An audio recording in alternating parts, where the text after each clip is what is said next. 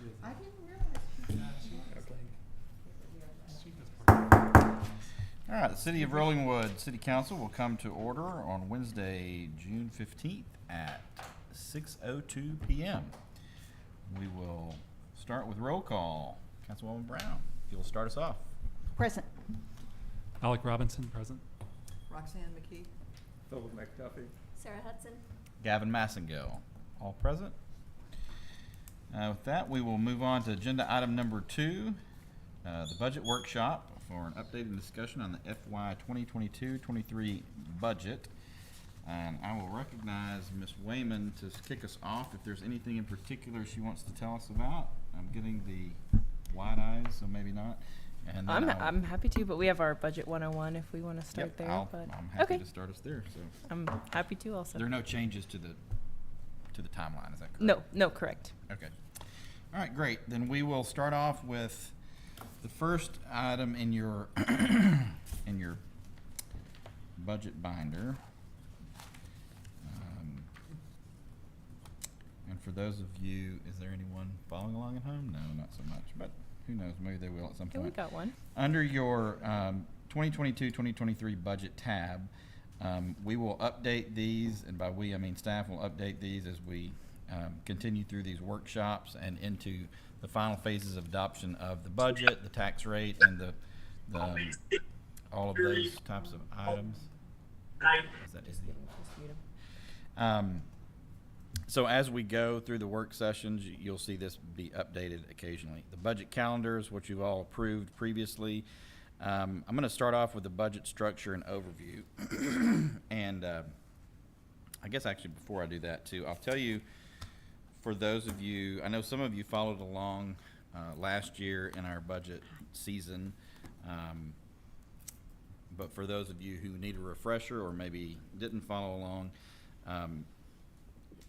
how we do this is I'm going to show you the general overview of the budget structure, and then this month we are going to go over the general fund and all of the various departments that are in the general fund. And then between today and next month's meeting, you'll have an opportunity, if there's anything you feel like needs to be highlighted or more dollars need to be put toward it, or there's something special in one of these departments that you think needs to be funded, you'll have an opportunity, and we'll walk through with you how to go about this to submit an exceptional item request for consideration by the council. And then at next month's meeting, you'll have an opportunity to lay those exceptional items out if there are any. If there aren't any, that's totally fine. And then at next month's meeting, we will go through the remainder of the funds that are associated with the budget. And then between that meeting and the following meeting, you'll have an opportunity to bring any other exceptional items for those different funds, at which point we will adopt or not adopt those. And that's how we build the overall budget. So this is basically a version of zero-based budgeting where we start at zero and build the budget from there. Myself and Ms. Wayman have already met with all of the department heads to come up with their base budgets, and I'll talk to you a little bit more about that when we actually go over each one. To start with, though, I'll give you kind of the budget structure overview. So we have 12, I always forget year to year if it's 10 or 12. We have 12 total funds that make up the budget. And then within each one of those funds, we have various departments. Most of the departments are in the general fund, but there are a few other departments scattered throughout the other funds. The general fund is our main fund. That's Fund 100. The departments within that fund consist of Department number 10, which is administration. And I want to make sure everybody's following along on this sheet. If you're, I have a hard copy, but it's also in your packet as budget structure overview. So Fund 100, Department 10 is the administration fund. Department 15 is development services. Department 20 is sanitation, 25 utility billing, 30 streets, 40 police, 50 courts, 55 parks, and 65 public works. So later on, when we go through the department worksheets and the budget action requests, we'll be doing those in order of both fund and department. So it'll be Department 10 first, 15, 20, so on and so forth. The next thing you need to know is not only the fund and the departments, but each one of those funds have certain sources of revenues. So the sources of revenues, and we will go over revenues at the end. So the first several workshops will just be going over the various expenditures, and then we will have in the final analysis, we'll have a workshop that we'll be talking about revenues as well. So we're not to the revenues yet, but when we do get to that, the revenues that create the funds within the general fund are the following: tax proceeds, that's the most basic, right? Our property tax proceeds, charges for services and leases, licenses and permits, interest income, which is not ever very much, fund administration charges, so sometimes we'll have fund-to-fund transfers, reserve transfers, RCDC fund transfers, bond fund transfers, fines, forfeitures, and penalties, court fees and revenues, and then miscellaneous and donations. So those are the various revenue sources that flow into the general revenue fund. In terms of your outflows, there are sometimes limitations on the various funds. You need to be aware of those as we do these budgeting items, and we'll talk about some more of those as we get to those various departments. The one that comes to mind will be streets and some tax revenues that come off of our gas tax. But the limitations and expenditures and expenditures and transfers under the general fund, it is unrestricted. The general fund is our GR fund. If you do any work at the Capitol, you understand the GR is kind of your major fund, your main fund.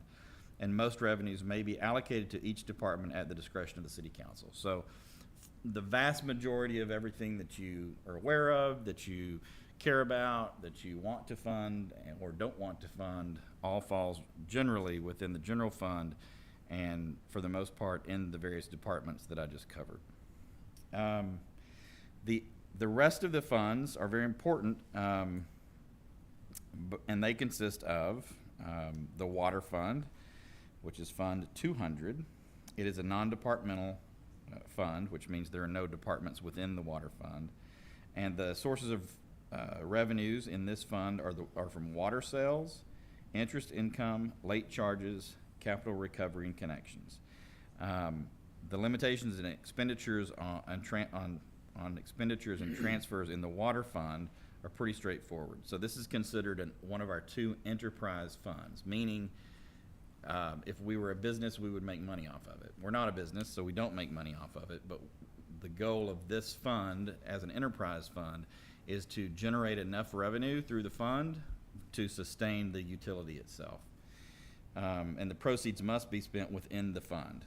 And the only exception to that is a statutory allowance to transfer an administration fee out of Fund 200 into Fund 100. So there is an acknowledgement in state statute that says you generally have to only spend in an enterprise fund those funds to support the utility, but the state does recognize that there is administrative cost that needs to be borne by that department, so we're allowed to transfer a level of administrative fee out of 200 into 100. The next fund is Street Maintenance Fund 301. This is also a non-departmental fund. This is the revenue source for this is what I mentioned a minute ago, the dedicated street sales tax. So we have a sales tax, and there's a dedicated portion of that sales tax that must go to streets. And the limitations on expenditures and transfers, the revenue transfers out to Fund 100, Department 30. So if you look up at Fund 100, Department 30, that's streets. And so money comes into, through our dedicated sales tax, comes into Fund 301, Street Maintenance Fund, and then it's transferred out to Fund 100, Department 30. So it's just a money in, money out type of transaction. But that's the only place that it can go. The next fund is the Court Security Fund, 310, Department 50. Department 50 is our courts, all things court-related. That's our Department 50. The sources of revenue into this fund are the court security fee.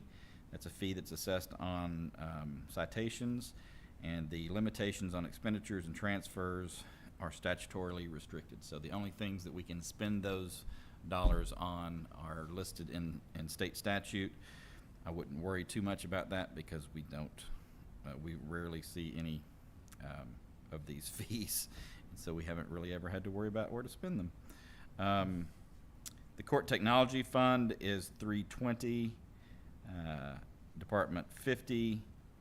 It also is a court technology fee that's assessed on the citations. The limitations are expenditures are statutorily restricted again. We can look at those again. We're not covering any of these funds today, so we can look more directly at them if we end up with any dollars to be allocated. The next fund is Court Efficiency Fund, 330. Again, that's Department 50. These come from administrative court fees, and the expenditures are also statutorily restricted. After that, we get to our debt service funds, of which we have 4 of those funds, and these are just broken up into the various years where the debt was issued. The first one is 430. It is non-departmental. The sources of revenue into this fund are the property tax debt proceeds and penalty and interest on taxes. And then the limitations, obviously, are all revenues must be spent on the 2014 debt service and no fund-to-fund transfers.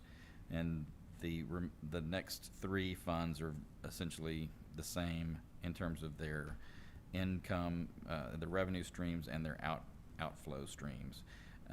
You have the Debt Service Fund Series 2012, you have the Debt Service Fund Series 2019, and you have the Debt Service Fund Series 2020.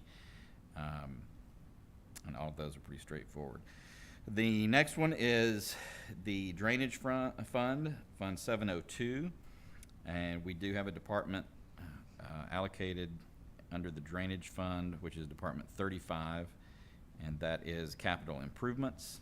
The sources of revenue into the Fund 702 are licenses and permits and fund transfers in, and the limitations and expenditures are the RSD. So most of the funds coming into this are from the residential stormwater discharge permits, and those revenues must be spent within the fund. So it's not really like an enterprise fund, but essentially if an RSDP gets paid in, those funds can only be spent for capital improvements in the zone in which they are,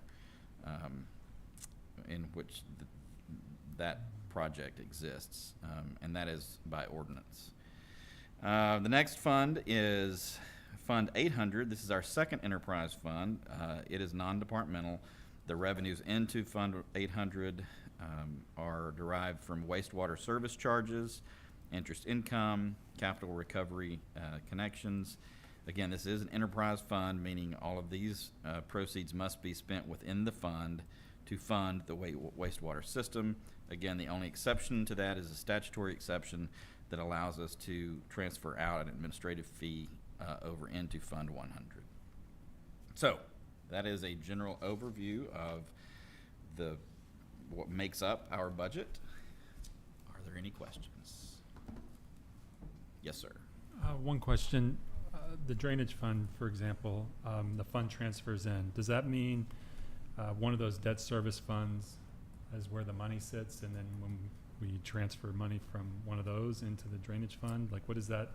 No, the money actually sits earmarked in the drainage fund. Okay. When it's paid in, and then Able makes notation. I don't remember the accounting terminology, but it's basically earmarked that it can only be spent for that Okay. purpose. But it sits within our general fund, or within Fund 702 in our regular bank Okay. account.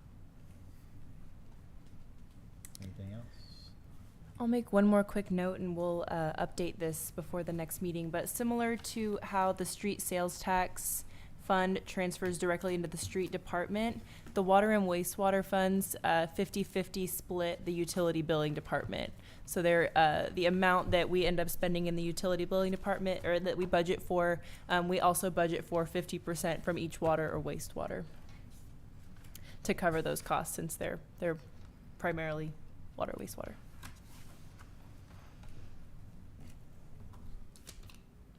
All right, any other questions?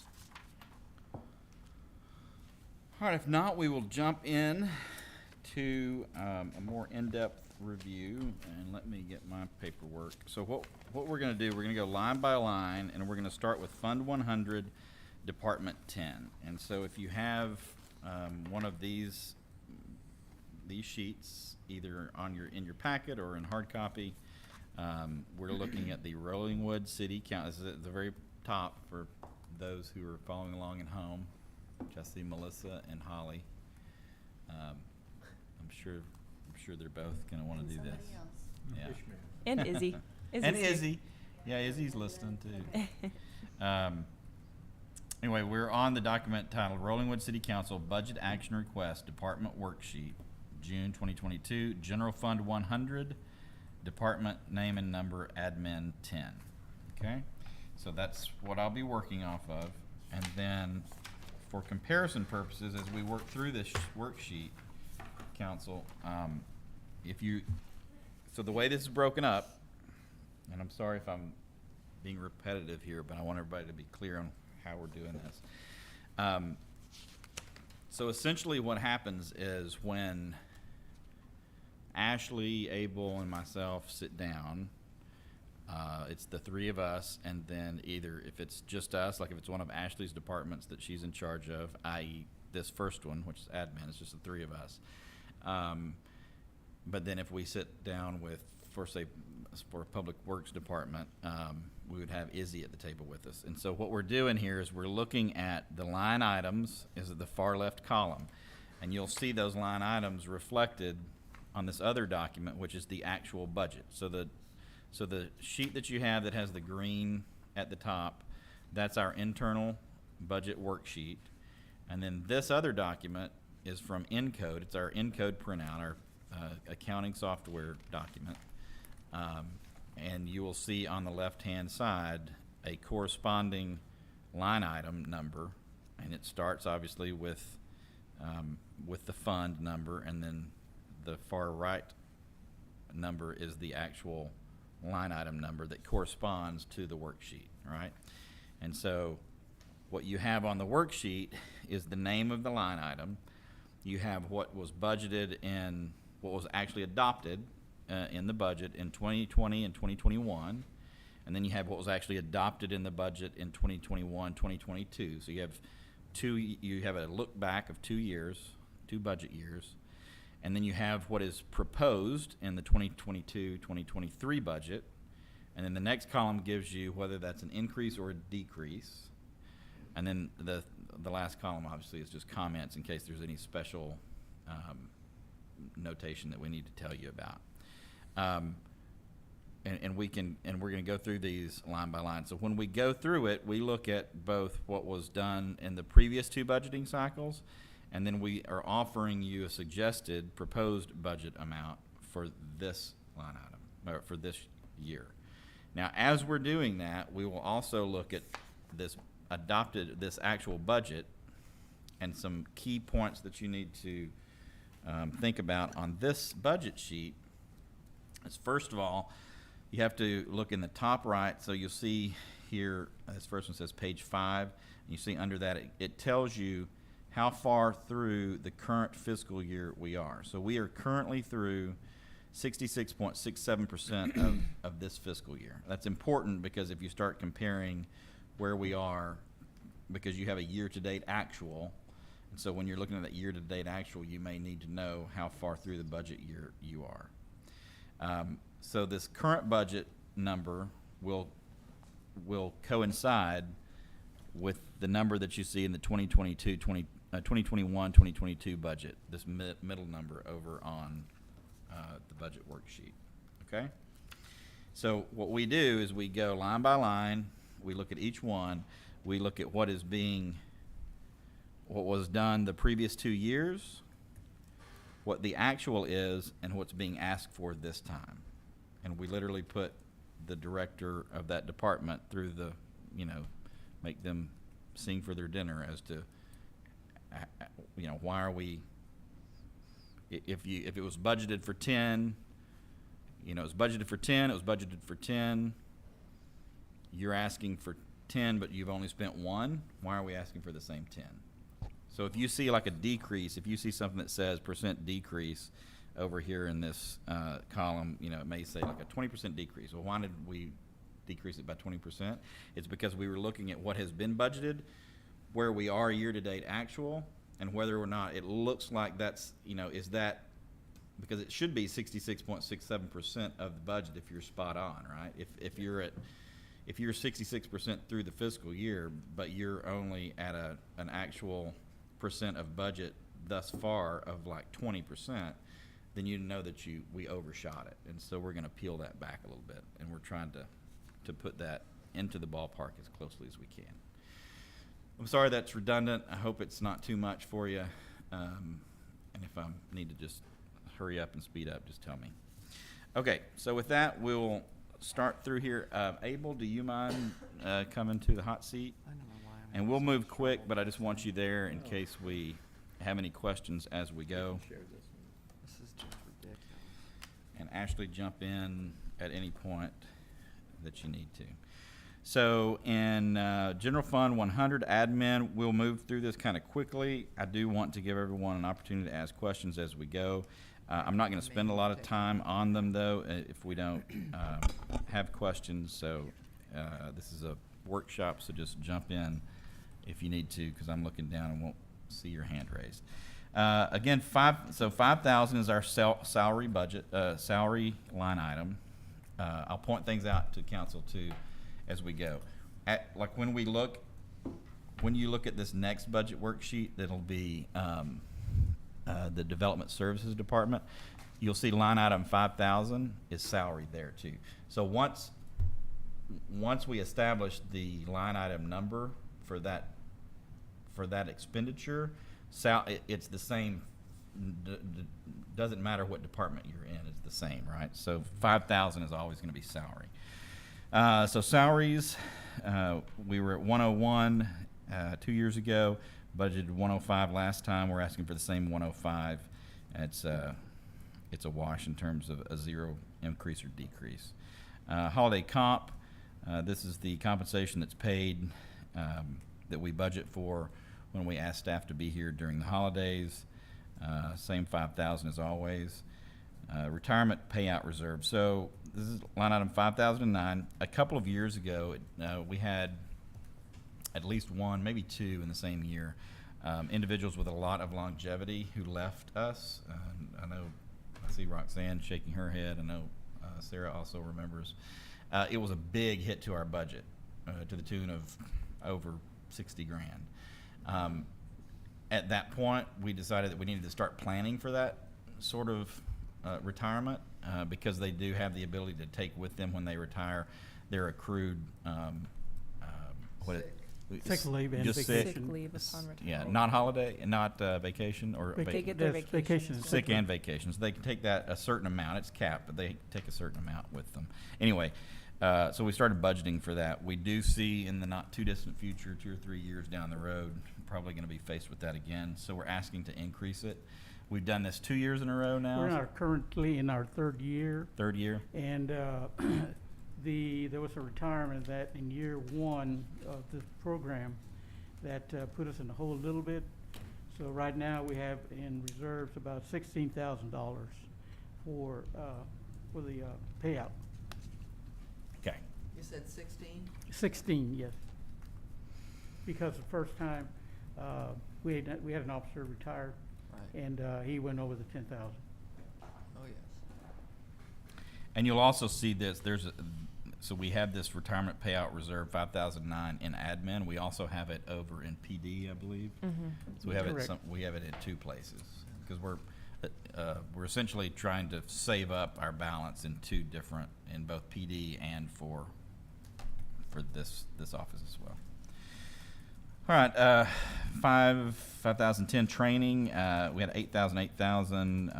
Ms. Wayman is requesting an extra 2,000 because we do have so many new staff folks coming on board. Happy to have them, but it will require more training as we move forward, so asking for a slight increase there. Health insurance, 8,000 2 years ago. We did 5,000 last time, and then 11,900 this time. This is based on actual. This is a huge increase. But it is what it is. We have no control over this, and we just base it on actual. If you have any questions for Abel, you can ask him. But 5030 is work comp insurance. We're still, you'll see on the right-hand column, this is still to be decided. Is it TML we get with? We had not received the re-rates Yeah. on those policies, so that's why we don't know what they're gonna be, but we were warned by the rep that they're gonna be large increases. Large increases? Well, we'll just have to see what that means. I mean, 100% would be large, but that's only $3,000, so is it large or is it like He super said size? the, whatever rates or percentage they used to calculate all this, have really gone up for Okay. us. All right. Well, we'll see what that means soon, but that's to be decided. Now, as work comp, and that's split between all departments, correct? Correct. Yeah. So the 1,500 that you see there is just the portion that is allocated toward Department 10. Next one is Social Security and Medicaid. This is just a formulary, 7.65% on salary, so it's based off of that salary number you see up in 5,000. That's looking at a slight decrease just based on the formula, 8,054. Next one is unemployment comp. This is based on actual. Again, this is a slight decrease. TMRS. This is again based on salary. Explain what is 50/50? Talk to us. Explain to council what TMR That's the is. retirement, that's the city's portion of retirement for the employees. And currently, it varies from year to year. Every January 1, TMRS changes the percentages. Currently, the city is paying 11.96% of the employees' salaries for their retirement. Actuarially based? I would assume so. We just get a letter from TMRS every year, effective January 1. This is your percentage, and it goes up and down. Yeah. So I'm assuming you're correct. Well, I don't know, but that's what I see. And then the next one is line item 5116, storm-related payroll. We added this line item last budget cycle so that we could properly keep up with how much we were spending on storm-related items, so that we could seek different types of reimbursement. We don't need to do that anymore, so we've zeroed that out for this go-around. So all in all, we have for this section, which is really kind of our personnel section, and usually this is the heaviest expenditure, we've basically at a 0% increase or decrease, so we're basically even Steven. From there, we move on to our more kind of rank and file expenditures. 5101 is fax copier, no change. Printing and reproduction, we are asking for a 200% increase in there, 1,000 to 3,000. That's just based on historical usage. We've started doing more in-house reproduction, and the mayor has required those items to look more professional than they have in the past, so it's a little bit more expensive.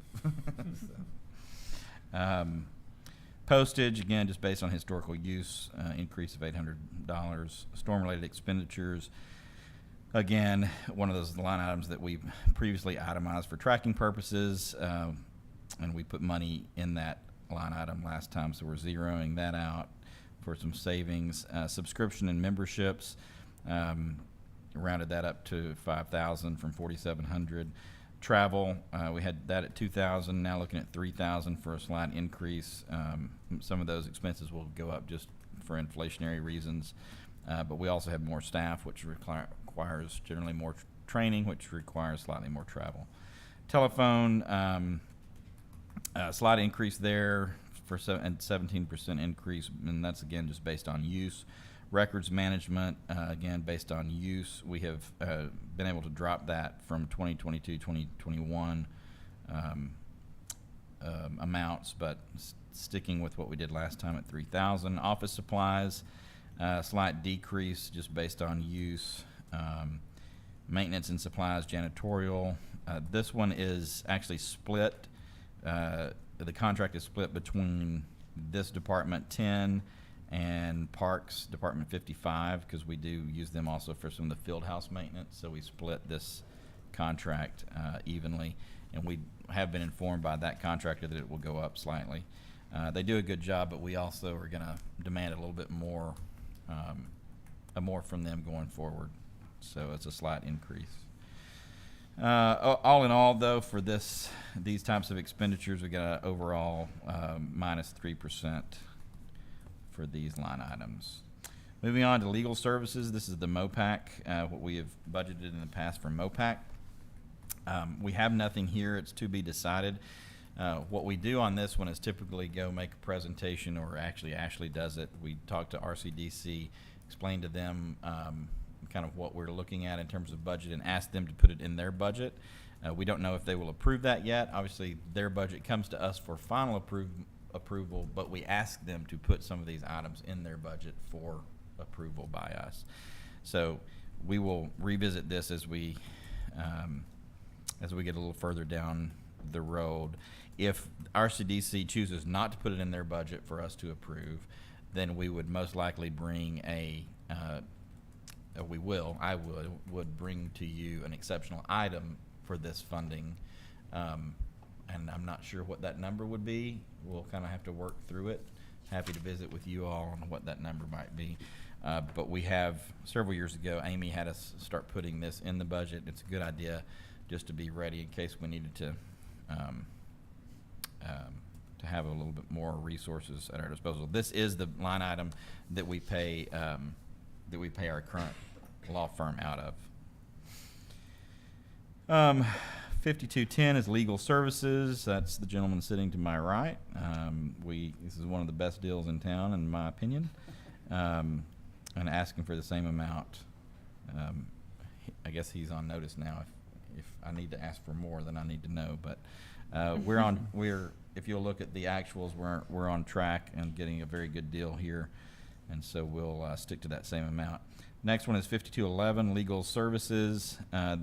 We started several years ago breaking out public information requests because they were getting kind of convoluted into our other legal services. These are quite expensive at times. I'm not sure what we're at, 5211.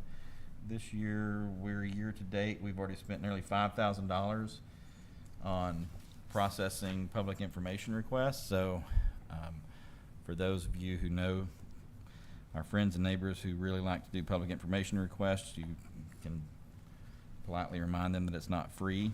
And that's what that is. Asking for the same $7,500. 5214, emergency notification system. This is your SWIFT. We've got that dialed in at the same amount as we have in years past.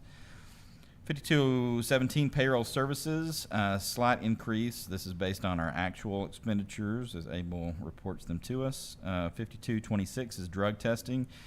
Don't have a lot of drug testing, but we always keep it on the budget just to carry it year to year at $100. 5230 is our audit our annual audit that's based on actuals, and 5231 is health fee for Travis County. This is not well named. This line item, I don't like the way it's named, but it's very difficult to change the names in Encode. What this is our interlocal agreement with Travis County to do all of our health inspections and that sort of thing. So we have an interlocal agreement, and we pay them for that service that they provide, and it's relatively affordable at $1,500. 5236 is communications and outreach. I have dropped this down. This is Bowie & Company. We use Bowie & Company a great deal in the past.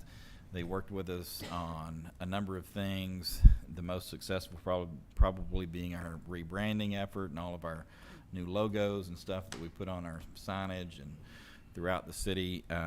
but we have used them less and less over the last few years, so we've dropped that down. I didn't zero it out because, and I do have it at 15,000, which is a decrease of 25%, but I am keeping it in here.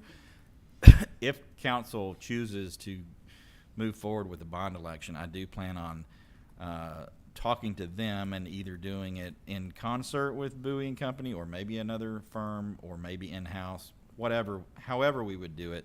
This would be the line item that I would use to really up our outreach and communication to all of the community around very detailed, thoughtful, accurate, truthful information around what is being asked, what they're being asked to vote on in a bond election. So we would have 15,000 or so to get that educational outreach out to them. 5237 is tax assessment collection. This is based on actuals at 2,500, same as we've done in the past. 5240 is insurance and property and general liability. This is again based on re-rates that we do Correct. not have access Correct. to yet. Abel will get back to us once he has those re-rates in hand, which is why it's highlighted as a to be decided. Same goes for insurance and office liability. We're budgeting at 5,200, so you see a 0 in the plus minus, but we actually don't know what that's going to be. We're waiting on the re-rates. 5258 is the ACL event. As you may know, City of Austin, or their contractor rather, pays us for our time and trouble when it comes to ACL. That is, we do not. 10,500 is not what we receive. That is the portion that's allocated to Department 10. The actual receipt is more like 50,000, something like that. The portion, though, that's allocated in terms of expenditure to Department 10 is 10,500. 5260 Appraisal District, Travis County, same 10,000 as last year. These are based on actual expenditures from Able. 5270. I'm going to pause here and I'm going to recognize Ashley to tell us a little bit more about this. So I will just say this while she's collecting her thoughts, because she's spent a lot of time reclassifying a number of these expenditures. So if you look in 2020, 2021, we had a $30,000 budgeted allocation in that year. If you'll then look at last budget cycle, we went from 30,000 to 2,000. And you may ask yourself, why on earth did you do that? It's because we have been, for the last 2 budget cycles, trying to fine-tune how we budget for engineering. And so it's not that we thought that, oh, this year we are going to spend 30 and next year we're going to spend 28,000 less. It is that we're trying to allocate these amounts correctly in the appropriate department. And so in our estimation, we overcorrected in the 2021-2022 budget. And so we're bringing it back. We're trying to continue to fine tune how we budget for this.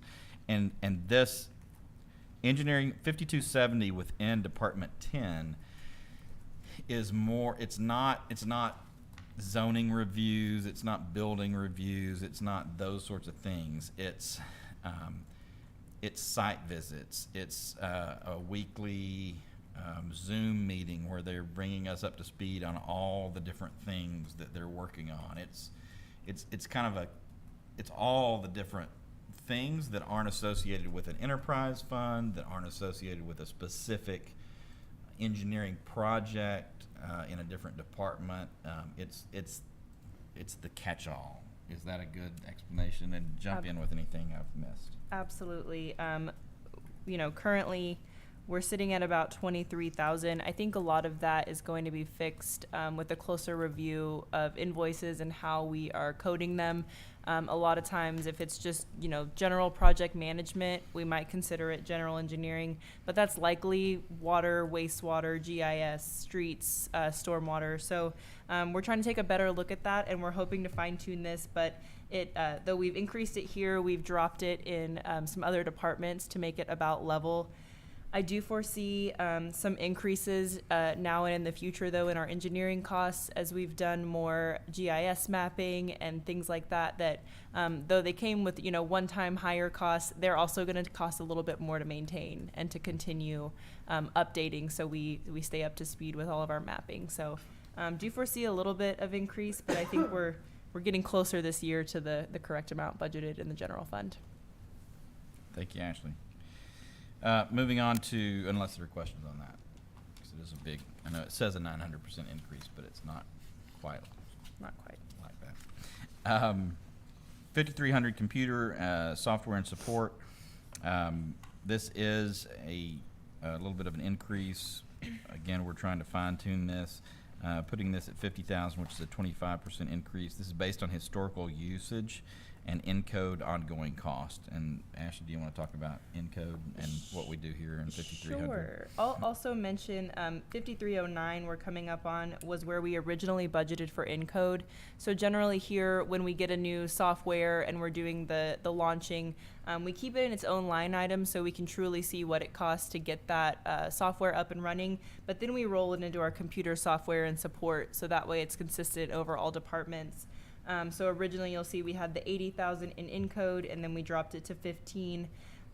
We left about 5,000 in there. I took the other 10, and that's what I bumped up this computer software and support for. We're not completely sure that we're done fully customizing Encode, so there may be a few more startup costs, if you will, in that area. So that's why it's a little more now. We are trending upward, just for general software and help from our network architects, Digio, Correct. our IT firm. So we use them a lot, but they're great, and I think the Encode costs are hopefully going to settle out in the next year, and we'll have an exact idea of how much we'll be paying annually.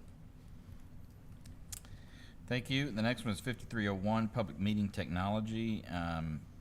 We obviously bumped that up. Well, the last couple of cycles we've had to budget for this. And it's what we're enjoying tonight when we look at the Zoom that we're watching. We continue to budget that same amount because we're not sure if we might need to continue to make some tweaks and do some different technology as we go forward. Eventually, I think this also settles out and we begin to be able to decrease it. Do you have any additional? No, I agree. I think this year we are a little over, but that includes the microphone setup, and we worked hard to get our setup right, but I think we're there now. So. And we actually have staff to know how to use it. Yeah, That's good. it's exciting. 5302 is website support, that we're asking for the same 5,500 based on historical usage there. Encode, the 5309 Encode software. Again, Ashley just explained that to you, that we've got a 67% decrease for this line item, and have trended downward the last couple of years with Encode, but are seeing that increase over in 5300. 5311 IT services. This is for public information requests. This is for PIR email searches and compliance. Again, we've had a lot of those, so we're upping that to 2,000. This is just the IT portion of those public information requests, so that we have a third party searching all of those so that we make sure that we're in compliance legally. 5325 is election services. This is the payment that we have with the county. We don't always use this, but we always keep it in the budget at about this amount because we always do have the potential for an election every year. So it kind of stays here, and we either use it or we don't. 5330 is election public notices, sort of the same deal as 5325. That's always the same 1,000. Advertising. We used to budget a little bit more, then we dropped it maybe too low at 1,000. We're now splitting the difference at 2,000, and that's generally based on historical use. And then 5340 is miscellaneous. I'll just make a miscellaneous comment. We always keep miscellaneous in. We never budget for miscellaneous, and I'll make this comment in honor of Holly and Melissa, who I know are junior leaguers, because I learned this from the junior league. You always keep a miscellaneous in the budget, and then you don't budget for it. But it's incumbent upon staff and on our comptroller to make sure that if they run across something that they don't know how to classify, that they put it there so that you can always find it in your next budget and know how to budget for it the year going forward. So we always keep a miscellaneous, but we never budget for it, so. The next one is the Zilker Clubhouse, 5341, one of our great traditions that hopefully comes back sometime soon. This is the 1,350 that we use to reserve the Zilker Clubhouse for our 4th of July festivities. We will not be doing that this year because it is under remodel. It is being remodeled, so hopefully next year we'll be able to do that. I'm going to pause here. That reminds me, make yourself a note to put that on our timeline. The timeline in January 1. January 1. You got it. If you make a note.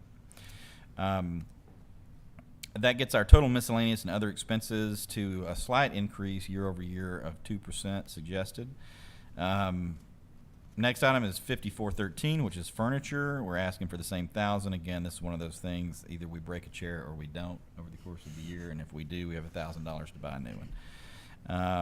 The next one is computers, similar concept, 5414. If it's a specialized project or an IT project, we have that budgeted. This line item is for the hardware. We typically know if that's going to be a need coming up, and we budget for it at this time. This 1,000 is for kind of the unforeseen expenditures that may creep up on us. So we keep it at 1,000 unless we see something coming. So we don't see any needs for computers, but we do keep it here at 1,000. That puts total capital outlays at around 2,000 for zero, all in. 5525 is the 4B sales tax allocation. I'll let Abel explain this a little bit. This is, again, is an expenditure. We will talk about revenues at a later date, and there is a significant offsetting revenue that comes with this 150 expenditure for the 4B sales tax allocation. And Abel, do you want to explain to them how that works? Correct. The amount you see is the amount that we also budgeted as revenue. It's an in and out type transaction. The auditors wanted to see where we wrote the check to RCDC for their share. So it's a revenue neutral type budget. The 150 is, you will also will see it as revenue coming in for RCDC. So it's basically an accounting transaction. Thank you, Abel. And that concludes your Fund 100 Department 10 requested base budget. That reminds me, in my opening comments, I need to explain to you. So what this is now for this department, this constitutes what we call the base budget. This is no frills. This is this is the base budget that it takes to keep all of this department running smoothly, but without any frills. The frills come in the form of exceptional items that we may consider at a later date. But this is what we consider as your executive branch to be the base amount that we need to run this particular department under Fund 100. And that total comes to $636,521, and that is a slight 2% increase year over year from last year. The new line item, and you'll see below that, we have a request for new modifications of line item descriptions.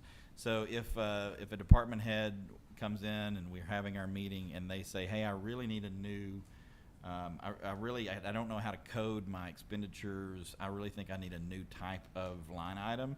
This is where they would request that type of line item that I can either grant them and ask Abel to add it to the Encode, or if it's something really kind of off the wall and exceptional, we would bring it to you all as an exceptional item for consideration.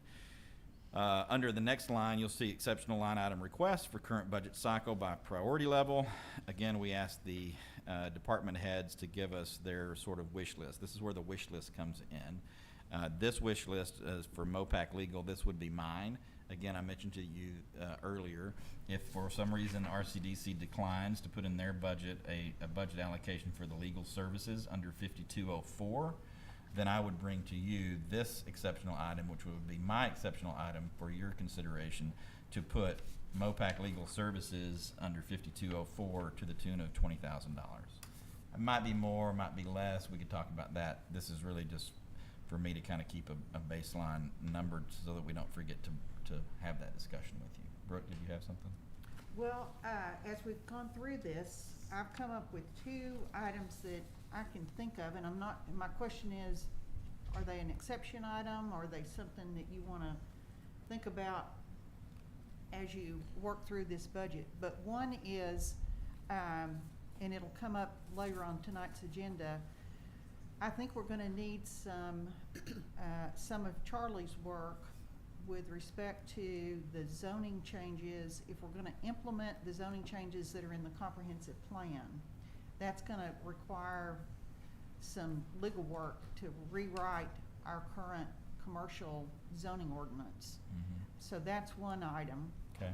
And then the other is if we add a computer, so if someone comes in wants to look at a building permit application, one of the ideas that's been suggested is that we have a freestanding computer, so we don't have to have Ashley or one of the other staff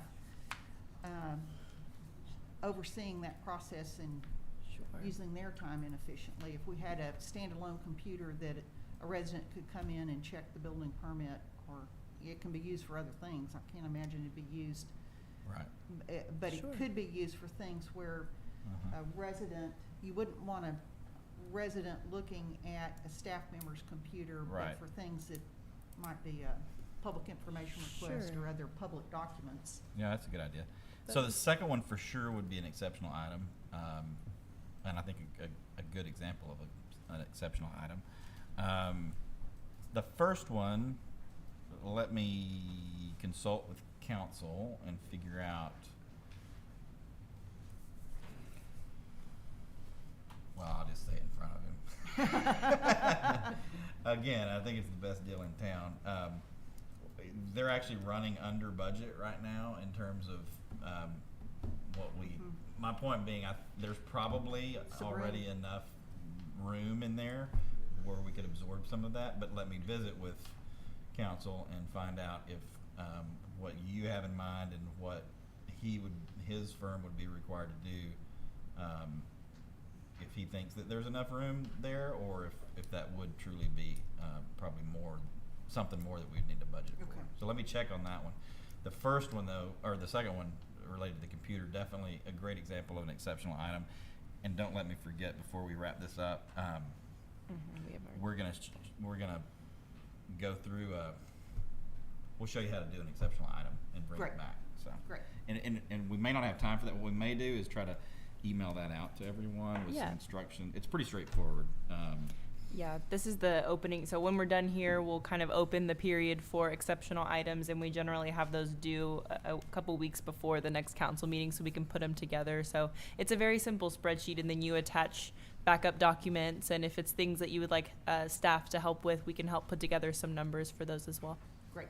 And what I have done in the past, when I was in your seat, but budget liaison, what I would do sometimes is if someone, like, kind of put it all, go ahead and submit your exceptional items, and then if I think that if I look and say, oh, well, we kind of already had this, why don't we just bump this up in terms of the base? I try to just make a judgment call, like, is it something that we just forgot and it really is a base budget sort of item that we need those dollars to make ends meet and to run the city, or is it a need or a want? Yeah. And if it's a need that we just sort of forgot about, Ongoing, recurring. then it kind of goes in the base. And then if it's that would be really cool, that would be great, that goes for council consideration. So. Great. So, one other question before we move on. Cost of living adjustment, that would be an exceptional item? So yes, great point, thank you for bringing that up. So once we get through all of this, you will be presented with a couple of exceptional items that I will bring to council that we call them all fund. So they affect all departments. So there will be, and the best example of that is what Sarah just brought up, which is you will for sure get a, let's see, it's okay, thank you. listening to myself. especially. Just reminded what I sound like. Yeah. You'll for sure get 3 exceptional items from me. One will be a cost of living adjustment, a COLA, at 1%. One will be a cost of living adjustment at 2%, and one will be a cost of living adjustment at 3%. In this particular year with 8% inflation, I might even bring you a COLA at 4. I will not bring you a COLA at 8. You can do with them whatever you want. You don't have to select any of them. You could select, one of the 3. You could throw them all out and do a COLA at 7, whatever. The point is, there will be a few exceptional items that do affect a number of departments, and I will bring those to you as an exceptional item affecting all departments, and then you can make a policy decision on what to do with that, and we'll handle it accordingly. The easiest one to use as an example is the COLA. And sometimes we'll have one like on retirement. One year we did some benefit changes that affected a number of different departments, so we had that one. I'm not sure, and we can talk to Abel later. I don't see any of those other. I know the COLAs will be there, but is there anything else that you think would be a cross-departmental? Not off the top of my head, no. Yeah. So that probably will be the only one that you have for your consideration later on. All right. Thank you, May- sir. Good may I one. ask a Alex? question? Yes, on that point, is that tied to like a line item? So like 5,000, like line item 5,000?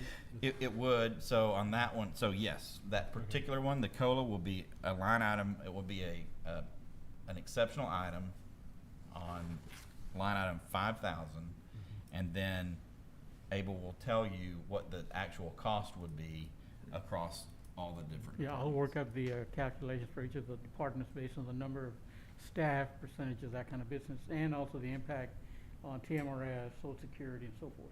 Yeah. So, because if you do like a 2%, it affects 5,000, but then it also will affect, it'll be an all funds effect, right? And so Right. he'll give you all of that, of what that all funds effect is and how it affects each department across the board. Mhm.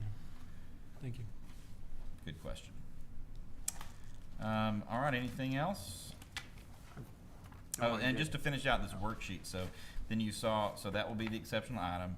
I'm not necessarily bringing that MOPAC legal to you, but whether it's an exceptional item that was adopted or if it actually gets rolled in, if it gets rolled in with RCDC, then you would get an offsetting revenue. But bottom line is, if all of that was done, then you see the total budget allocation requested at 636,521. You get a breakdown of the total exceptional items requested in the next line, which would be a grand total budget request for the department of that next number, and then that gives you the increase over the year before for the total overall increase if you did the full enchilada. So. Okay, that was a lot, and I promise we'll speed up. I am going to keep going a little bit because if that's okay with you, I would plan on being done at 7. But I Right. think we need to keep going because I need to get these laid out so that you have an opportunity to bring any of your exceptional items so that we stay on track for the future going forward. I am going to speed up though, so be ready to jump in quickly with any questions. We're now moving on to Fund 100, General Fund, Department 15, which is our development services. I'm going to highlight any, I'm going to kind of skip again because we've talked about the salary, we've talked about the training. You see a decrease there, a big decrease. You see a percentage decrease in the unemployment comp. That's based on actual, but the real dollars obviously are pretty small. Looking down further through the supplies and operational expenses, again, you have a sizable percentage increase, but it's actually only about a $550 hard dollar increase. So not going to spend a lot of time on that. Then moving on to total contractual services, we do have some changes here to talk about. Building inspection services, that's obviously our ATS, budgeting that at $40,000. Again, don't get too worked up about some of these line items because they oftentimes are pass-throughs, and you'll see an offsetting amount when we talk about revenues at the end. So like for building inspection services, you see us budgeting 40,000, but that's based on actuals because we look at the ATS, how much has ATS billed us for? And so we see an actual amount at a little bit lower level, so we can drop that down to 40. But again, it's a pass-through for us because we're charging folks for those inspections. So it's not really, we're not out our general revenue on that. Oh, it is general revenue, but we're not out our actual dollars. 5210, that's pretty much the same. Let's see. And you see the same thing with building plan review. We've got a decrease there. Again, that's based on ATS actuals being lower. Arborist review, got an increase there. Obviously, Carrie was doing a lot of our tree reviews and that sort of thing. She had taken the classes and was continuing to take her arborist classes. She's no longer here, so we're going to have to do a little bit more outsourcing of that for specialty reviews. We'll probably use KFA. They have some folks who are qualified for doing arborist reviews. So we are increasing that. And this is one of those things we haven't really had to budget it like this in the past, so we'll see how close we are in the ballpark moving forward. May have to up it at a later date. 5257, My Permit Now. We're budgeting 6,000. We will get to a long discussion about My Permit Now later. I do want to point out, if you will notice, in the 2020-2021 budget, we did budget for My Permit Now. In the 2021-2022 budget, we actually zeroed it out, and I'll talk about why we did that later. But now we are back in full force and budgeting 6,000. This is based on a monthly subscription and additional customization that we'll talk to you about on the regular agenda later on. 5270, this is that same line item that Ashley talked to you earlier about. We're sticking with the 7,000 in this area under development services. This is for KFA planning and staff support, and this is non-review related. The actual review costs come in some other areas. So that was gonna be my question, where is the KFA actual, K-Freeze, reviews for, zoning permits? I think they do the drainage and they do They do something drainage and else. zoning. They do. They're under the 5252, the zoning review. Mhm. Okay, And- so that's K-Freeze? Yeah, that's K-Freeze. Okay, Yeah. thank you. So that's a total contractual services of slightly under what we had last time of 7% decrease. Then we have computer services at the 2 and advertising at 1. That's all the same. So you have a total expenditure here of 4% less than we had last year. There are no new item requests, and at this time there are no exceptional item requests.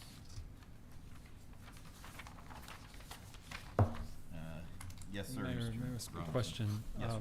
And I don't really want to, I want to keep us focused on this, but just real quickly, Sure. why is development services not a enterprise fund the same way?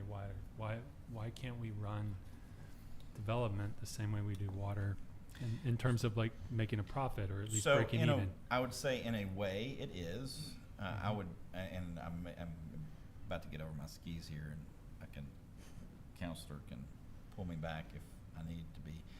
My one comment I would say is largely this department isn't backed by a statutory requirement. So the enterprise funds have some statutory requirements that require you to spend dollars in a certain way if you're charging for water and wastewater. There are entire codes that are, dedicated to that. That's not really the case on this. We've got a little bit more flexibility on how you spend some of these dollars. But that said, it essentially is. I mean, this department, in fact, it's why we created this particular department. Because before, in fact, I think this is the second year we have Department 15? No, I think we're in the Third. third This is the year. third. So prior to, 4 or 5 years ago, there was no development services, and so we were funding everything. It just kind of all went in the pot, and we just sort of wrote the checks and hoped for the best, and we weren't tracking it the way we're doing here. And the reason we're doing it like this is exactly to your point. We're trying to track it so that we can see revenues that are coming in, paying for the expenditures going out. And so that's the whole purpose of doing it like this, is exactly to your point. Thank you. Anything to add to that, Abel? Did I mess any of that up? You good? Yes. I'm not gonna ask you. Okay. He'd have told you. I liked what I pulled out of the air there. Okay, good. Okay, exactly. All right, moving on to Fund 100, Department 20. This is the other best deal in town, in my opinion. This is our department, our sanitation department. 5270 is waste and disposal services. I will say, even at the 15% increase that we're anticipating, this is still, in my opinion, the best deal in town that we don't always get credit for. You get your trash picked up twice a week. They're not nearly as hardcore as they are in Austin about the container that you use. It's just a good deal. This is a contractual agreement with our provider. It has historically been $125,000 a year. There are provisions in the contract that allow them to adjust for CPI. We do, based on current inflationary pressures, anticipate them, and they have actually already notified us that they will be adjusting the contract based on that CPI, and we're kind of guessing on what that's going to be. Inflation's at 8%, so we've put in 15 to hopefully more than account for that, and that would put us at $144,000 budgeted for waste and disposal services. 5286 is the spring cleanup. We do put a little bit in there. We have always been able to get them to provide that for free, but we also have some other expenses when we have staff come, and sometimes there's just miscellaneous expenses that we have for that spring cleanup, so we keep it in at 1,000. And then starting last year, or the year before, we added this new 5287 again to track some of these expenditures that are specialized, but storm debris and cleanup. Started putting in 3,000 for that, and we'll potentially use some of that after some of the larger storms to make sure that we do maybe a specialized cleanup, and that could be anything from renting a skid loader to having them bring out an extra dumpster at a different time of year from spring cleanup. No new line items requested, no new exceptional items at this time, and it is roughly a 15% increase year over year based on the inflationary planning.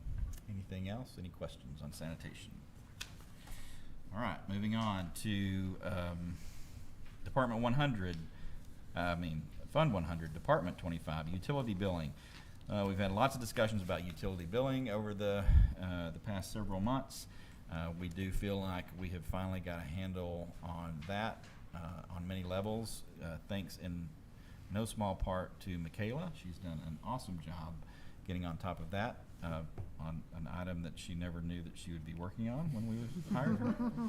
But she's done an excellent job. We do continue to budget for this department, though, and plan to get it fully staffed by someone not named Michaela before too long. No real surprises, kind of the same discussions we've had under items 5,000 through 5050. If you have any questions there, happy to answer them. In the supplies and operational expenses categories, 5101 through 5158, again, pretty straightforward, all even Steven in terms of no new expenditure requests, except for a slight increase on office supplies based on some actual usage, and also based on our having to dig into that department and see that it was woefully lacking in some of the most basic areas like office supplies. Total contractual services, that stays roughly the same. Computer and software stays roughly the same. We're looking at a total expenditure request of minus 11% year over year. That may change slightly once we have final numbers on some of the salary allocations and Social Security and benefits and some of those re-rate issues. But at worst case scenario, it will be even.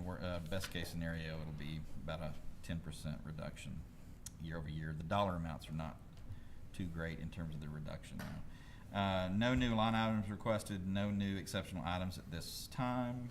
Are there questions? Yes, Alan?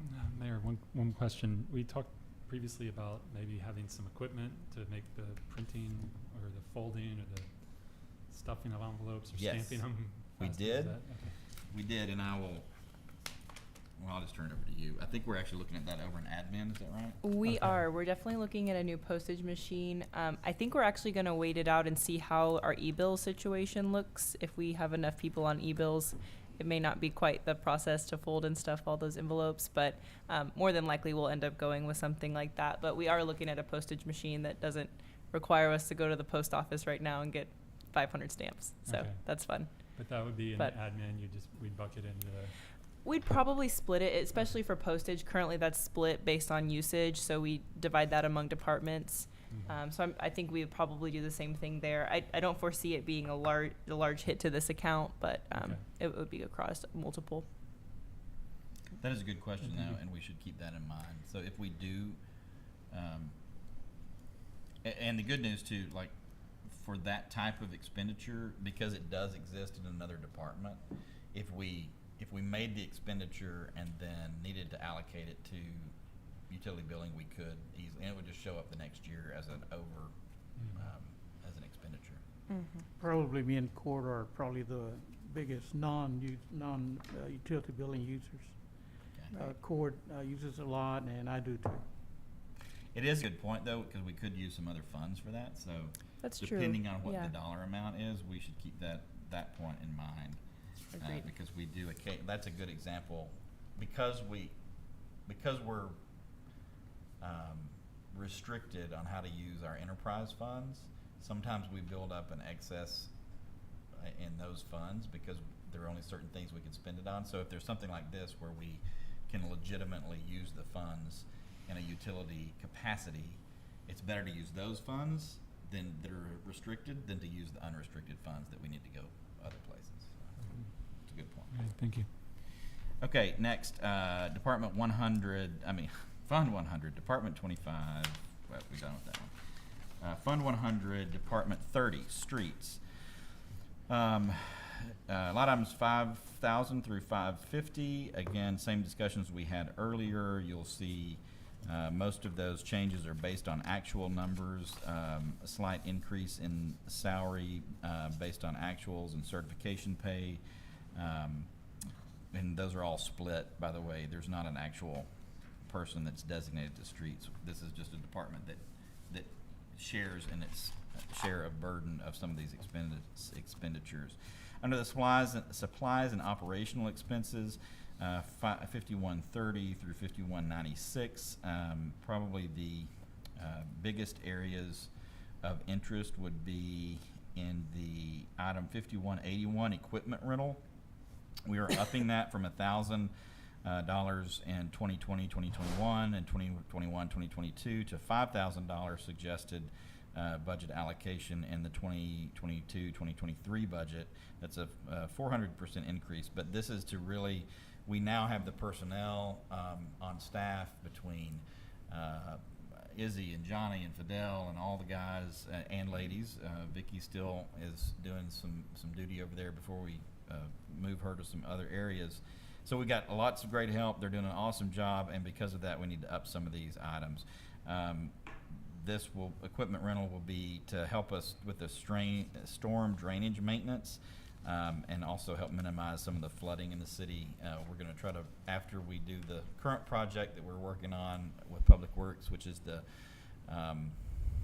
power washing and repainting of all the no parking curbs. Our next project is going to be related to clearing some of the underbrush and clearing a number of the stormwater drains, and so there's going to be some costs associated with that, so we're increasing it here. Materials for paint, stop bars, and road markings, we're increasing that again as we now have some staff on hand to do some of these items. We're increasing some of these costs. 5195 is vehicle operations. That's just pretty easy to understand based on current gas prices. 5196 vehicle maintenance and repairs. increase in cost there. The going under contractual services, so we do see 5270 is one I'll point out. This is the engineering services under streets. We are budgeting 23,000 for that. That is a very large percentage increase, but I want to have Abel and Ashley explain to us the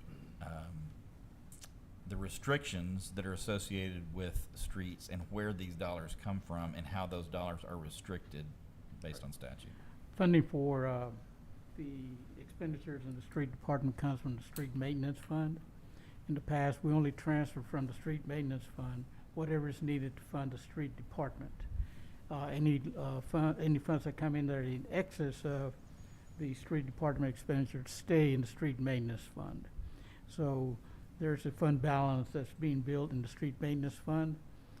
Whatever council approves for the street department here will be the amount that we will transfer from the street maintenance department, street maintenance fund, I'm sorry, to fund the street maintenance, street department. Brief question. Yes, ma'am. So is this department fully funded with the street maintenance tax? Yes. Okay, It's Alright. it's a money in, money out okay. situation. And I'm pretty passionate about doing a better job in this department of planning appropriately, which is a big part of what you see here in this $23,000. We want to do a pavement condition assessment. So we want to spend a portion of these dollars that are restricted, that we have to spend on streets. And I want to have Cape Freeze do and we've done some research on it. It's not just driving around and deciding what needs to be repaved, but it's a true conditional assessment.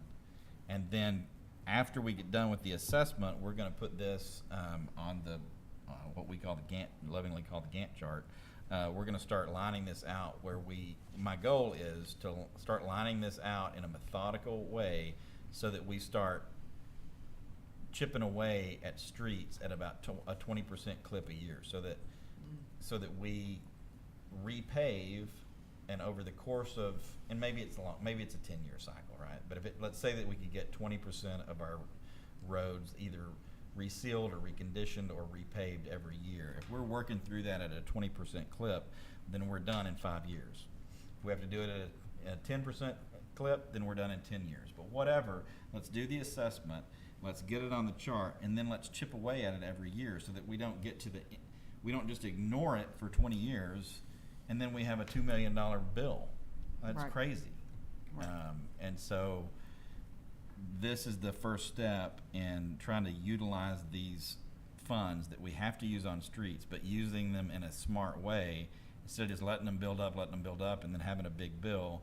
Like, let's get this thing on a cycle and on a maintenance and operations cycle so that we're doing it in a concerted way. Anyway, that's what 5270 is all about. That's why it's a 667% increase this year. To 5350 is tools and equipment. We already talked about that. We're doing more stuff, so we need more tools. Street maintenance and repairs. This is where 5355 is where we handle our street sweeping. We do street sweeping quarterly. We have to do that for our MS4 permit. We were not at all, well, is Izzy still listening? Yeah, I see him. I see you, Izzy, there. I see you smiling. I know you're smiling on the other end of the phone. Izzy was not at all pleased with the work product and the quality of our street sweeping the last go around. So he really wants to bring that in-house. I'm not convinced that that's going to work, but I am willing to give Izzy a run at it, and so we have allocated an increase here, and we're going to try to bring this in-house and do a better job with it. So is that gonna be rental equipment? Yeah, apparently you can rent these street sweepers. Who knew? Okay. But Izzy knew, and so we're going to go rent one, and you may see me driving around on a street sweeper. I'm not sure. We need to review the insurance. Exactly. That's a good point. Those are the highlights from this. You do see a significant increase in this overall, but that's a total expenditure request of $140,744. No new line items requested. No new exceptional. I spoke too soon. I will be bringing you some possible exceptional items. One will be for tree trimming. This is additional trimming in the right-of-way, near power lines. This was one that Izzy brought to us. I do agree with him wholeheartedly. We actually already had it on our Gantt chart of things that we're trying to do a better job planning for. But this would be actually to pay for that. One of the reasons the street sweeping didn't work this last go-around is because we have so much undergrowth over some of the curbs.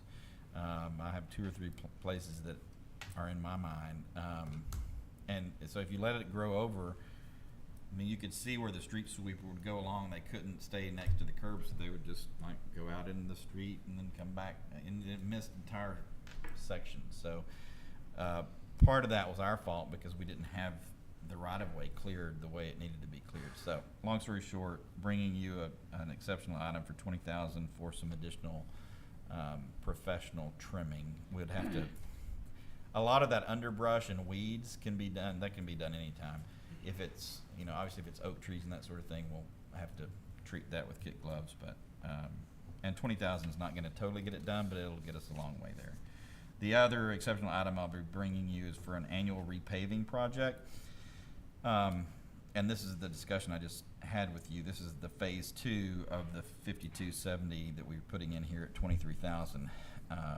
Once we do that pavement condition assessment, then I want to go ahead and start allocating about 70. I don't know if 75,000 is the right amount, but the thought would be once we get that assessment, we go ahead and do anywhere between 50, 75, 100, some amount, based on how much revenue comes into this fund from the tax collection.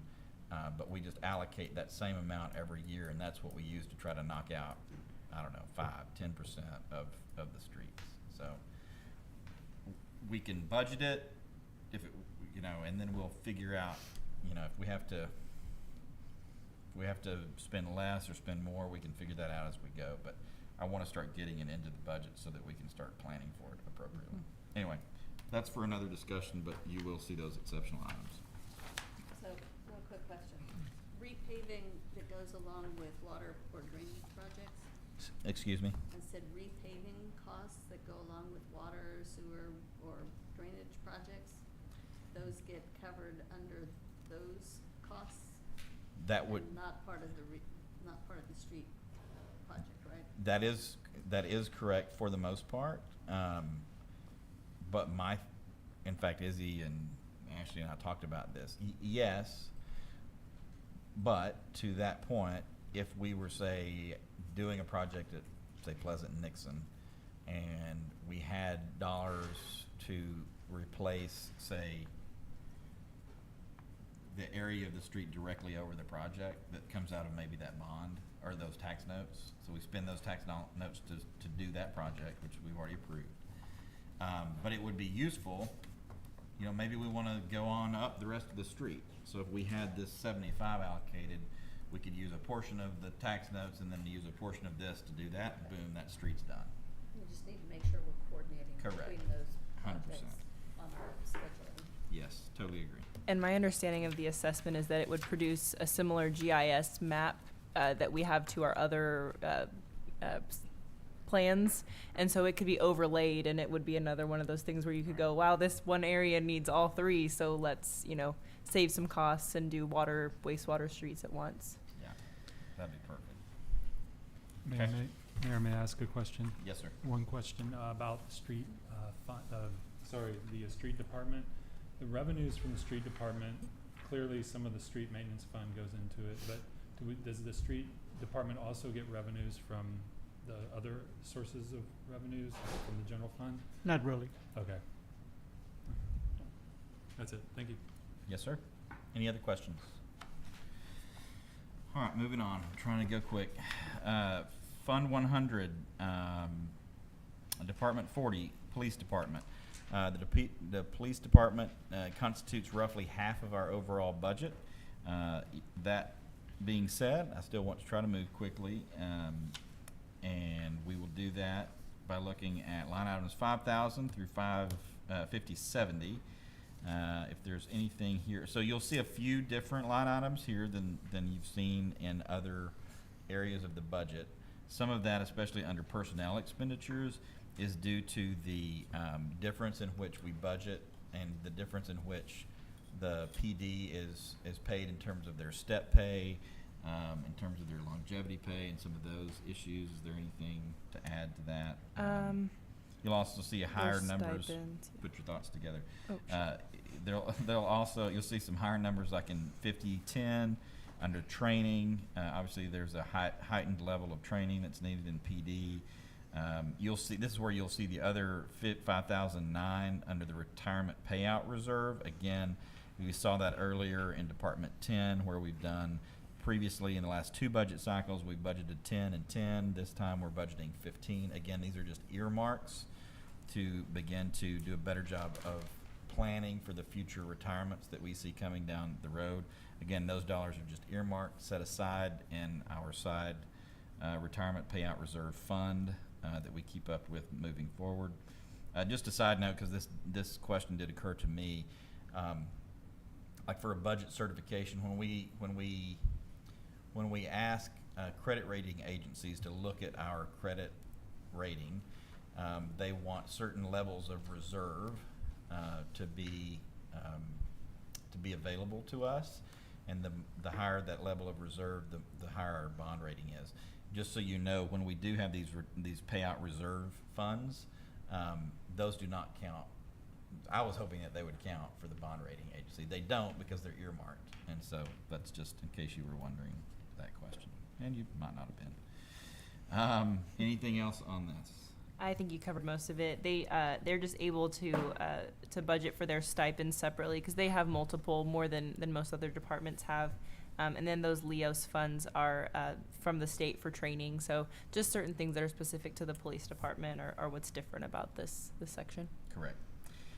So that puts for our overall budget, and then you will see that this particular portion of this budget in Department 40 is by far the largest, and that comes in at a total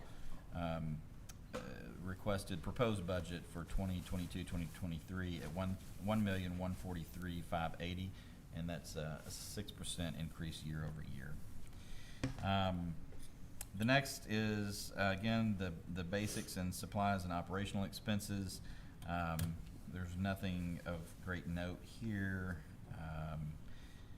With the exception, I'll skip down to 5143 police car and accessories.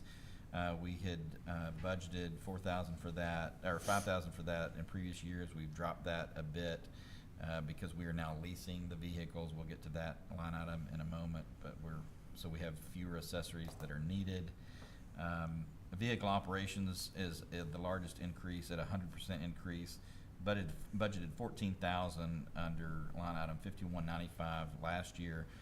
Unfortunately, we're planning to double that to $28,000 this year, and that's simply a reflection of inflationary pressures and fuel costs.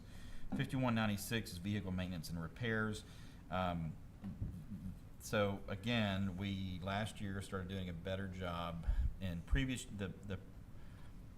the budgeting strategy historically until a year or so ago had been buy no vehicles, ignore the problem as long as you can, and then when you have to buy a new vehicle, buy a new vehicle. And that's not it's a pay-as-you-go strategy. It's not terrible because you're not paying any interest on the debt, but it's really not good for budgeting, and it's especially not good when you end up having 4 vehicles that are all about to break. So 2 years ago, we started doing a little differently, and we're now leasing our vehicles from a company that specializes in that for law enforcement, and so we're able to more accurately know exactly what our budgeted amount is year to year, and that also helps us plan for vehicle maintenance and repairs. We're leaving that at the $5,000. The radio services is 5211, putting that at $5,600. And the 5216 is dispatch services. The county continues to increase as much as they can every year. I believe they're allowed to increase as much as 13% by contract, which they have done. As a taxpayer of Travis County, I have a sincere problem with how they treat us on those items, but there's nothing I can do about it until we are spending so much that we do our own dispatch services, which won't be for a long time. Moving on to, see, what else should I mention here? All of this is pretty straightforward under the other contractual services.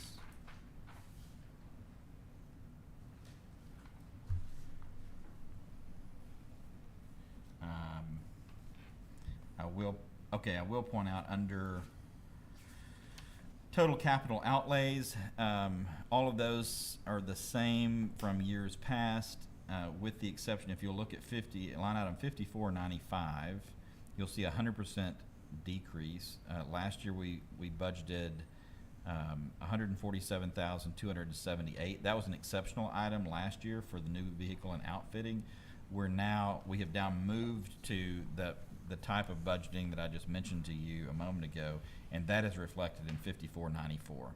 So vehicle financing, note, and debt service. So we can now more accurately reflect to the dollar and plan for future years at about 34,000 a year going forward. And so we're doing away with, we can't do away with it yet, but we will be doing away with 5495, which is just a straight new vehicle outlay. You have no new budget line items requested, no exceptional items requested at this time, and that makes for a total budget request for 2022-2023 of less 4% than in years past. Any questions on PD?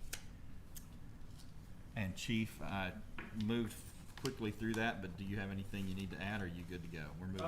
Just up on the 5495, I'm not sure how, I'm not an accountant, but I think the 147 was the purchase price of the vehicles we leased. I don't think we actually spent that money. We got the first year no payment, so that may be a zero.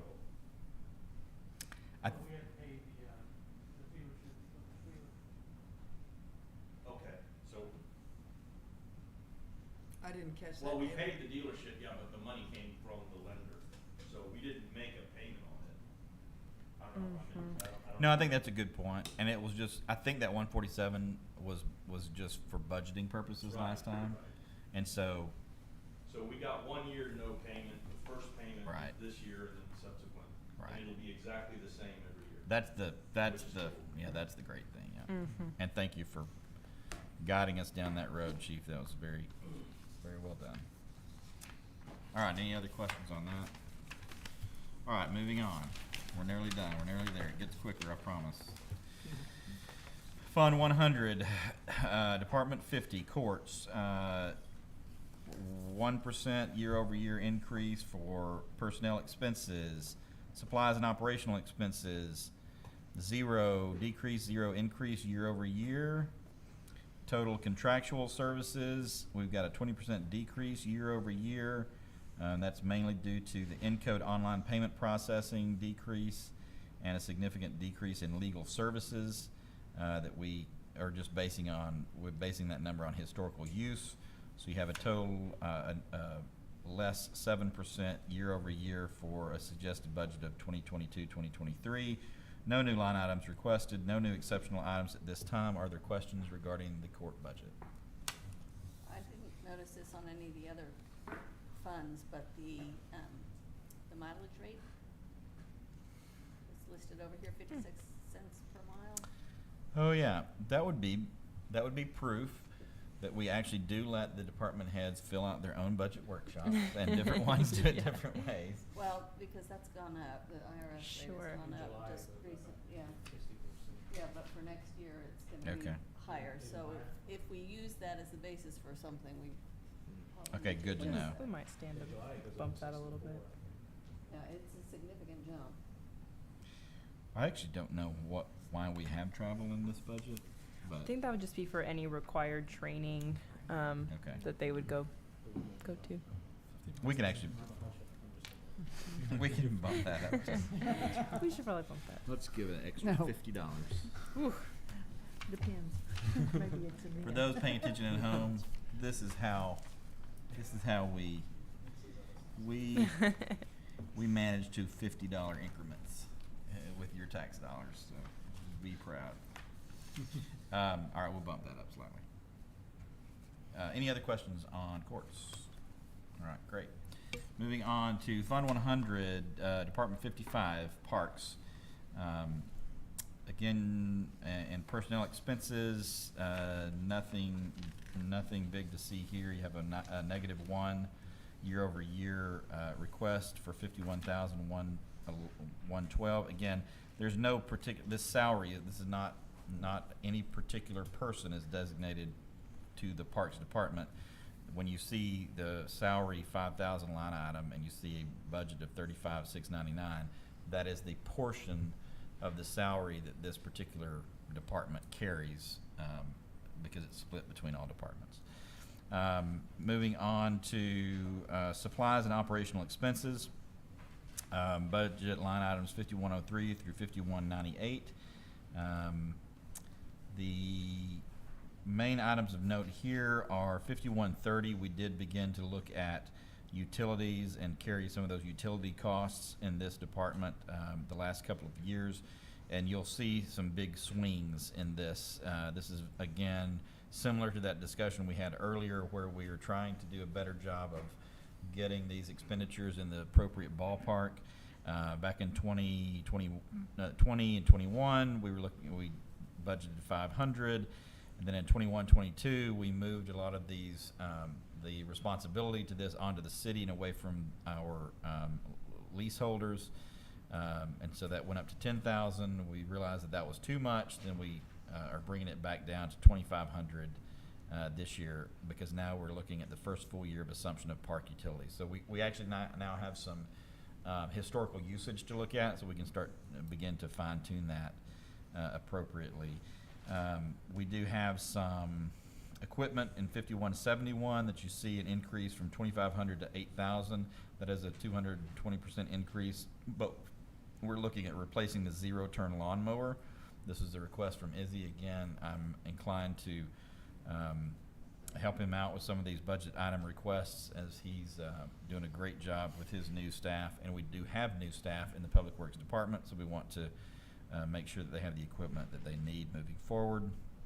A slight increase in the 5190 materials and mulch, moving from 4,000 to 6,500. That is an increase, and this is for trees and flower beds. Maintenance is a slight increase from 7,000 to 8,000, just based on increased park use. Fuel cost obviously increasing. This is for our small equipment though, so it's a smaller dollar amount. 5198, this is the other half of the janitorial service contract that you saw over in Department 10. This is an increase, again, that we're using these individuals more than we have in the past, and the contract is going up slightly. Vehicle insurance, we're still waiting on that re-rate information. And we do have a playground mulching and maintenance, additional park use and increase in materials. We are increasing that from 6,500 to 8,000, and I believe also we're looking at sending one or two of our public works individuals. This is reflected under the training 5010. You'll see a $3,000 there. We're looking at sending them not only to have some oak wilt training since we lost Carrie, but also I'm going to have them certified in as a playground safety inspector. In case you didn't know, that's a thing, and we're going to do that. So, so we'll have that at our disposal. That is for a total expenditure request of 1% year over year. A total request of $108,647 for 2022-2023. No new line items requested. We will be bringing you an exceptional item. I will be bringing you an exceptional item under this department for a portion of for a portion of the cost for a new gator. Public Works and Parks needs a new gator, so I will be bringing you an exceptional item for that for your consideration. It's not guaranteed yet. We got to kind of see how these numbers start coming out at the end, but it looks like we're going to have an opportunity for you to make a few decisions on a few larger ticket items like that. Any questions on parks? All right, moving on to the last department of the day. This is General Fund 100, Department 65, Public Works. And I always forget the explanation to this, so I'm going to call on Abel. You will see there. Why do we not have salary? Why do we not have personal expenses in this particular? We've department? never had, It's just the that's just right, we've that's never it. had salaries Just for the way personnel we do costs. it. Okay. Center and Public Works. Public Works really is City Hall. I don't know why they called it Public Works, because really the intent here was for a lot of it to be semi-administration, semi-City Hall. Okay. But they called it Public Works, and it's been Public Works for the last 30 years. There you have it, tradition, folks. So that's why you see no salary in those. So we'll skip right down to supplies and operational expenses. Nothing to see there. Same dollar amounts.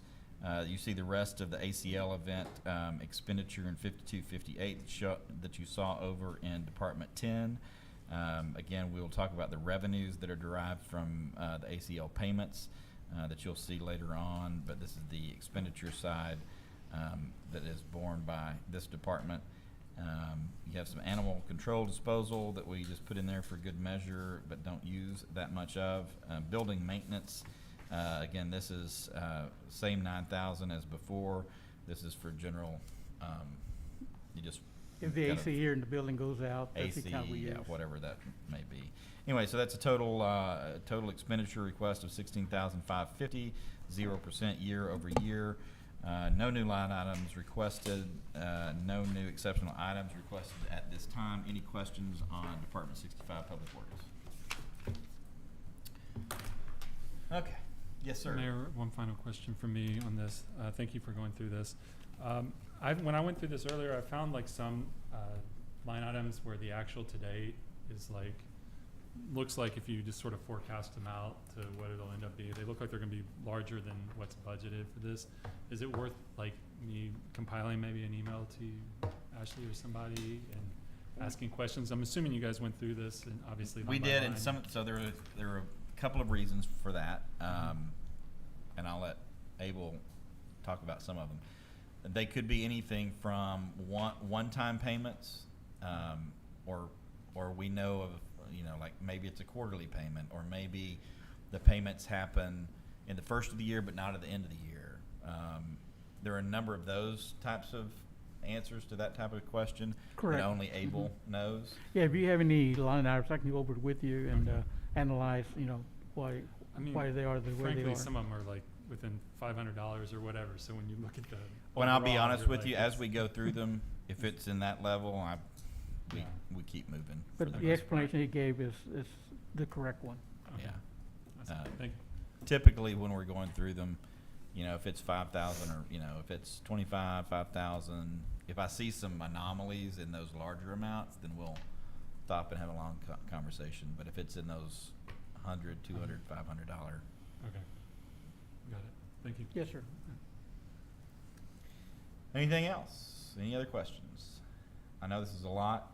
I'm sorry we took a little bit longer on this than meant to, but I think it's important, possibly the most important thing we do. Thank you. Mr. Mayor? Yes, ma'am. Happy to do it. We will, since we are really running short on time, we will send you all the information that you need to fill out any exceptional items if you want to visit about those. And we just ask, we'll put an arbitrary deadline on it prior to the next meeting, just so that everybody can lay eyes on that before we have the meeting. It's not, you don't need to, it's made up. It's our own process, so there's not like a statutory deadline. But we'll try to get it so that everybody can lay eyes on it and process it and think about it.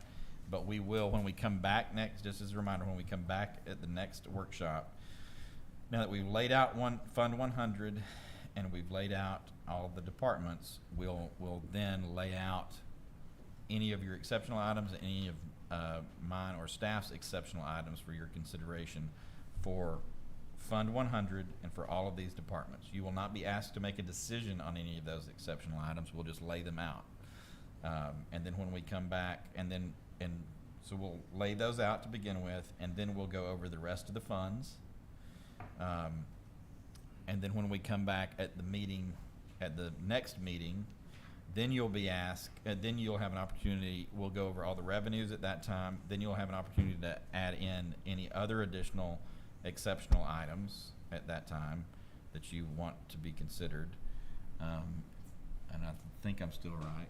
And then at the meeting after that is when we'll adopt all of the exceptional items. We'll finalize the budget, and then by that time we'll be off in tax rate discussions and that sort of thing. So being pretty methodical here, but if you have any questions about that, I'll get with Ashley. I did have one question a long time ago and didn't have a chance to interrupt, but way back at the very top on general fund and then under admin, advertising, what are we advertising, the 5331? 5331, I believe that's posting. That's usually for ordinances and other things that require newspaper notice and Got it. posting. Perfect, thanks. Good question. Yeah, we're not advertising for people to move to Brownwood. Okay. Just wondering. We don't need to.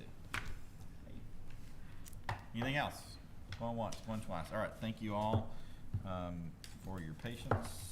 And with that, we will move on. Yeah, I want to pull up everyone, and we'll pull up one too. We're going to go off script a little bit because I've caused us to be so late. If you'll bear with us. Bear with me just a minute.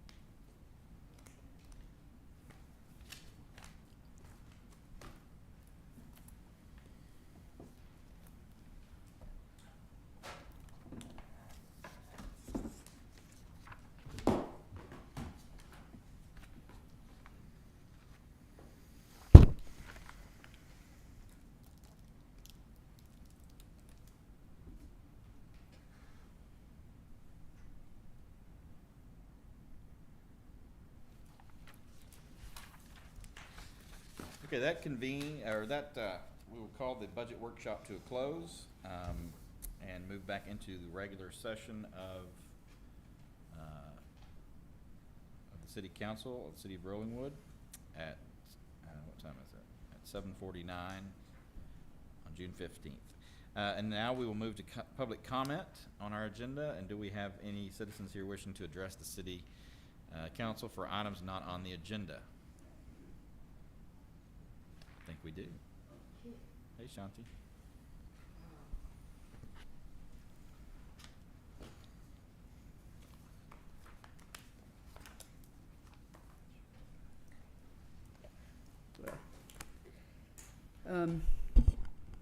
Mayor, council members, I missed last month, but we were in Iceland for a month, just came back to the heat here. But it's hot anyway, so. I truly appreciate, first of all, everything you guys did. I was here for the last half hour listening to the budget session, 1 hour actually, listening to the budget, and you're not even taking a break. And so this might come as a little bit of a shock, but I have to say what I have to say, okay? So thank you, each of you, for your service.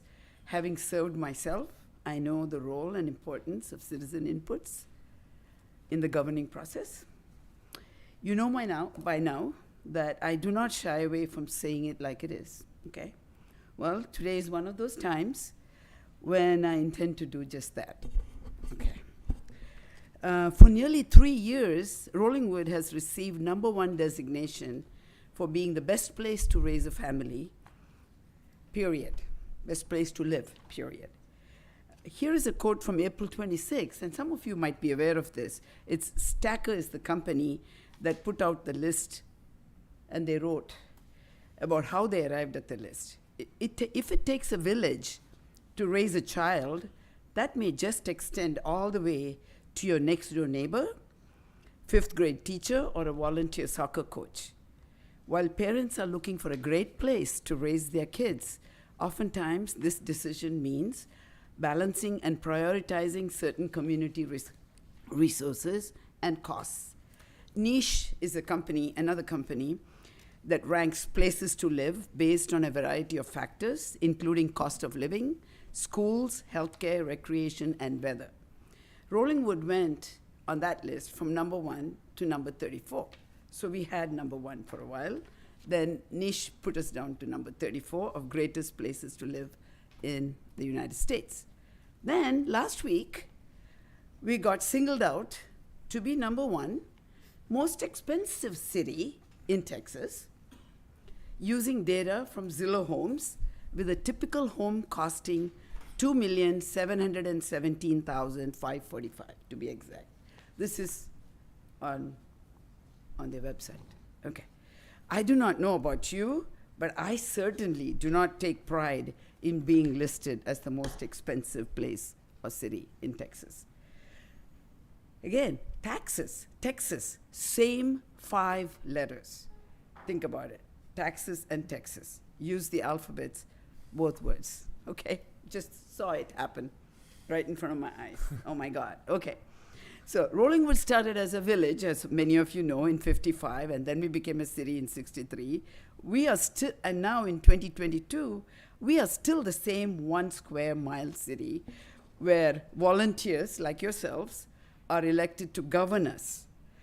More power to us. What has changed drastically is the deluge of new construction all over our city. When we had 2,000 to 3,000 square foot homes, now we have 6,000 to 10,000 square foot homes that literally overpower existing smaller homes. The newness wears out very fast when that happens. Privacy goes out the window, literally, to say nothing about homeowners' enjoyment of their property that is such a basic right to us all. When you own your home and have lived there for whatever length of time, and some have for decades or a lifetime, and it's all changing. This is exactly what's going on in the city, and the citizens are saying, enough is enough. I'm representing a lot of people who have come to me in the short time that I've been back from my trip and said this to me. What do we need to do to communicate enough is enough? We need regulations and building codes to be complied with so everyone's property and privacy is respected. We have adopted a comprehensive plan that includes citizen inputs on what we want Rollingwood to look like 5, 10, 15 years from now. Well, at the rate we are developing, those visionary goals may be moot point in short order. I want to applaud Councilmember Brown for the phenomenal task she has undertaken by photographing and listing the properties that are currently under construction that have generated a lot of very serious grievances among our citizens. The egregious nature of the obvious offenses all over the city as it pertains to the building construction is really appalling. While I fully respect and thank each one of you for your service to our cherished community, I have to ask each of you to let the citizens of Rollingwood know, where does the buck stop and with whom does the buck stop? I will leave it at that, and this is not trying to be negative to any one of you, but as a community, we need to come together and protect what we have cherished and want to continue to cherish so that our children and grandchildren can enjoy Rollingwood.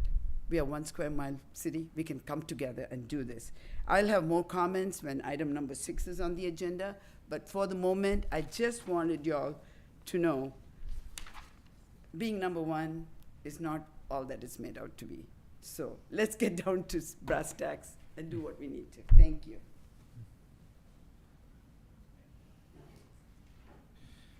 Thank you. Okay, with that, I'm going to move, are there any other items in public comment? Anyone else wishing to testify? Anyone at home? I'm seeing no one raising their hands. Okay, we'll move on to move off of public comment. If you will bear with me, council members, I'd like to go off script and off agenda slightly here in terms of the, what we call it next. I see Macy Del Cambry in the audience. And with that, I would like to move to agenda item number 8, discussion and possible action regarding the annual Women's Club 4th of July event and parade route. And I do think have Dr. Del Cambry here, and happy to recognize her to give us a brief presentation that I assume we can handle very quickly. Thanks for moving me to the top of the list, You're Mr. very Mayor. welcome. Happy to do it. I see some time will be spent on these items ahead of me, so I appreciate it. You're welcome to stick around for Well, I'm interested in all of it. So thank you all for having me. I'm here on behalf of the Rolling One Women's Club, just really here to request action regarding approval of the 4th of July tradition. The parade that we all know and love, the route is staying the same. It's the same as it has been for, I think this is year 45 now. And so here to have that approved, and then also following that is the typical party that we have down here in the lower park adjacent to City Hall. So no changes to prior requests, and I don't know if the council has copies of the map or whatever, but the lineup time will still be the same, so 8:30, and I will work with Public Works and Officer Brady to make sure that we have everything set up. It's on a Monday this year, so I don't know if that requires any special works as far as city involvement versus weekend, which I've planned it on in the past. So here just asking for approval of this procedure as we've had it previously. Great. I can't vote on it, but I'm certainly bet that you've got the votes here for it. Did someone have a question? I Ms. move Brown? approval. I second You have a motion for approval of the 4th of July parade as done in years past, and a second, a motion from Councilwoman Brown, a second from Councilwoman McKee. Is there further discussion? The only discussion I have is that is to tell you I know that I owe you at least one email. It's okay. Yes, we do have a special guest, special surprise chef in the house this year, pitmaster. Yes, so I'm happy to do that, and I will be in touch with you on the menu later. So Sounds like a great. plan. All right, with that, any other further discussion? Hearing none, all those in favor say aye. Aye. Opposed say no. Ayes have it, 5-0. Thank you so much. Thank you. for doing Absolutely. all Yes. this I think work I have with this. RSVPs except from you, Chief. Will you be in town? You're there? I haven't RSVP'd either. I will be there. Okay. Look at that, you got some work done here too. You got it approved and RSVPs. Well, that's efficient. Okay, I was going to try to then bring up agenda item number 7 if we had Chad Smith from the Park Commission here, but I do not see him unless he's hiding. Okay, fair enough. He knows where to go. Okay, sounds good. We will come back to that item. And with that, I see no one else. Oh, we do have a hand raised, and I am sorry I can't read from here. It's Marvin. Oh, it's Melissa. Hey, Melissa. How are you? Sorry. I'm good. How are you guys? Doing great.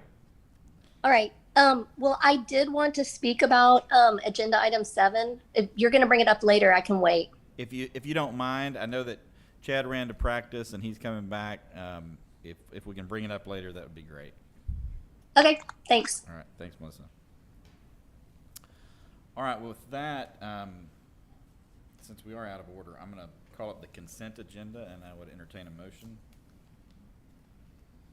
Move to approve the consent agenda. You have a motion from Councilwoman Hudson to approve the consent agenda. Second. We have a second from Councilman McDuffie. Is there discussion?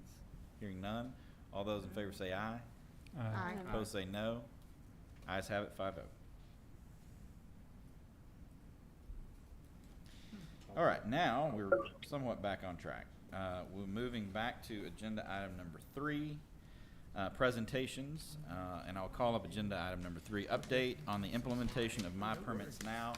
And I would ask Desiree to please come to the back microphone if you would.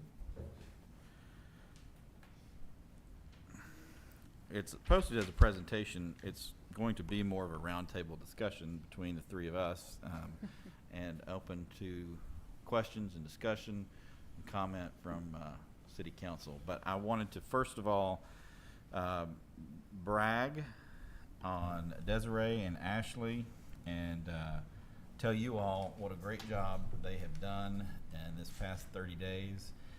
And I'm going to have them tell you a little bit more about it. I sent council an email earlier, I guess right after the last council meeting, explaining that it was my intent to move forward with what I believe the will of the council was, and what my personal wishes were also, and that was to try to move to automation within our building development department. We obviously are in a time of transition and a time of difficulty with the loss of one of our, of our building official, with Carrie leaving us. So it's been a very difficult time in terms of the workload. Both Desiree and Ashley do not have experience in development services. They were not hired to have development services experience.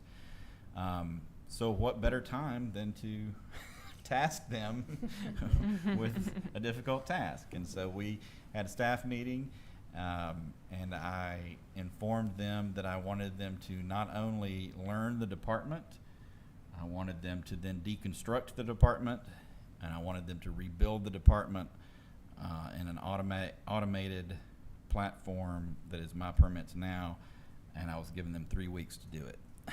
And so they did not blink.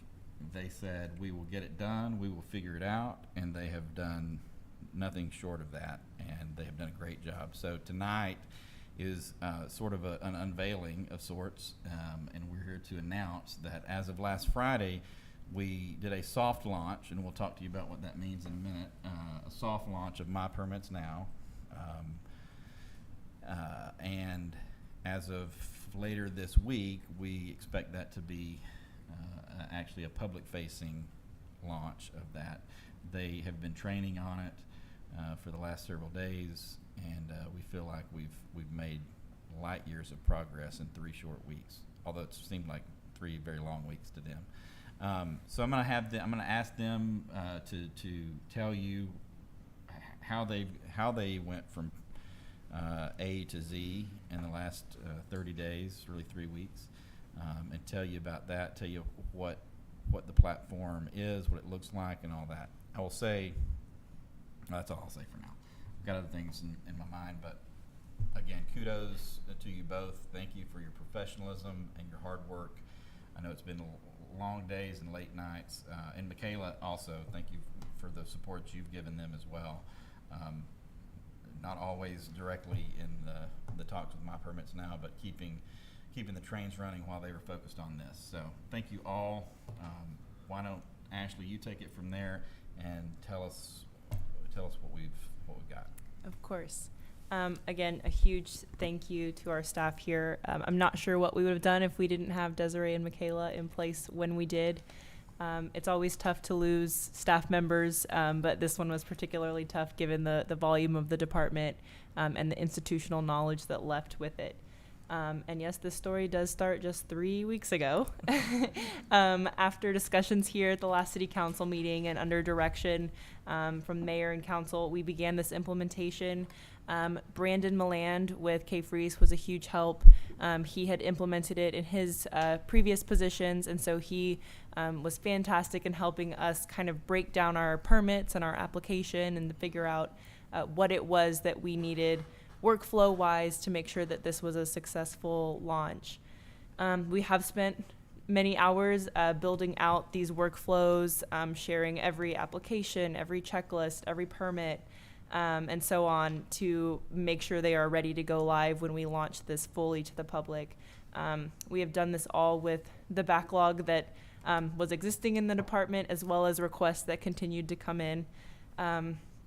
And like you said, we did a soft launch last week. This week, we plan on finishing up getting our website ready for the launch, so that way we're able to correctly direct people where they need to go to enter their permits. And we're hopefully on the path to a fully automated system in the coming weeks. We do still have our previous submittals that are not yet going to be entered, and so we'll be working to get those that make sense to enter them in the system so they can continue with that workflow from there on out. Some we may just finish out in the current system if they're close to wrapping up. So we're very excited about it. Desiree has definitely taken on the brunt of this department, and again, don't know what we'd do without you, but she might be able to get a little technical about all the work that was put in, but we're trained, we're ready to go. Our reviewers are trained and ready to go. Many of them were already using a similar system, so they can very easily jump in and Yeah, we're kind of train. last ones to the party on this one, so. Right. Yeah, nobody told us. It's weird that we were so far behind. Like, of but course we know how to do that. Okay, well. yeah, but we're excited. And if you would, and I want to turn it over to Desiree so she can walk us through some of it too, but make sure too, when we talk about, you talk about a workflow, we prepared the workflow. Like, tell us what that is and what that meant. And because I know many days I would call and for my morning check-in and my afternoon check-in, and you'd be talking to Brandon in the morning, you'd be talking to Drew in the afternoon. One of those is K-Freeze, the other is with My Permits Now. So I know that there was a lot of, I think, daily meetings that you had with this rollout. So tell us about how you went about that. Well, we started with meetings with Drew of My Permit Now. He's basically the implementation manager for us, if you want to call it that. And we were basically trying to determine like a flow chart of processes that the permitting process goes through. So we had to determine the entire permitting process from the first day anyone turns in an application all the way to certificate of occupancy, and how that looks, determining the correct order, how priorities have to be met before you can move to the next priority, learning how to invoice for which fees where, understanding each permit. There's several different types of permits in this department, and each of them has a different set of requirements. So we have to determine all the requirements for each permit. It was just a real deep dive into the department, understanding it from top to bottom. Also understanding how to work with third-party inspectors and reviewers and how to get it to them at the right time. Learning about our noticing ordinance and where that has to fall in the process. Finally, we got to soft launch stage last Friday. As of today, I'd say we're at soft launch live stage, which means it's working. It's 100% working as far as we can take it at this point, and we just aren't directing anyone there yet. Ashley and I will work. I'll continue testing tomorrow and Friday, and we're going to work on our website, so we'll start directing people when they look on the website to find out how to apply for a permit, where to go, and they can start on Monday morning. It should start with people who want new permits would start in the system, and that would be the start of our, I guess, hard launch, we would call it. That's the beginning of the process there. So all new permits will start there on Monday. Thank you. Mm-hmm. Again, thank you so much. I know Wendy Hunley is I think she's still in Italy, but Wendy would be very happy with this. Wendy actually started this process 4 years ago, maybe. We budgeted for it at least the last 2 cycles, maybe the last 3 cycles. You know, for whatever reason, not saying I wouldn't have made the same choices in those situations, but it did not get implemented by the previous administration, the previous city administrator. But this one was as much out of necessity as anything, so that sort of did lead us to down a different road. But again, I could not be more proud of this staff and the work that you did, and what in a very demanding, when a very demanding mayor said you had 3 weeks to do it. So again, thank you. Great job. I truly believe that it's going to be a game changer for this department and for the way in which both the satisfaction level from the regulated building community and also from the satisfaction level from the resident community. So I think think we're headed down the right road to do this the right way, and in an efficient way. So thank you both. Thank you all. That's the presentation.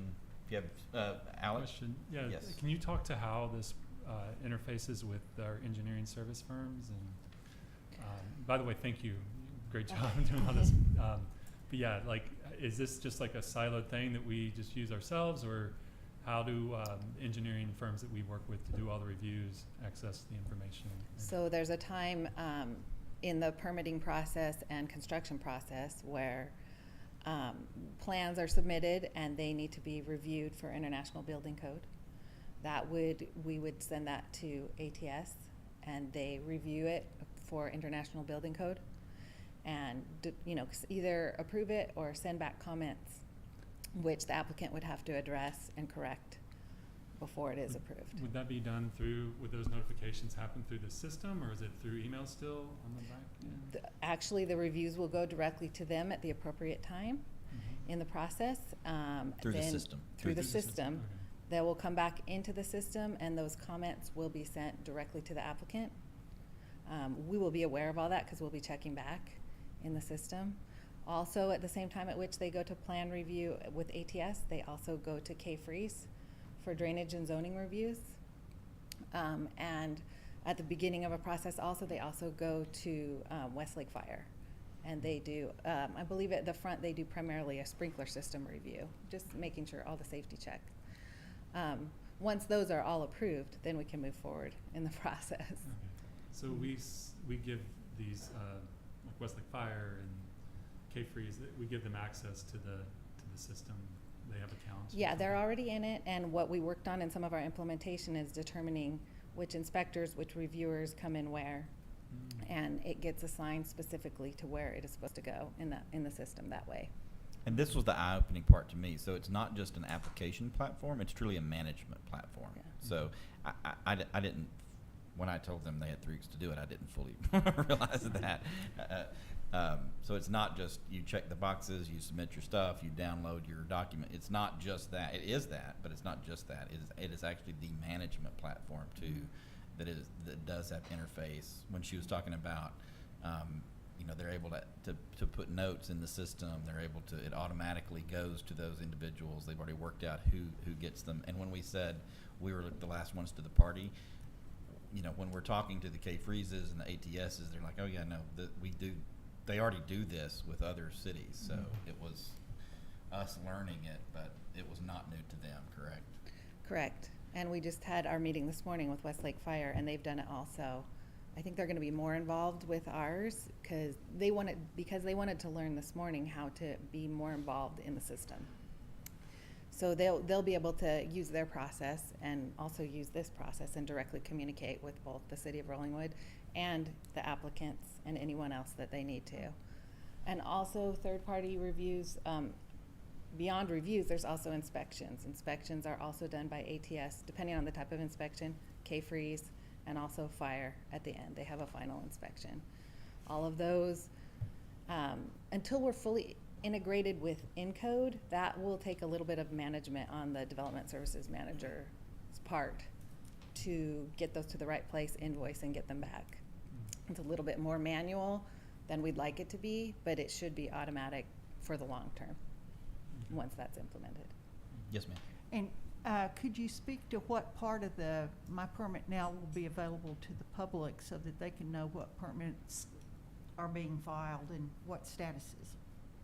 I need to, that's part of my training actually in the next few days, is to figure out how we make reports. And then I think we would still post that. I think Ashley and I are still figuring that out, but we will be posting that to the website similar to like how we have been before. Yeah, we did. I asked that question, and I've only been on a couple of these calls with My Permit Now, but I did ask Drew, the My Permits Now our account manager. And it's to this point, there are reports that can be run, and then those reports can be made public facing. So I don't know how to do that yet. Okay. Staff doesn't know how to do that. Well, I have a question about that. When I've looked at other jurisdictions that use My Permits Now, Yeah. a member of the public can access the system and get an update almost on a daily basis of what permits are being filed. Right. And so, you know, that is one of my primary concerns, because our ordinance requires that we post a post notice on our website when an application is requested. And Okay. so that is why we've gone to, or why Carrie went to the Excel spreadsheet, but that is a function of My Permits Now. So I Yep. guess I'm wondering why that's not also being implemented right away. It is. Oh, I thought I heard something different. No, ma'am. Sorry. I don't know Maybe- how to maybe direct I've you to that misunderstood. yet, but sorry. I don't know how to direct you to that yet, but Yeah, we'll we're still find it learning how out. to, we are implementing it, we just don't know how to do it. We have the Yeah. bells and whistles, we just don't know how to use the bells and whistles. I think But- there are some customization steps that we're going to be learning very quickly once it's live. I think until we have permits entered and are actually able to Okay. see how we go on and do that. But that's definitely a priority to take care of early in the process. So what will happen Monday won't be that kind of public notice. It might be, it could be. If you Or were you to d- or- check Monday, unless someone puts one in Monday morning, it will be 0. And then it'll go from there. And as we'll be hand inputting some of them at that point that are already like No, what listed. she's asking is that outward facing piece. The outward So facing. outward depending on facing how the piece. training goes, that you haven't done yet, Right. I mean, it could, you I could, can- you could go, oh, I just pushed these 3 buttons to get this report. Oh, and I pushed this one to make it public. Oh, that's easy. There's 4 buttons.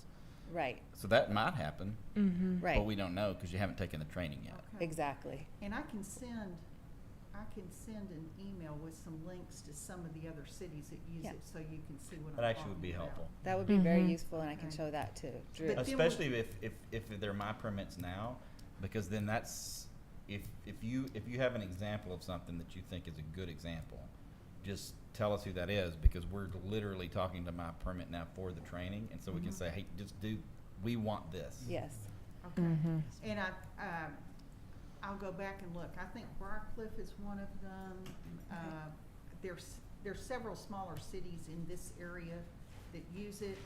And from what I saw, you go into My Permits Now, it has the whole United States. And then you go to the jurisdiction you want, Mhm. you ask for that jurisdiction, and it does a printout of basically what's in the spreadsheet. Mhm. So that's what, Mhm. I would like to understand when that part of it will be available and what content, will it have the same content for the public? So by Monday, that should be available. I'm not sure what Okay. you would see at first, because they're wiping the system Sunday night from all of our testing. So we've been putting in, 123 ABC Street as a temporary permit just to see what happens, Okay.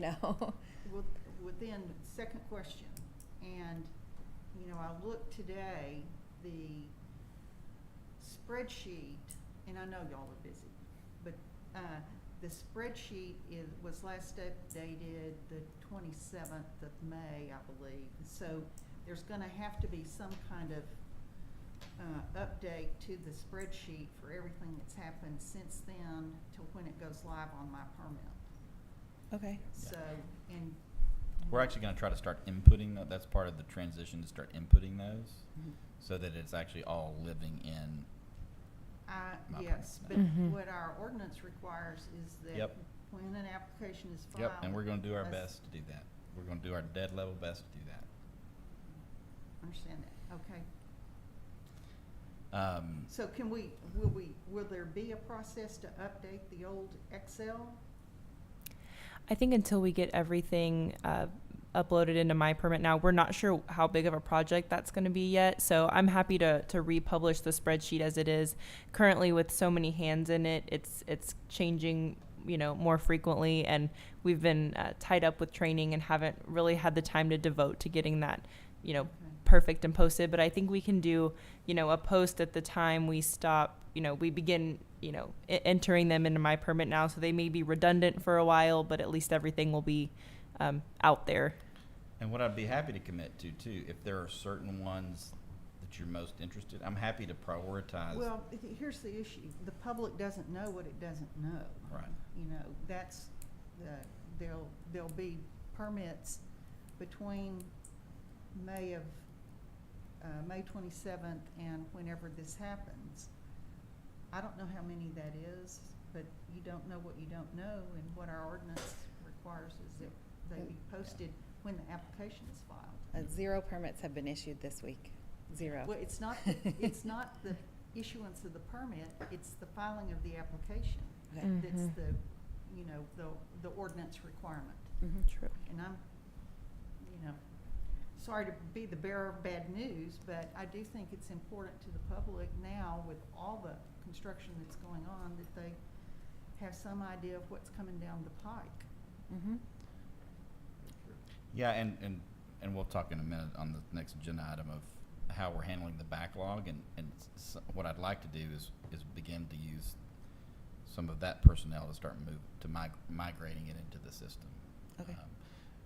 But if you will find us the example of that outward facing piece that you think is Sure. a good example, Sure. because what I'd like you to do with that is just when you talk to Drew next, because I know you guys talk all the time. Especially if they're around, I don't know, is Drew like is he a regional account person? I do not know that, but I know he'll be with us for several stages of the early on hard launch, and then at a point when we're fully customized, I guess is what I want to say. Mhm. At that point, we'll get turned over to like a regular account rep. Oh, okay. All right. Mhm. And I Well- think he has access to many cities. That's what because- that's right. where I was going. If we have that example, I bet that we can tell Drew we want it like this one. If it exists, he has been able to do it, anything we've requested of him so far, so. Okay, great. And can council have some input on the content?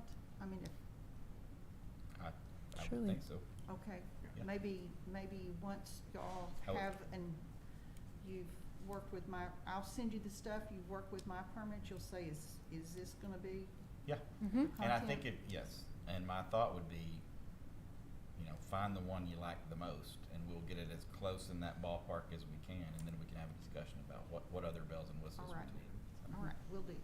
Thank you, Councilwoman. Mr. Robinson, did you have a question?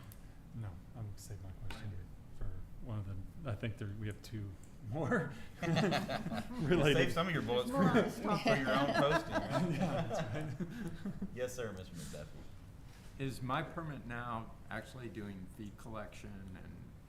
Oh, that's it's almost Yes. as we threw you a softball. No, but we believe that it can.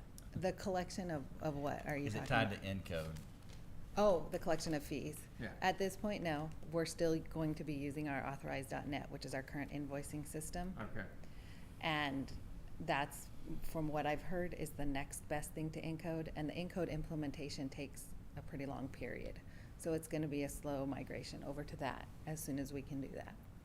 But at but some point it will. The plan Yes. is to do that. Okay, Mhm. great. The order of operations was the soft launch, then learn it, be trained on it, then do the outward facing piece, Mhm. and then do the migration, get all the existing stuff in it so that it all lives in one spot, and then Move from authorized.net to. Correct. Encode. Mhm. that's Okay. right. Mhm.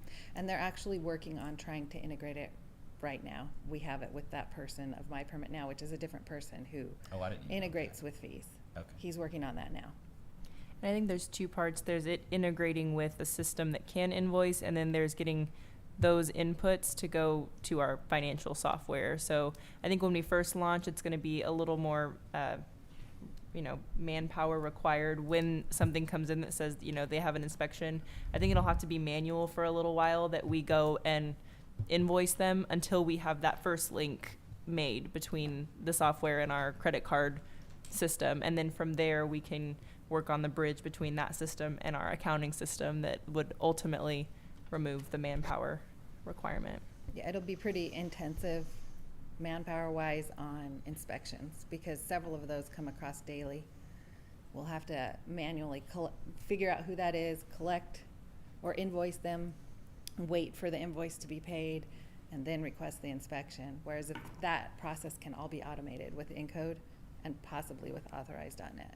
Okay, so right now, when we talked about this being a management, it's still somewhat manual. At some point, it will be that the inspections are automatically being triggered by this system, or? The inspection still will be a request that will come in from the builder or the applicant, whoever that happens to be. Sometimes there's a project manager But or they'll something. automatically be able to go on the system, make the request. Yeah. Then they'll pay have to for it. pay. And it'll be more like if you've ever, which I have built things in Austin, it'll be more like it's different, but like in Austin, you pick up the phone, you call in, I guess it's probably on a computer now, I haven't done it in a long time, but yeah, you pick up the phone, you call in your inspection, and they schedule it, it's automated, and then it comes out. So we're kind of moving to that model, where before it was all on us to call those inspections in. Now it'll be more like it is in Austin, and trust me, I never try to mimic Austin on anything, but on this particular one, I think it's the right way to go. And the results of those inspections are going to be Fed in. Mm-hmm. and be made public. Correct. Okay. Or at least passed on to the applicant. I don't know if every inspection will be made public to the general public. Yeah. Probably will be. Most cities do it now. Okay. I would think, yeah. Yep. I didn't hear that. Multitask from Yeah. now. Good job. Not only an attorney, Yeah.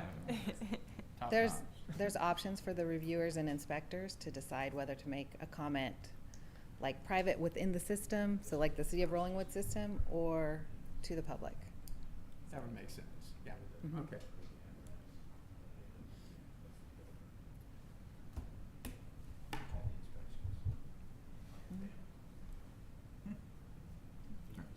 Learn something every day. Mhm.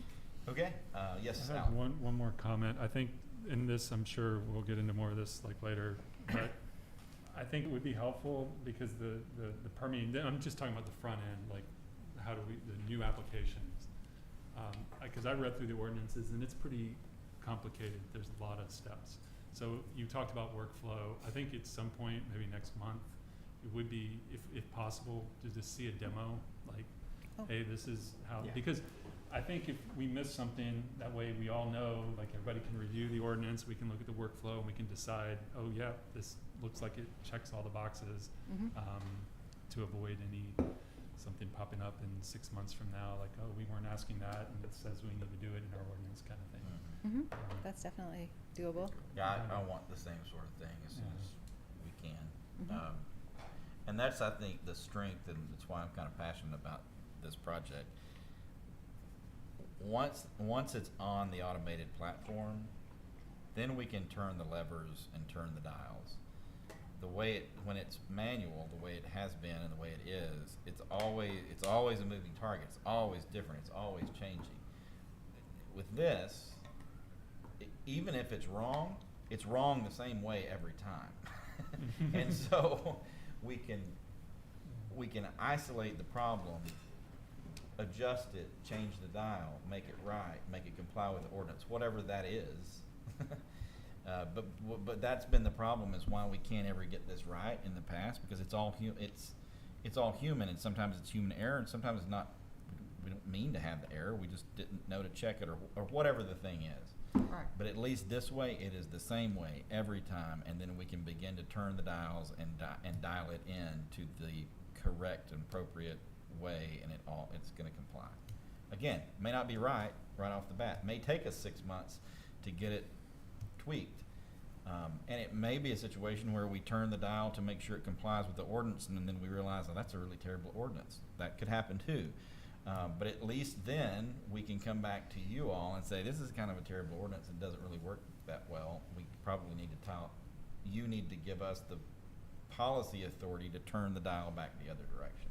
But we can't do any of that today because it's all scattershot all over the board, and you never know how it's going to be, and it's never the same way twice. And I recognize that, and it's not good, and it's why in 3 weeks we've decided to go from 0 to 60 and just take this really terrible time to just tear it all up and throw it all out the window and start over. Perfect time to do it. It's perfect. It's better to do it now than some other time. So anyway, Desiree, thank you.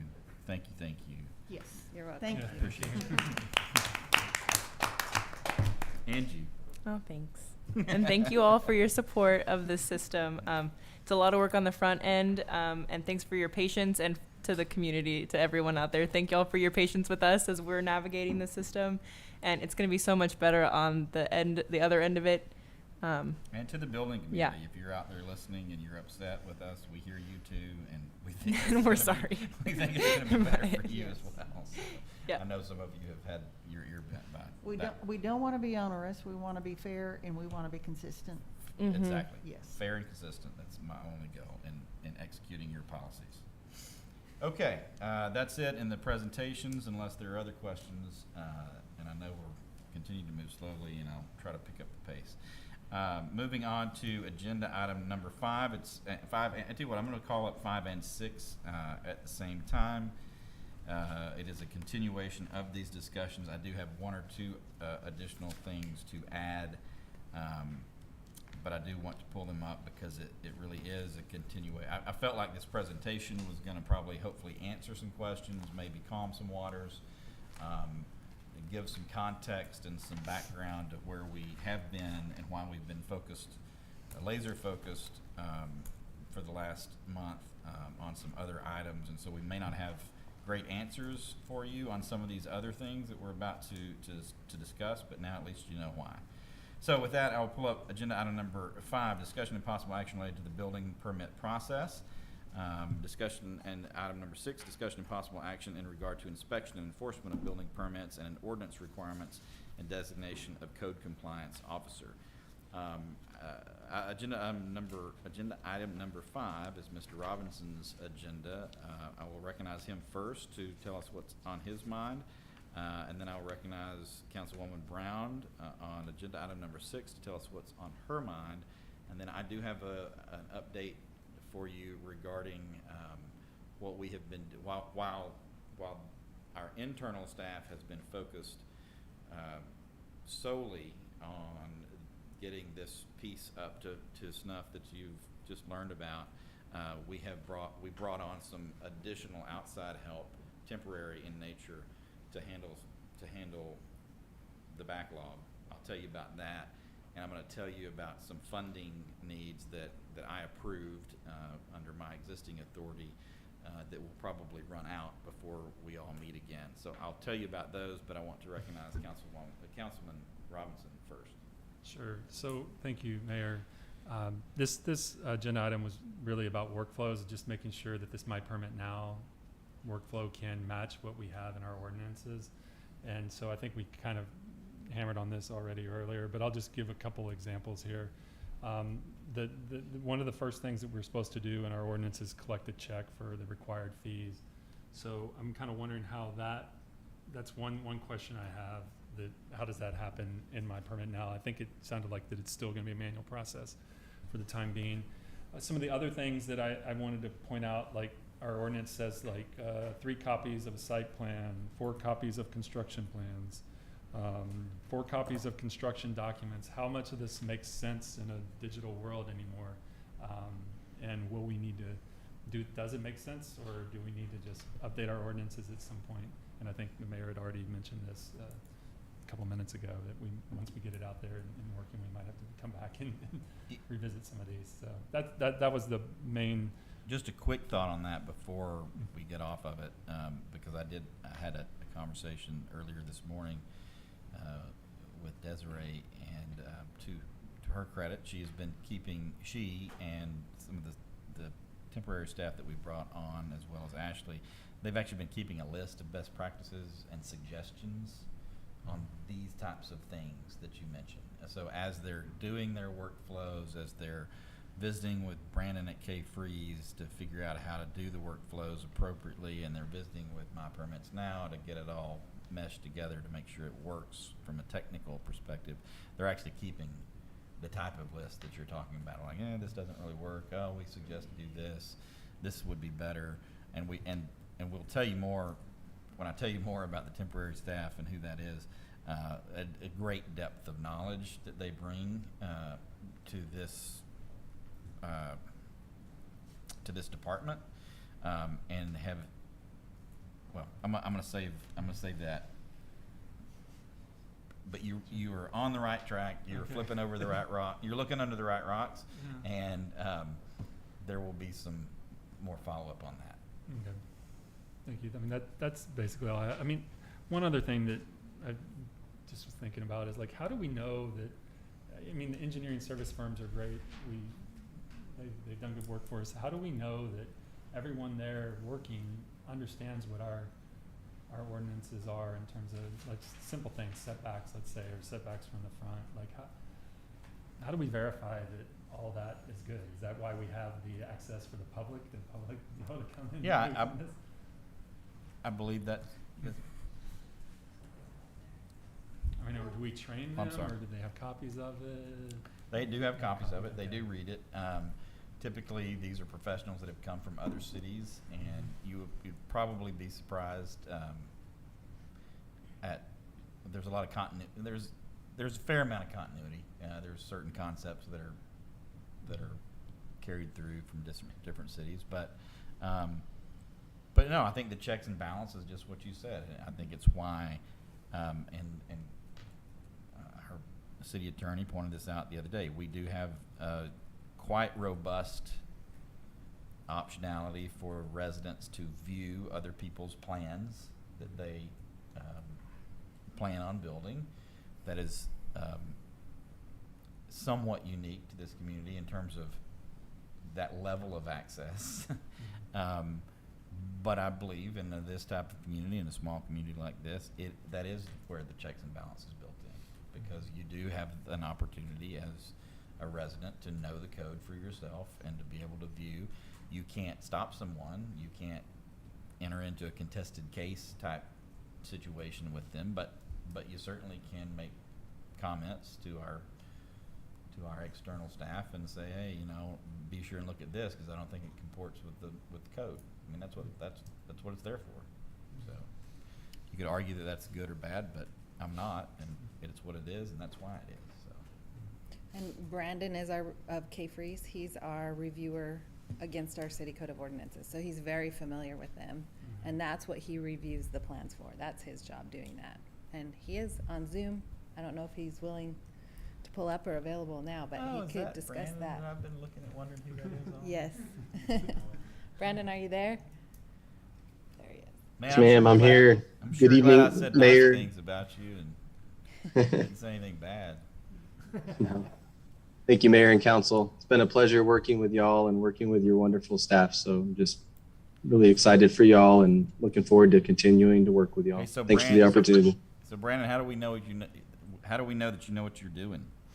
Hey, well, I'll send you guys my resume if you want me to. And no, and but yeah, absolutely. Like Desiree said, that's my job. I've all of us here, we have a lot of experience. We represent lots of different cities. Our engineers on staff, we've trying to think offhand. Rolling Wood, Wood Creek. We represent City of Hutto, multiple cities. Me in particular, as your specific reviewer, I've worked for 6 cities in my career. Most recently, I was planning and zoning director for the City of Leon Valley in San Antonio and the City of Bulverde. And so yeah, that's that's my job. I have a master's in architecture, and I love my job. I love going through codes. I'm a code junkie. And so I look at my role as it's my job to protect y'all. I always tell people I work with, we're the goalies. We're your goalie. It's our job to make sure people don't kick a ball past the net on the city. And so yeah, we are, always checking all those ordinances and setbacks and going over everything with a fine tooth comb. So hope that answers your question. But yeah, absolutely. Yes, thank you. Yeah. Yes, sir. Thank you. Hey, Brandon, do you have anything glowing to say about our staff and how hard they've worked for the last 3 weeks? Yeah, Brandon. Oh my gosh. Yeah, no, yeah, I've had the easy part, but they have, oh my gosh, all the details, all the application fees, everything that they've been doing and learning the system at the same time. Like I said, I had the easy part. I've been using my permit now for several years. And so, it's, I understand the concept. So not only do they have to fine tune it for for their specific city. They're also learning how to use it at the same time. So that's a lot. So yeah, like the mayor said, I'm 3 weeks. I'm proud to have been a part of their process and seeing how awesome they've done. So When Brandon, yeah. Brandon, had I known that you were listening, I would have said nice things about you too, because I do No. I do appreciate your guidance, because you were certainly a help, and you were actually on that phone call when I gathered us together and gave them 3 weeks too, and you also did not blink, and I appreciate you having a can-do attitude and helping them succeed in 3 weeks too. So Yeah, my pleasure. That's my job. That's what y'all paid me for. So thank you for the opportunity. good deal. Are you going to bill us for this, since we said all these nice things? I know. I'm like, not 2 hours off for all the. I'm glad. Happy to do it. All right. Any other questions, comments on this item? So I want to briefly pause here and tell you about the name of the temporary firm that we brought on, which is Mundo and Associates. Which is Mundo and Associates.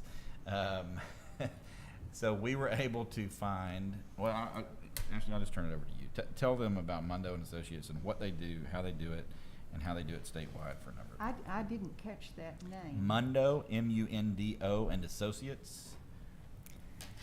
Sure. I reached out to some colleagues who had been previously in other cities and planning departments, just to see if they had ideas. Surely we're not the first city to have gone through a transition like this.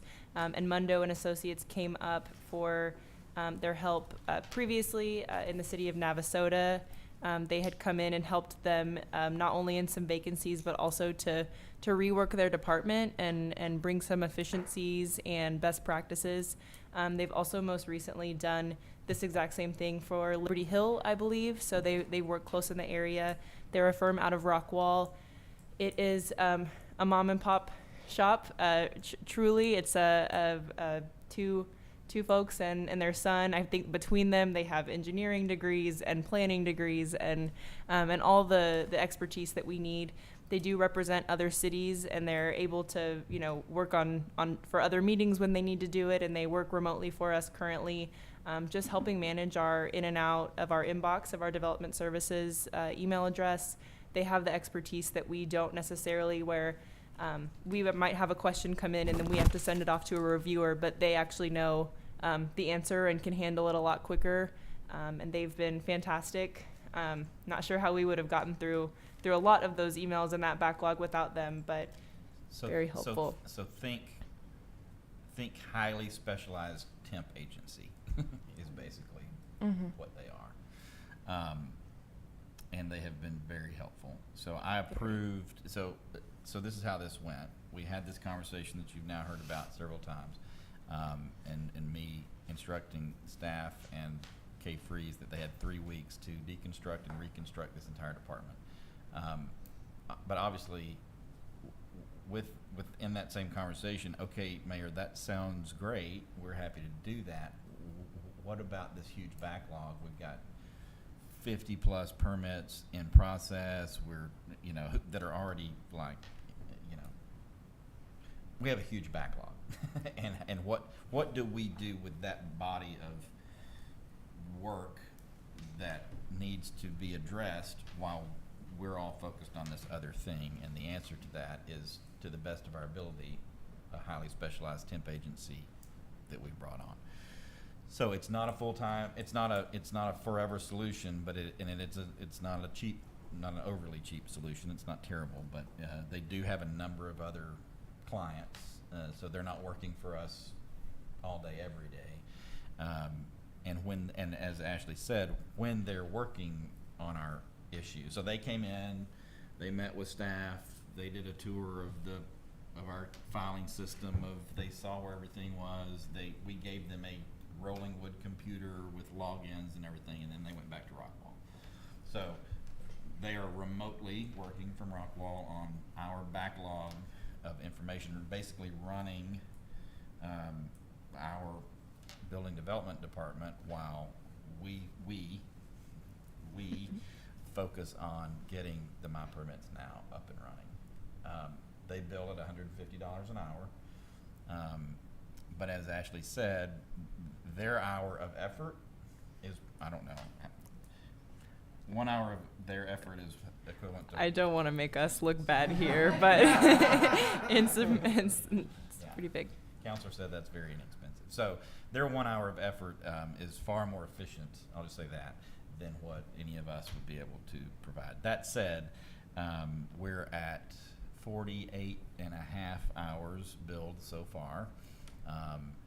We are still a few weeks from being able to totally hand the baton off back to us.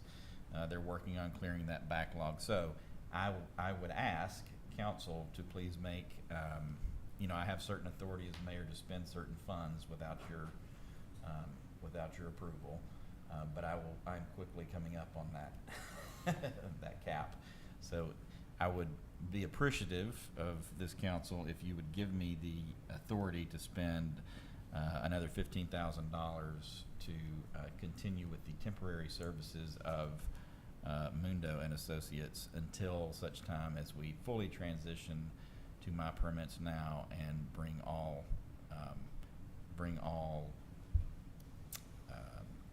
work back in-house. So moved. I have a, You have a motion before you, and we will get to discussion. You have a motion. Is there a second? Seconded. You have a motion by Councilwoman Hudson, a second by Councilwoman McKee, and we have a further discussion with Councilwoman Brown. is there any written contract with this company for what they're doing? There is a written contract, and we had it reviewed very quickly by council. We do have what's our out on it? We have a 30-day out on it, I believe. Could you share that with the Sure. council Of course. Yeah. before we vote on this motion? We can. Will you print that out? I for us? can. And here's the second question. Sure. Let's take, for example, the 301 Pleasant Mhm. permit. What are they doing with respect to that application? I'm happy. So she has reviewed the application for completeness, just the initial completeness check. Builders have a tendency not to submit all the required documents at one time. Once the completeness check, Pam is the primary contact I have there, and she has been reviewing for completeness of all the documents, making sure they're correct, everything's signed, all of that. Once that happened, then I invoice. I still am doing the invoicing for the city of Rollingwood. And then she lets me know, we have daily conversations. She lets me know both when either one of us has questions and where we're at in the process. And then she lets me know this needs to be invoiced or we need to move to the next step. It's time to send that for review. Those steps. And who schedules, who's sending the application for review in terms of compliance with our permit requirements? So for this, example, who sends it to ATS? Today she sent one to ATS for. So that's Monroe's doing that? She does that, but with my consent. So we'll discuss it before anything gets sent. Okay. She'll say this is ready for review. Desiree, take a look, see, double check me, and then she'll send it off for review. Who's sending it to K Freeze for drainage? She did. Okay. I'd just like, before we approve this contract, Yes. I have no idea what they're doing. Yeah, and it's actually not an approval of the contract. It's, no, that's totally fair. But it is. Yeah, no, I get it. I'm totally fine with that, and we're trying to get it printed. Yeah. The things Yeah, that I it's have just retained doing are invoicing, actually sending the permit, if we even had one to do yet, to the applicant. I have continued to do the certificate of occupancies. I'm sorry, I can't hear that. I have continued to do the certificate of occupancies at the end of a project. I think the printers. If we I can wait till the printer's done. Yeah. Yeah, we've got time. In fact, We do have, hold on one second.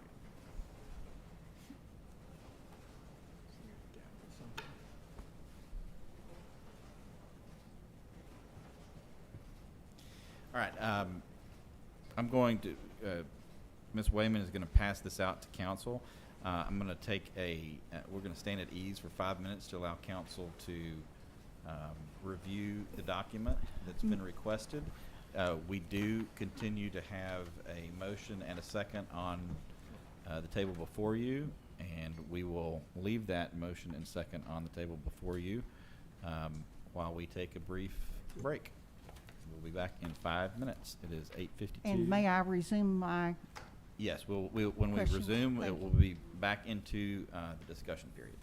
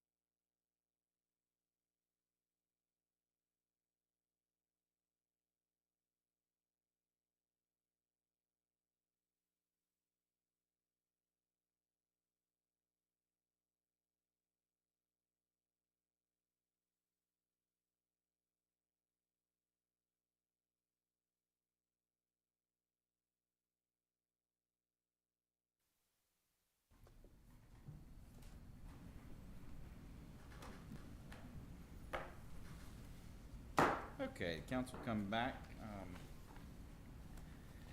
to regular session. I hope council had an opportunity to take a look at that contract. A few things occurred to me while we were taking a break.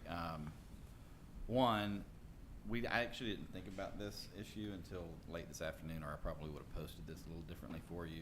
Thank you, Councilwoman, for mentioning the contract. We certainly would have provided that to you had we thought about it any sooner. And Desiree made a good point to me in the back too.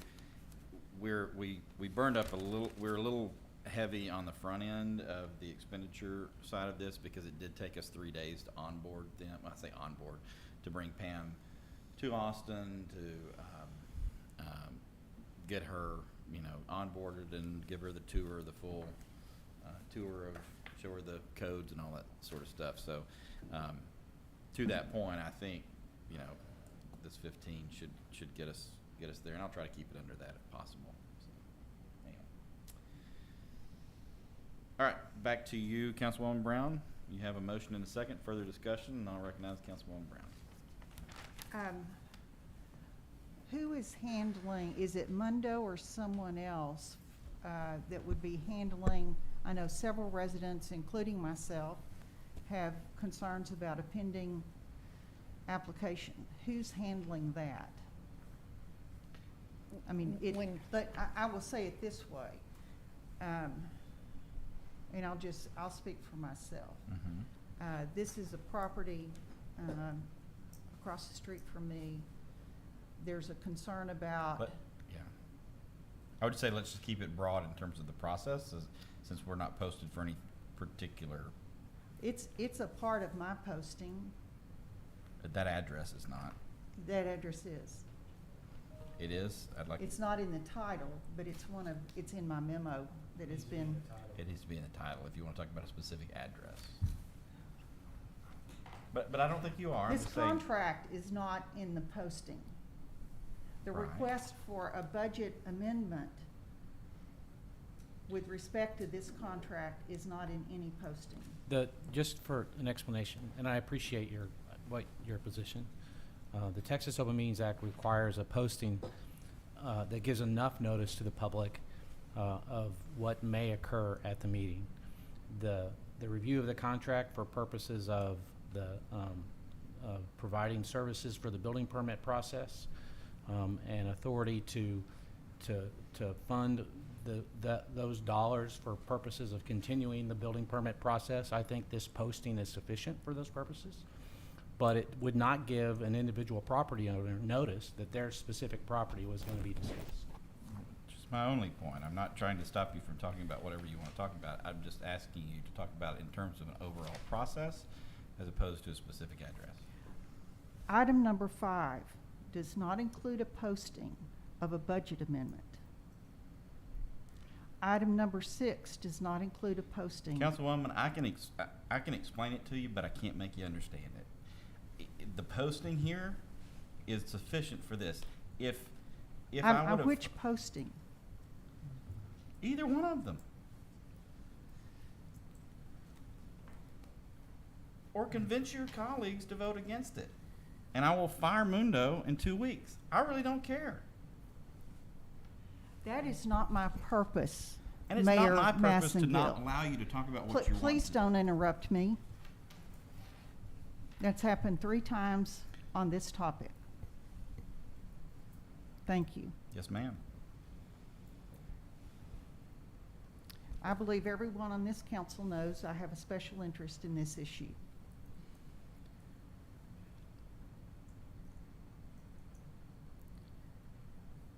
I've been attempting since February to get answers to enforcement issues on our current permitting process. This contract assigns that all questions regarding that process to a company called Mundo. I had no one has explained, nor is there anything in the agenda. This was signed on June 3rd. This could have been attached to an agenda item and made available not only to me, I'm not doing this for my personal pleasure. but for our community. It is a matter of concern for our community how issues with regard to existing permits are being handled. And I think in light of that, and the lack of notice that this contract would be taken up at this meeting, or what exactly it is being done currently under this contract, that we ought to set this aside and have a special meeting so that people can understand what this contract does, understand what the budget amendment needs to be, and we can take it up in an orderly process. That would be my recommendation. I think on my item, there are several specific recommendations that relate to bringing current permitting processes into compliance with our current ordinances. There are recommendations that have been set out. They've been available for 4 or 5 days now. I'd like to go through that and see, is someone from Mundo going to look at that? Is someone from city staff going to look at that? Are we going to just ignore that? How are we going to handle that? And that's been posted and is pending, and it seems that we can go about this in an orderly way so that we all have time and the opportunity to get up to speed and make decisions in the best interest of our entire community. Yes, sir, Mr. Robinson. I'd like to- Recognized. So I can like totally sympathize with like how hard it is. We've seen a lot of turnover, and you guys are working hard to get everything on our building permit process working right. I do feel though that maybe just calling a special session to give us a chance to review this is I mean, I'm around next week, and I think we could probably get this done before the 2 weeks you have. I mean, so I would, if this is a legal thing to do in terms of the rules of order, I would motion to postpone indefinitely or postpone the question until we can have a special session to review this. So, you're not recognized for that motion, but hear me out, because you do have a motion and a second before you. So the options would be to, we have to dispose of that motion, and then if your colleagues like what they hear, I will recognize you for that motion, and then we can move forward with that. We have typically also allowed council members to withdraw their motions. I know that's not technically the case, but since that is the way we've operated in the past, I'm happy to allow that to happen as well. Again, as I said earlier, I would have posted this differently had we thought about it before about 4 o'clock today, which is why I was trying to thank Councilwoman Brown for bringing it up, the contract that is. I will be gone beginning next week until right before July 4th. I'll be gone to Sweden on family vacation, but y'all are more than welcome to call a special meeting if you want. Look forward to hearing what happened when I come back, and if there's money to continue with Mundo and Associates, happy to do that. And if not, we'll just let the backlog grow. So, also happy to do that. Mr. Mayor, when do you leave? Next week. What day? I'm wondering if we have time to have a special meeting before you leave. I don't.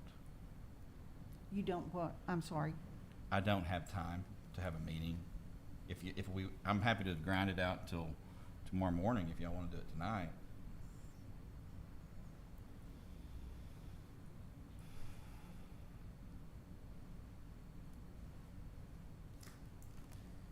I leave on, I don't know, I have to pack and do some other things. Well, I suggest this. If we could leave the motion pending on the table. Let's go through the specific issues that I brought up in my agenda item. Understand where those issues stand now, especially in terms of, you know, whether they would go to Mundo for review or what, and then come back to the motion. Well, we can make that part of this, I mean, you can make whatever you want part of the discussion, under, you know, during this motion and second, so that's fine. if you'd like to Well, do that.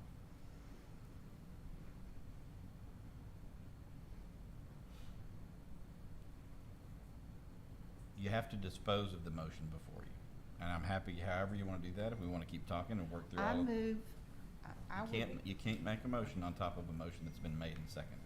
Can we take a longer break? Just go ahead and take a longer break now and do the review of the contract. I mean, obviously, this contract, this is really all directed at trying to reduce the backlog and to keep, to try to bury out from under, cause it's just gonna keep growing. So my preference would be to move as quickly as we can on this and to continue to allow staff to work on moving forward with the My Permit Now and hopefully have Mundo Associates help us to deal with the backlog, because they're piling up. So if we could take perhaps a little longer break and Happy take to a do look that. at this. Yeah, I didn't mean to bog us down with this, I really didn't. No, but I'm like, I think it's wise to go ahead and take a look at the contract and see if you I get need, more I need comfortable. different information as well. Okay. And that information is with respect to these properties of concern. What is gonna happen this coming week, the following week, the week after that? What is going to be our recommendation as to how those concerns get addressed? And there's one,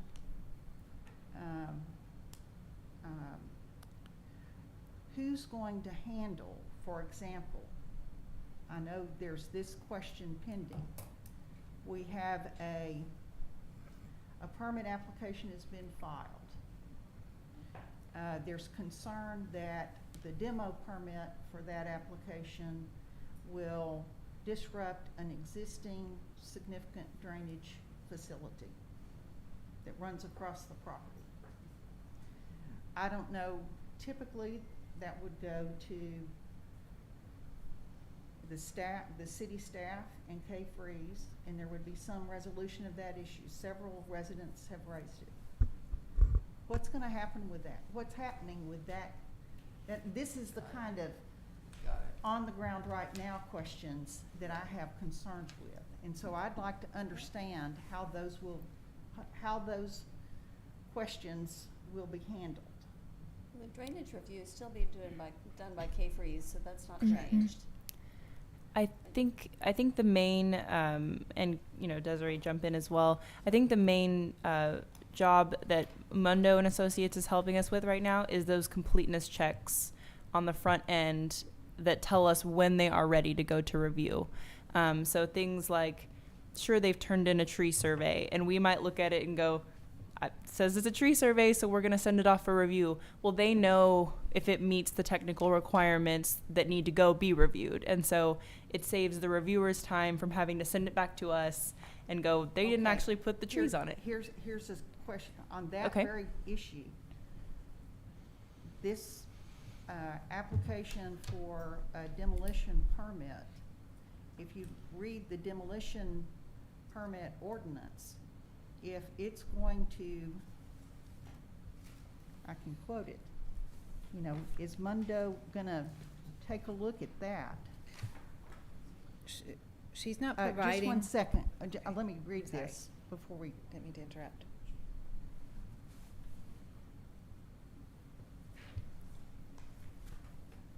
They're not issuing permits, are they? No. No. I was going to answer that question before we took a break, but I'm still doing the invoicing. I issue certificates of occupancy. I issue the permit, the final permit. It's not. I'm watching all the You- inspection coordination. Who is taking our Citizens input. drainage permit ordinance and saying, are these concerns, and is this permit, can this permit be issued under our current ordinance? K-Freeze. 100% K-Freeze. And how is that being done? The same as it How always is has that been. getting to K-Freeze? Either through myself or through Pam Mundo. And it would be at my direction. She would tell me it's complete, it's ready to go. But that's a part of the completeness. Correct. And so, That they've in any sub- property that's happened, we've Mhm. waited, we've ensured that they noticed according to the code. We've made sure all the documents that were in to be reviewed were completed. Any citizen comments that were provided are sent along in that review. Like, it's literally. 1 second, let me find what I'm looking for, and I'll ask that specific Okay. question.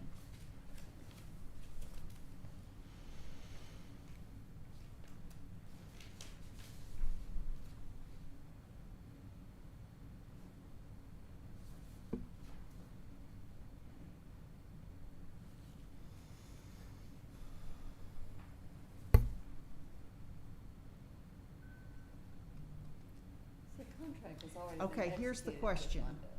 Here's the question. If a development activity that requires a drainage analysis would cause an increase in stormwater runoff at any point along the perimeter of the property boundary, a drainage plan is required. So, development activity includes a demolition permit. That would be. From the application that's on file for this property, the demolition will cause an increase in stormwater runoff at a point on the perimeter of the property. That began its So, process of review today. Then a drainage Okay. plan is required. So who is making the determination? Is it Mundo reading this ordinance and saying? Nope, No. she is not. K-Freeze. It's going to So- K-Freeze. But She's mostly doing completeness just a checks. second, I'm let me sorry. finish. If a drainage plan is required, how can the application be complete? Because you have to do the review in order to determine if the drainage plan is required. So that's not something that's required up front, and that requires an engineering review to determine so that's why Okay. it goes to K-Freeze, and they go, "Oh, look, this is gonna cause this problem." Then they send it back and say, we need the drainage Yes. plan. But the face of the application says they're gonna change the stormwater runoff on that property. So then if that is So that's why, correct. that's, y'all tell me So who's if, gonna do what. if that is correct, K-Freeze will review that, they will realize it, and they will send it back with a comment saying, you cannot do this because of, You don't blank, have a blank, blank. drainage plan. Right. exactly. And then the builder, whoever the applicant is, would have the opportunity to respond to those comments, at which K-Freeze will look at their response, see if that then passes what's required. Okay. And And then what- sometimes they get failed and they never can pass, and so the builder or applicant has to make adjustments, submit new plans, develop new plans and submit. That's the process. Is there Okay, Liz, some gotcha. form of communication that can come back that says to the neighbors around this property, I'm sorry, Mr. Mayor, if you're upset with me about this, I'm not but this is a upset. concern. I'm just listening. If there is that a drainage plan is gonna be required before a demo permit is issued. If it's in the code, it will not pass through K-Freeze. I wish Brandon was still on, but it would not pass through K-Freeze. It would not be passed. Okay, It would again, be my denied. question is, how will the neighbors that have raised these concerns be notified of that decision? There's currently only a requirement in our code to notice upon application being filed, and that's how every project has been. It's noticed at the beginning. If we, want other kinds of notice to happen, I think we need to have a process for that. But currently, our code doesn't outline any of those, and they're always welcome to to check on the status when they know something is in process. But unless there's a full resubmittal and a full new application is filed, which I don't know if we have, if there's ever a line between, amendments to a project and a full resubmittal, there's not another noticing requirement in our code currently. So neighbors will not know how that's been addressed, if or how it's been addressed. Right now, the status would be under review for a property as such that has been sent. And it's under review till it's out of review and approved by all three entities, ATS, K-Freeze, and Westlake Fire. At that point, the permit would be issued and the permit would have to be posted. All right.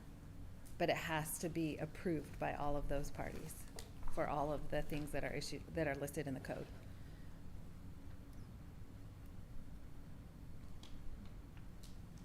So that's something that we may want to consider amending in our ordinance, but I don't think that is directly relevant to what we're trying to do here, to keep the permit process going so that we don't, we don't get a huge backlog, or a huger backlog than we have already, so. Huger is a good word. Huger, yeah. So is this the sort of thing, when the My Permit Now is set up, that a resident can go online and see what happened to the permit? According to what Charlie just said, yeah. This is policy, but I don't know I don't know about my permit. I only know about some of the other cities that I've dealt with and what their permitting process looks like. So, and I know what New Braunfels looks like because I just recently built my own home. So, you can literally go online, pull up the permit when it was issued, and every inspection was listed and whether it passed or failed. I think there's a note in mine that because of how high my I'm not a construction person. Thank you. Foundation is, there needed to be some erosion control right there, and so that was noted on that permit, and then a response on how that was to be taken care of, and then it was passed. So everything's different. So I think. But that was all online. But that was all online. Yeah, you could literally go look it up right now. And that's where we're headed. Mm-hmm. We're gonna have that same ability. Yes, and so it's called a project, not a permit in there, and if you click on the project, from what I can see now, I'm pretty sure you guys can see it too, but that's a question I'll ask tomorrow. You can see every step of the process that it's in. But like for the time period that it's under review, it may just state under review. Yeah, so that's not online, like the review process, like It's not that, online. none of that's online. Like when the builder files the application, the application isn't online, the plans aren't online. That would take a tremendous amount of IT space that would be costly, I'm sure. But the information about what happened after the application was issued and the inspections and all of that was all online.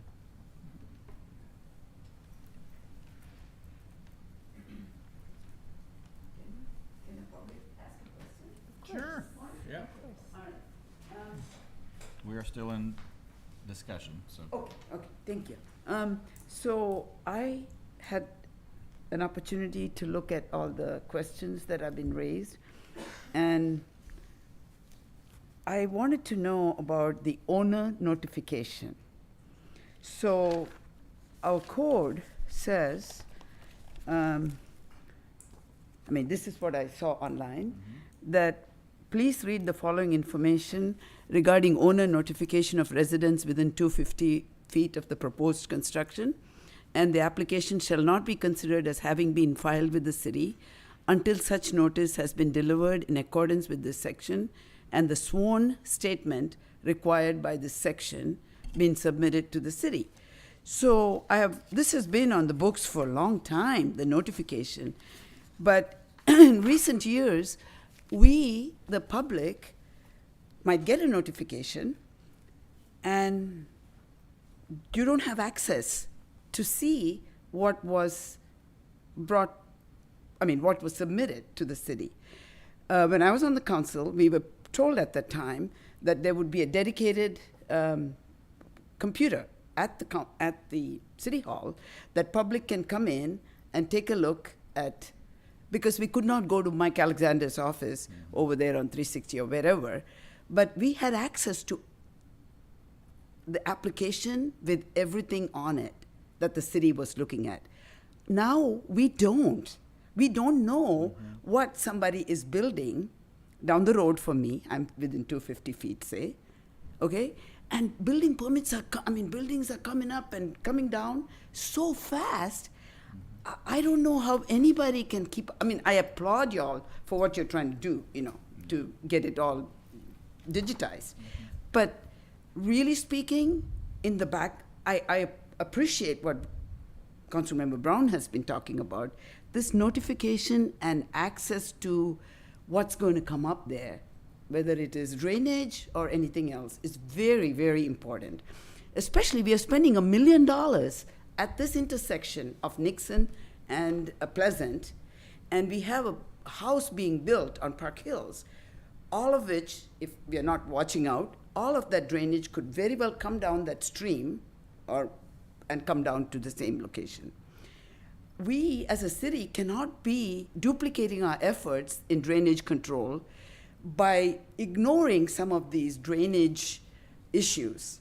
And one of the ways that we can try to do that, I know we have Mundo or whoever it is, but it's also affect the neighbors who have given you all permission all along Pleasant to come through their property, and they have given you right away so that the drainage issue at the corner of Nixon and can be addressed adequately. We don't have another $1 million to spend by ignoring something right under our noses there on, I haven't done the research, but I'm very concerned about the notification process.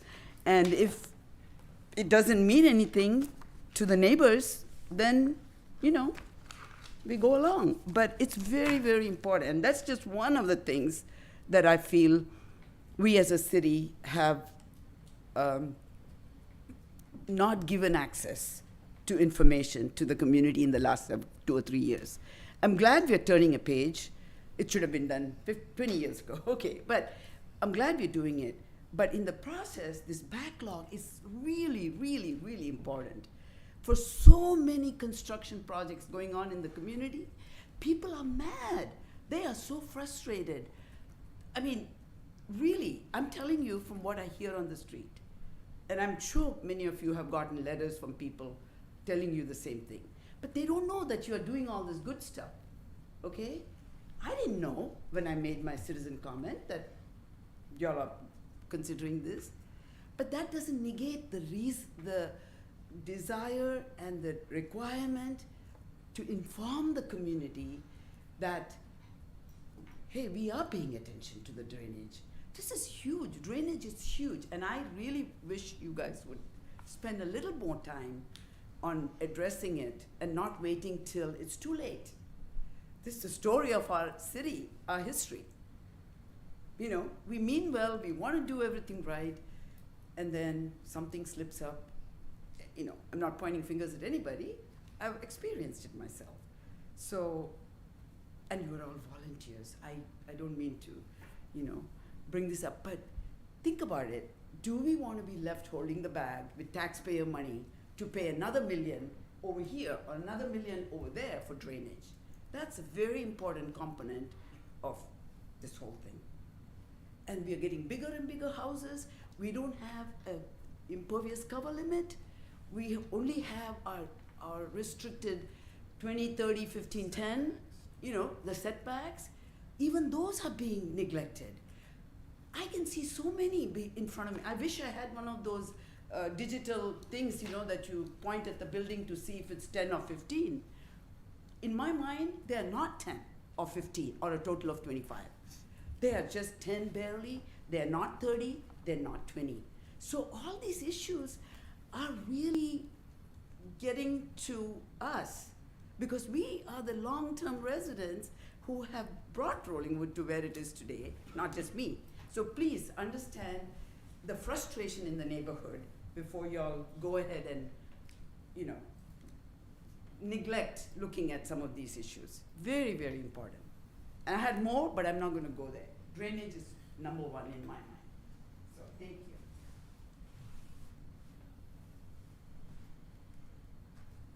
I hope we are not neglecting any of this, and I think that's what we're trying to take steps to address right now, and that's why I think the first thing is we already have a contract that's been entered into, so the contract is ongoing. That's been helping to try and keep the backlog from getting totally out of hand. Yes, ma'am. And at this point, we just need to authorize additional funds Yes, so ma'am. that that can continue until we get a full handle on the intake process in-house, which we are making steps towards. And we'll get to the discussion on the comprehensive plan here, hopefully before too much longer.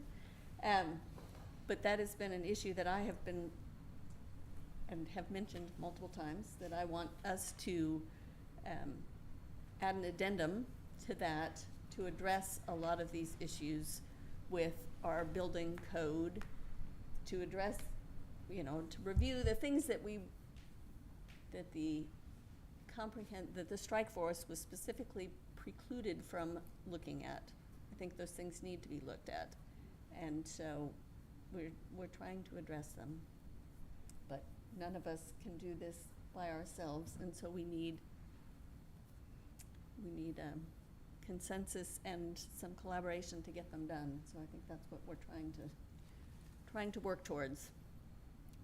Thank you, Councilwoman, for the clarity and for the calm and grace with which you stated that, far better than I've been able to muster this evening. So thank you That's right. for those comments. Are there other questions, comments?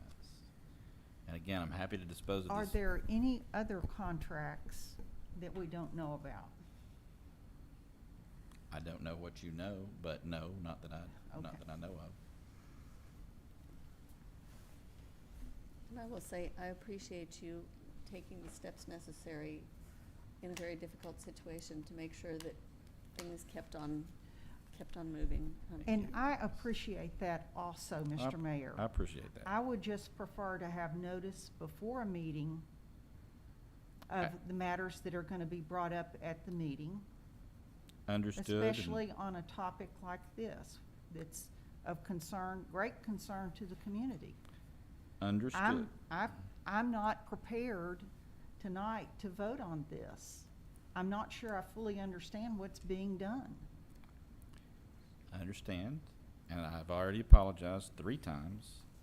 I've already said 3 times that it did not occur to me until late this afternoon that I was nearing or not currently, but with 48.5 hours that I've allowed us to pay for this additional temporary service help, that it will, in all likelihood, and it might not, in all likelihood, before we meet again, I will no longer be able to approve those expenditures of this temporary help to try to clear the backlog. So again, I'm just trying to comply with the code that only gives me limited ability to act without y'all's action, which is appropriate, and I've always felt like it was appropriate. And the reason that ordinance exists is so that I can take action in that interim before we have a chance to talk about it. So again, didn't occur to us till late this afternoon, or as I said earlier 3 times. I would have posted this differently. I would have provided you different information, and we could have had a slightly different conversation. Do with it what you will. Vote against it. Whatever you need to do with it. I just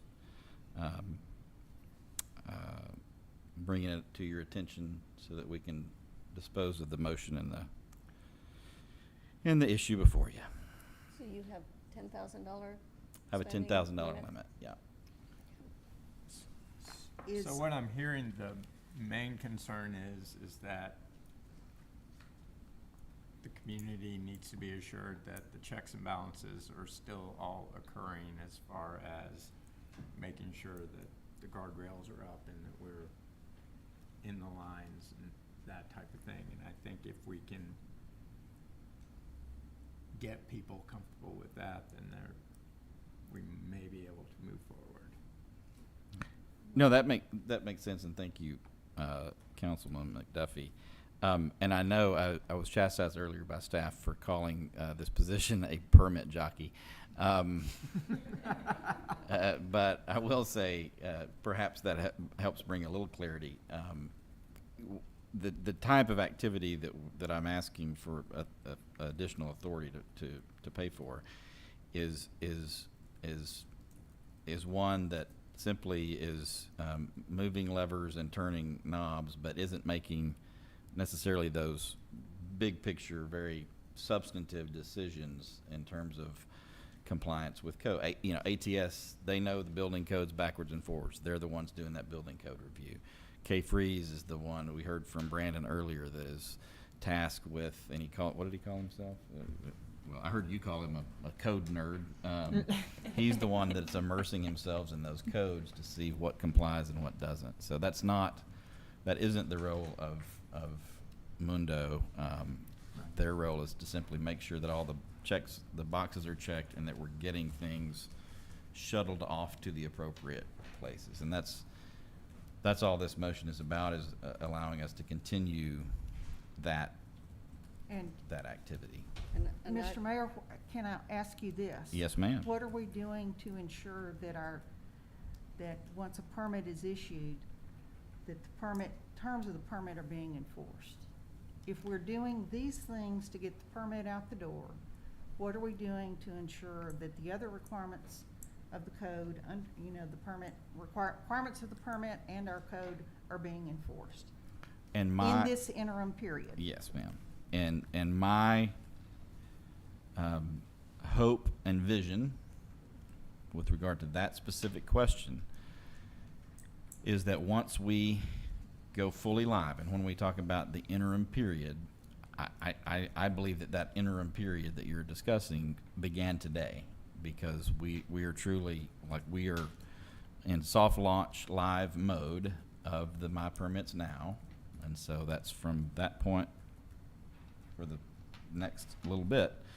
My vision is that once we are fully automated and once we are fully transitioned and we have established that baseline that everything is consistent in the same way every time, again, as I said earlier, even if it's wrong, at least we know that it's wrong the same way every time, then we can start adjusting things. But I believe that once we have that automated process in place, then we can turn staff attention and my own attention to that code compliance piece that I have heard and I recognize is important to you and to others in the community. And I feel like once we have a firm grasp on the process working under this new My Permits Now regime, that we then will have the bandwidth to focus on that code compliance piece in a far more effective and efficient way. What happens in the meantime? I raised compliance issues at the February council meeting. Right, Things like people are dumping stuff on the streets right. repeatedly. It's causing safety hazards. Who can a resident call tomorrow on that issue to have someone look at it? Are we gonna have to wait until September to deal with that? I don't think that works. I just don't think that I don't think that I don't- process How has do- changed. Where did September come from? What is the process? So 20 minutes after the meeting that you referenced, Which meeting? the meeting you just referenced, 20 minutes after the meeting 2 months ago, our building official walked into that office and quit. I understand that. So I recognize that you brought it up at that time, but literally from that moment to this moment, we have been in crisis mode. I understand that too. But I also understand we can't ignore, I mean, I don't think, or do we just ignore those issues from now until No, I don't. when we're fully automated? No, I don't think we do ignore So it. that's my question, who is handling that? Well, if And you can- vote. Can we have a process, can we give that as Mhm. much urgency as we do getting the permit out the door? If you vote no on the motion before you, we will be back in probably 2 weeks, probably by the time I get back from my family vacation, we'll be back to two individuals who have never done anything related to building development That being in doesn't charge. really answer the question, Mr. Mayor. It 100% Thank you. does. There will be no staff to do what you ask to be done. That is the answer to your question. So we get no, and so is the answer to my question that, well, I don't want to, I do want to ask the question again.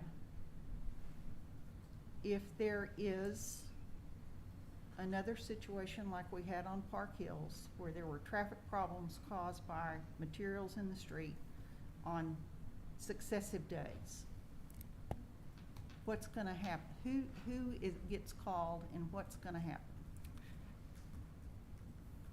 So The- that is the I would same, think that's the the police. same The way that police, we've been But handling nothing it. the point is, nothing happened That's not true. 2 weeks ago. Well, what happened was, on one afternoon, the police gave some tickets.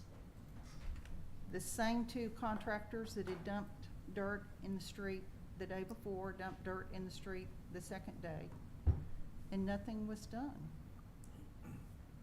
Same thing happened over at another house. 4 days in a row, the street was filled with piles of building materials. So those complaints were called in, but there's not been enough attention to it that contractors know they're gonna have to schedule those deliveries where the materials can get on the property. Or if the answer is, we'll have some exceptions, limited exceptions where materials can be deposited for some period of time, who's gonna address that between now and when we're fully automated? So the way, and if anything has slipped through the cracks, I apologize. The standing conversation that I have had with staff at our all-staff meeting on Monday mornings, and I'll ask Chief, is Chief still here? He's roaming around. Maybe Chief will come back in a sec.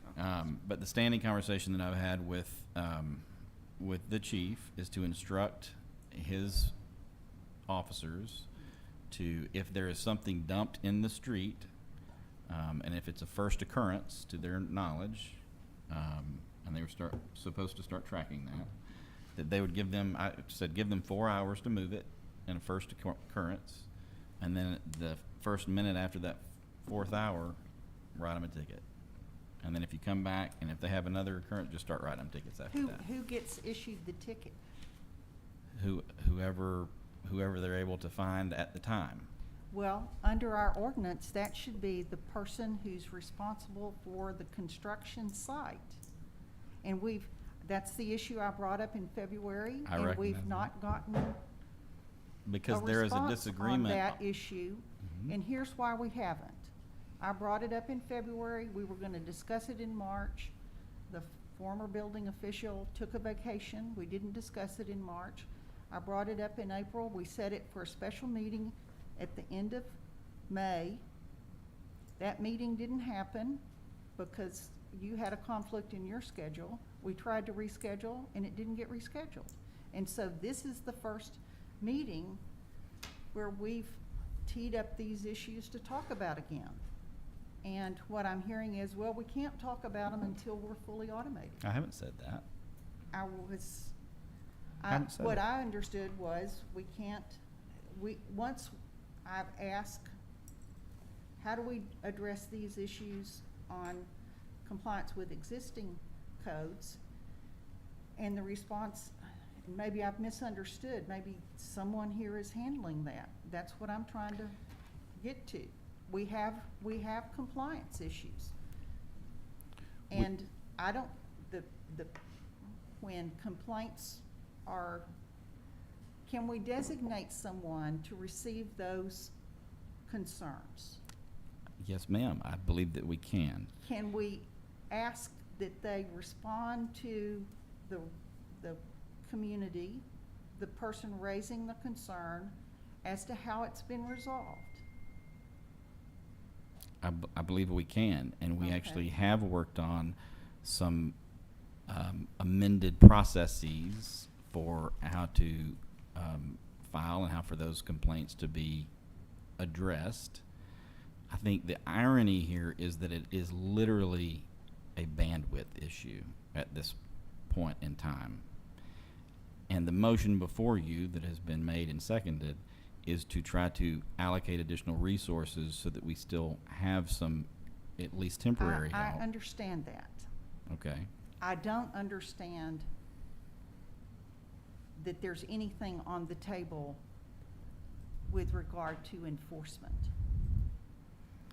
And there isn't currently before you anything related to that, other than to say, once we have the bandwidth issue addressed and we clear the backlog and we are then automated, and again, that began today. It's not, when we talk about an interim process, it's not some far off visionary thing that's not, it's happening in real time as we speak. Then I believe that once we have our arms around that very real problem, we can spend more time focusing on the enforcement piece that you have concerns about. And that's not to say that we haven't already had discussions internally and with staff and with PD and others to try to begin to also address those issues with the personnel and the bandwidth that we currently have.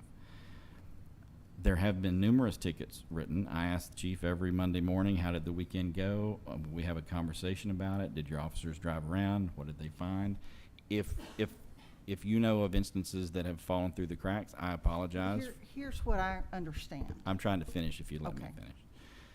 So I am committed, 100% committed, to try to increase, and again, to your earlier point, to approach it in a fair way, not in an onerous way.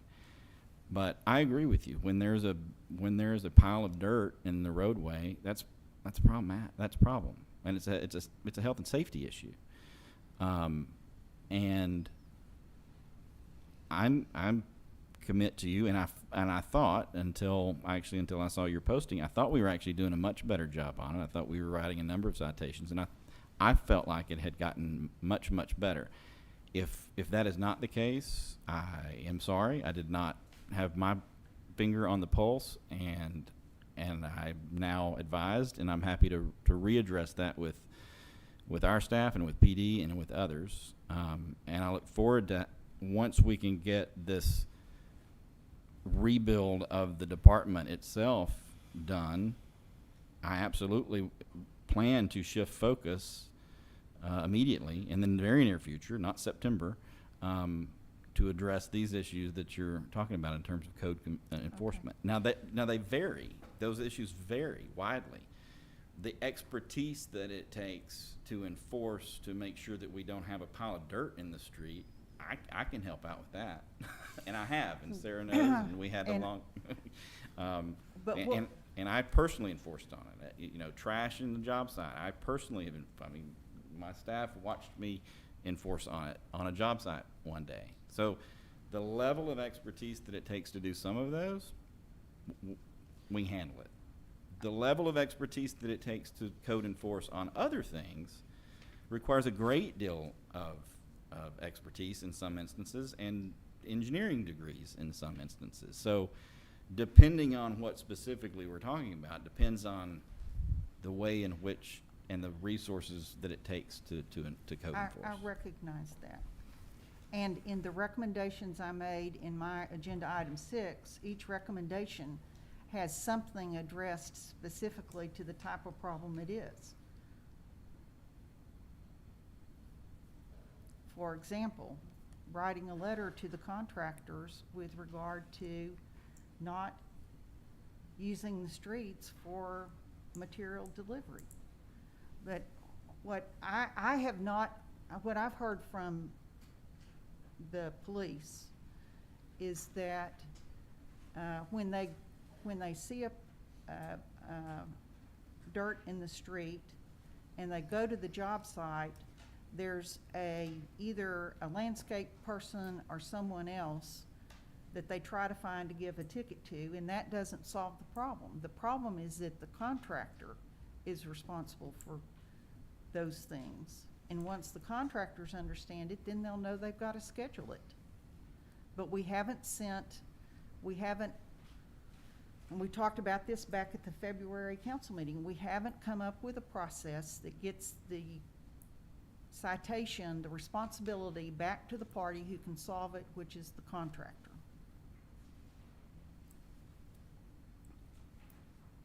And so, when are we gonna talk about that? Well, we seem to be talking about it ad nauseum right now. Thank you, Mayor, for your snide comment. You're welcome. Okay. So If do we wanna talk about that now, we can go through the recommendations I've made, have a vote on it, but I don't think we can just say once that we'll take all due, I think as we try to get the permits out the door, and I'm all in favor of that, we also have to look at enforcement, or it's gonna be a worse mess than it is today. And so I wanna get on the table how we're gonna deal with enforcement. So do we require with the permit application now that there is a responsible party? So, and we have that on all of our permits now? We do. According- So we have the name of the person who a ticket should be issued to, if there is. We do, and before Carrie left, she actually addressed a number of very good comments from Councilwoman Brown, and I think they amended I think you edited. But it's still not complete. And I honestly, I thought that she updated all of that. I assume that is in the workflows that we have. All of that's in the workflows that we have. The form is there for Yes, pending yes. permits. When I have looked at the file, I've not seen those signed contractor responsibility forms. And there's not a process. What has to happen is a police officer has to observe the site, write a citation, and send it to that person. That's not happening.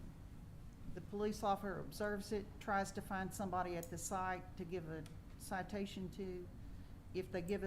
If we're past the warning stage, and I don't think we've gotten past the warning stage on any of the material delivery issues. So that's what, the contractors know. They can put the material in the street, and the policemen are gonna come by and say, please get it out of the street, and they're gonna have a day or a day and a half to do that, and there's no consequence. Again, when you're viewing those, it's not necessarily at completeness. All of that, the permit has not been issued. So they're not allowed to begin construction until the permit is issued. I think what's happened in the past, and on some of the older permit files that I tried to look through, those consent forms are not there. The contractor responsibility statement is not there, and there's not a link that gets that into the hands of the peace officer that can write a citation. And I So- can't speak to what was done before I got here, and I'm I relatively new, understand. so all I can say is what we're doing going forward, and we're trying to follow the best practices. Can I ask Chief a question? Chief, come on up, please. So, what do we need to get to your guys so that they can issue Right. tickets to enforce these types of violations that are happening out on the street. So, I mean, the contractor information for that job. So prior to Carrie leaving, we had developed a system where we would notify her, and then we could then she, you know, we didn't have to have that information right on hand because she has all that information. So that would be helpful. But also keep in mind, some of the dirt in the roadway is just, sometimes it's landscaping and not something that may be, you know, permitted. But the ordinance covers landscaping as well. Any dirt or, So if there's not a building permit, then it would go to the homeowner. Yeah, just go to the homeowner, yeah. Right. all, So- all so- building materials, equipment, and fill must be stored and accessed from staging areas on the planned site. Yeah, I think what he's saying though, if it was just a homeowner that was redoing Had some their- mulch dumped or something. Yeah. Yeah. redoing their yard. So. Well, but that's not, there's also, what about the sand and the gravel and the dirt? Right, so Yeah, typically those are whatever's dumped. Associated with the construction site. So if there is a building permit, then it would go to the general contractor. If there is not a building permit, it goes to the homeowner. Ideally, yes, ma'am. We have records of homeowners here at City Hall. And we have records of many of the building permit general contractors. If we come up with a home where there is a issue and we don't have that name, then we need to make steps to get that person. But if we have a list, Desiree, do you guys have a list of the contractors, for the general contractor for each permit that's been issued? We currently have, a master permit for which we have that information on So is that something that you guys could print out and give to the officers so that they have that available? And can update that on a, you know, weekly basis or whatever when you get new permits come in so that they know who to cite? Okay, well That then makes sense. seems like that would address the issue if we know. Or even having it posted at the site, then everyone would know. Well, Right, all these things are supposed to be posted That's at the. a building site, and so. And the- they're not being posted. Right, at a building site, it should be posted, but I do think there's, in the land of belt and suspenders, having a list that is available to the officers, either electronically or whatever, of all the different building sites by address would allow them to write the citations. And if it's a homeowner, then having a list of all the homeowners by address allows them that information to write citations. So between those two things, right. at any given address inside of Rollingwood, a citation could be issued if there is an issue. Yeah. Agreed. What I'd like to do with you, Chief, if we can, I know we've talked about this at the Monday meeting a lot. And I know before Carrie left, she and Donnie were working together really well on kind of this process that you outlined. Maybe we can regroup before I leave, and try to,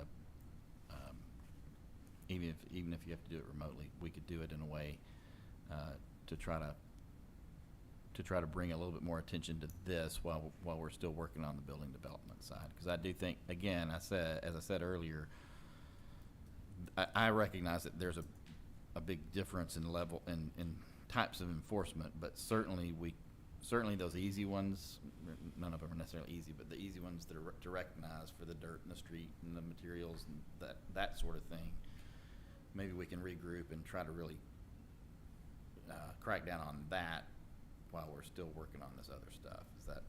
Can we do that? Absolutely. Could you let me know how that meeting turns out? Sure. Could you let the council know how that meeting turns out? Absolutely. And my understanding of the ordinance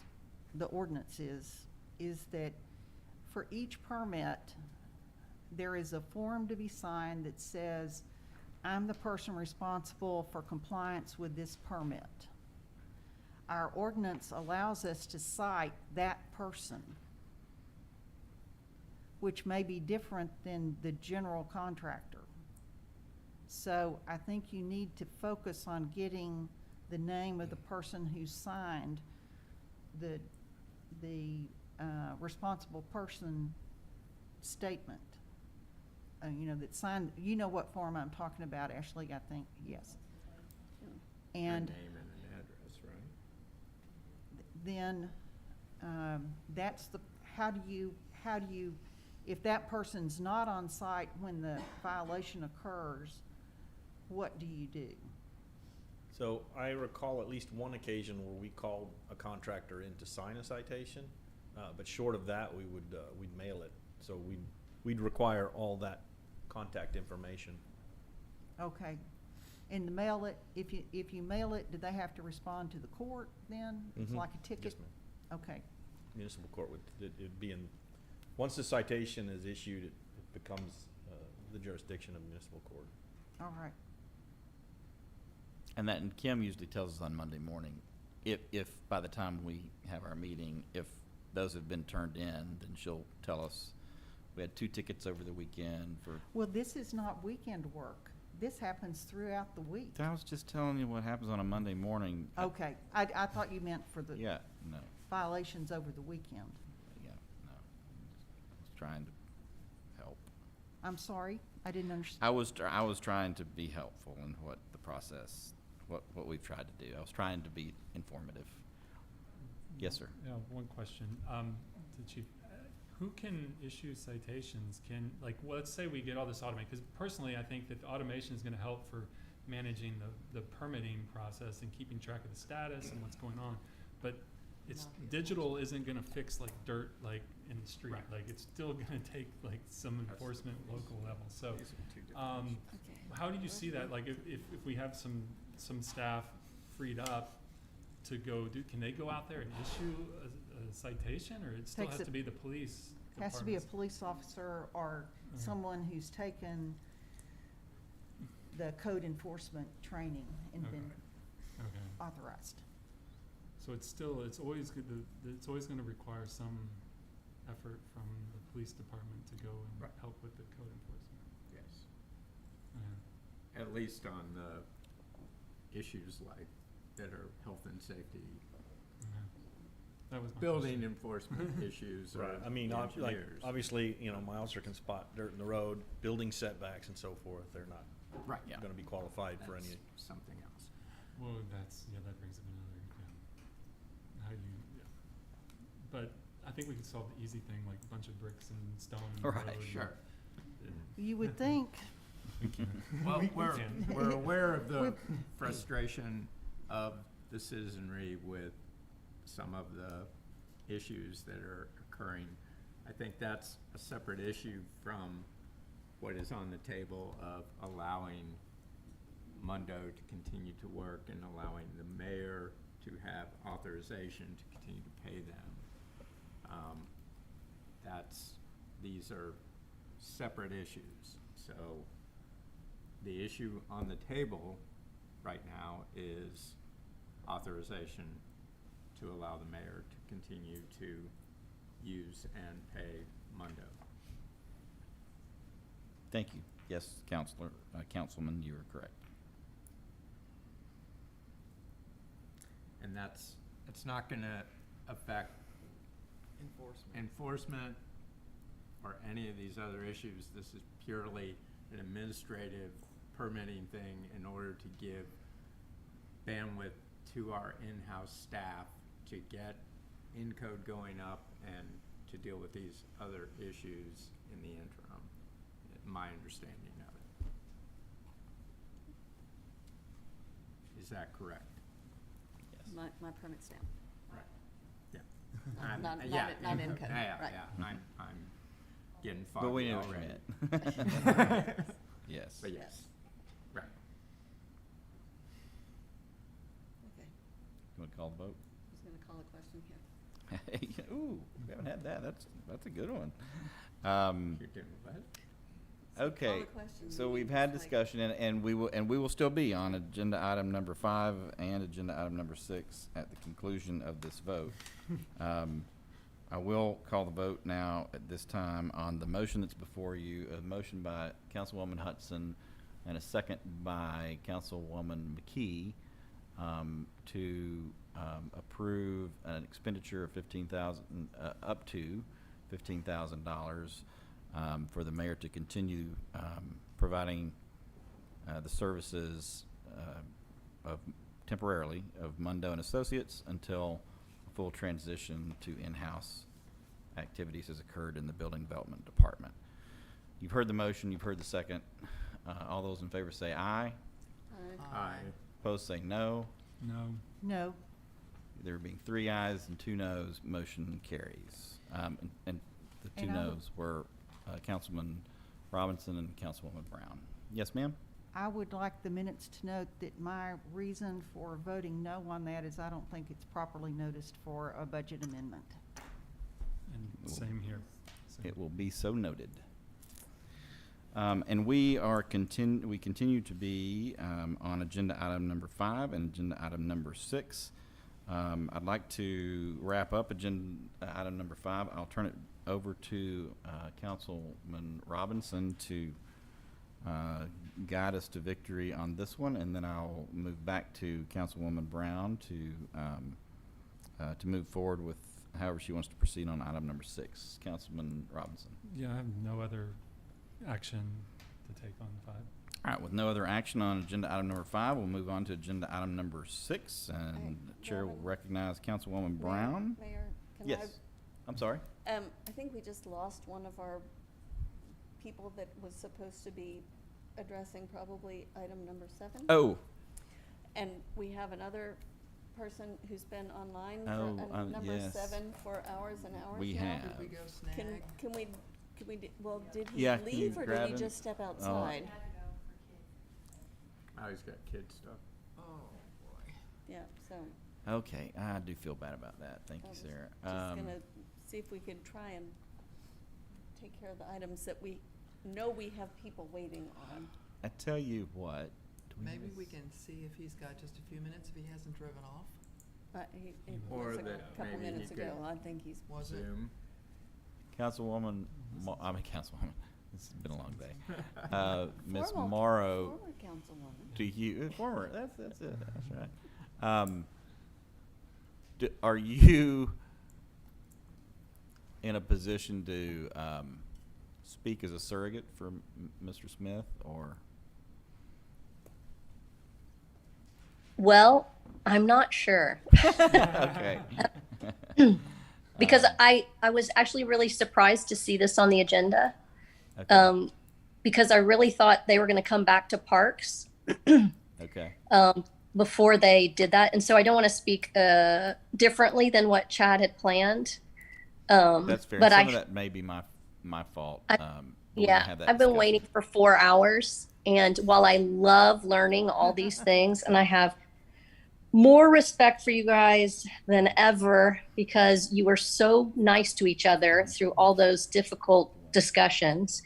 Yeah, I would like to at least speak on behalf of this, but I can't say that for sure I'm aligned with Chad.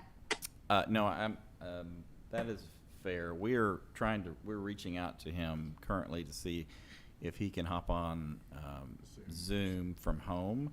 So if you could just bear with us for a few more minutes, and I promise that we will come back. So, Can we hear why you thought it was coming back to parks? What was your expectation?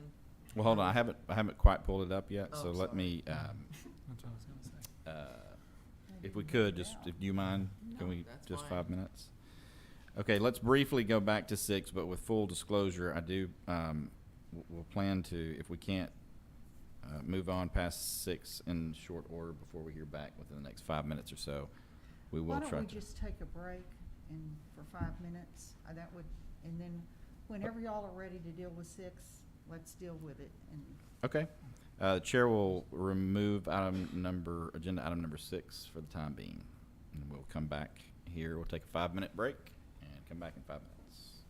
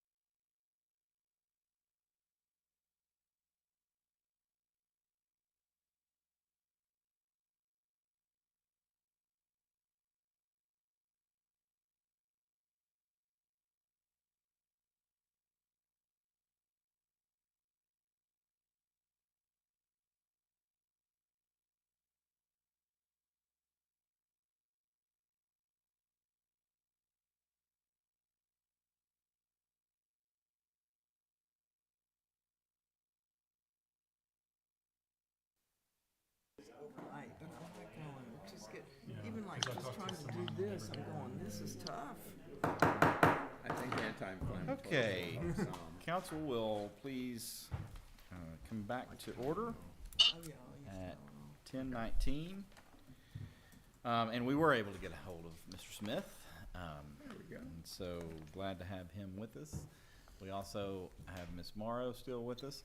And so with that, we will pull up agenda item number 7, discussion and possible action on a recommendation from the Park Commission to pursue possible installation of turf infield at Field 1 at the athletic field. And I'm going to recognize, or let me kind of lay this out, and then we'll have a discussion. And I know, Ms. Morrow, that you had a question about process and how you thought it was coming back to the Parks Commission. Just to start off, some of that may be my fault in my discussion with Chad. It was kind of a chicken and the egg thing. I think it does ultimately need to come back to Parks, but I think his thought was, let's see if there's an appetite among the council before there's a lot of effort spent on it. So it's that kind of discussion that we were having. With that, I will recognize Chad Smith and ask him to kind of lay this out from the Park Commission perspective. And he also has a unique perspective, being active in the baseball community, that would be utilizing this. So, Chad, I'll recognize you in your capacity, and if you would talk to us about it, and then I'll recognize Ms. Morrow also, your fellow commission member. And you're muted if That you're might have talking. been- yeah, if Chad, you're you have talking- to unmute. Maybe that was there we go. There we go. Okay, this is Chad Smith. Can you hear me now? Yeah, Chad. Our apologies for going long earlier. Thanks for coming in. I'm. That's okay. That's Sorry to okay. hear I've about got young kids at home that were alone, so I just needed to get back to them. Yeah. But my name's Chad Smith. I'm at 2606 Rollingwood Drive. I serve on the Parks Commission. I'm also on the Western Hills Little League Board of Directors and have been active with Western Hills Girls Softball as well. What happened here was I put this in front of the Parks Commission to see if there was an appetite for it. There was a vote. I abstained. It was 4-1 to pursue pricing and everything else. So I went to Western Hills Little League and I said, the Parks Commission is open to this. What do y'all think? They said, we'd love to do it. And they went back and read the lease and they said, per the lease, it sounds like we've got to request approval from the city council and that they have to be reasonable about it. We're just going to notify the city council. So they went and sent a notification per the lease to the city council, and that's where we stand. So other than some of the kind of more contentious issues y'all have been dealing with tonight, I think this is a complete no-brainer. The Little League would be spending $100,000 on installing very good-looking artificial turf, like they've done at Joseph Field at the Weah facility. It's been very well received. It's much more attractive, much cleaner, much safer for the children, and it's much less of a maintenance burden on the city of Rollingwood. So that was the rationale behind it. I'm just here to answer any questions. I think it'd be great for the park, but I'm here and willing to answer any questions anybody has. Great. Thank you so much, Chad. Hang tight, and you're welcome to stay. Well, you can go on mute or stay off. Either way, we'll be kind of coming back and forth. I will. I do want to make a comment while I'm thinking about it, based on Chad's comment. Just from an administration standpoint, just to weigh in on the maintenance piece of it, I do agree. Whatever council decides, one way or the other, I will say I am intrigued by the less maintenance that we would be faced with. So if that is helpful in your decision making, I think it would be a good benefit for us to be able to spend a little less time on the maintenance part of this particular field. Ms. Morrow, I'm happy to recognize you if you had a question. I don't know if any of my opening comment answered that for you, but happy to recognize you at this time. Great. Yeah, that was super helpful. I just wanted to start by saying that I support researching the installation of the turf field on Hatley 1 and have a public hearing to get feedback from Rollingwood citizens about the installation of a turf field on Hatley at the next Parks Commission meeting and then following the council meeting. I voted for the motion at the Parks Commission, which was to pursue next steps and exercise due diligence on a turf field on Hatley 1. As we've learned in the past, sometimes when we aren't really careful about making sure all of our citizens know something big is happening in the park, there can be some people being upset about it. So I just wanted to make sure, so just so you have a little history, the Parks Commission, for the very first time, Western Hills Little League came to us, well, it was on our agenda April 29th, and 3 days later, with just a picture of Hatley Field and a picture of Joseph Field, which has a similar infield. We didn't have any cost basis, timeline, construction documents, nothing like that. So I think the intention was just to get sort of the temperature of the Parks Commission on whether or not we thought this might be a good idea. I do have a unique role, both in terms of being on the Parks Commission, but also I work at WEA. I don't have a fiduciary responsibility to Western Hills Little League. They're one of 30 different organizations we partner with, so I don't have a conflict of interest with them. But I can say that the installation that Western Hills Little League did at WEA was very successful. The contractor they used was similar to the one that's in your packet, and the installation went very smoothly. All of those things that Chad already mentioned and you mentioned as well, reduced maintenance costs, easier to maintain, the number of days and times the field is usable, like right after a rain, that it can be, that space could be used for other things like karate or gymnastics or an exercise class. There's tons of benefits to having a turf field. So overall, I see this as a real positive and a huge kind of upgrade. It'll look really nice, but I also want to make sure that having just, dealt with that adult fitness thing and losing them, that sometimes there's unintended consequences. And for the most part, I'm thinking, a turf field has a life of about 8 to 10 years, which works out great with our current 10-year lease with Western Hills Little League. But we do need to make sure that we've talked about what maintenance look like. Like there needs to be a regular replacement of the pellets within the turf field itself, and that Western Hills Little League will continue to pay for those things. And then what happens at the end of 8 to 10 years? What if we don't renew with Western Hills Little League? Who's going to pay for the replacement of the turf? Because in the Texas heat, they really only last about 8 to 10 years. So again, I really support this. I think this is a great idea. I just would like to see a little bit more of this fleshed out by Western Hills Little League and more of a commitment to what the maintenance will be. It is reduced maintenance, but nonetheless, there will be costs associated.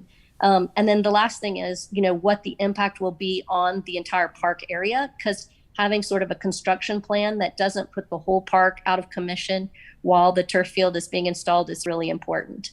So, like I said, I support this. I just want to make sure that we're not, April 29th was only less than 6 weeks ago.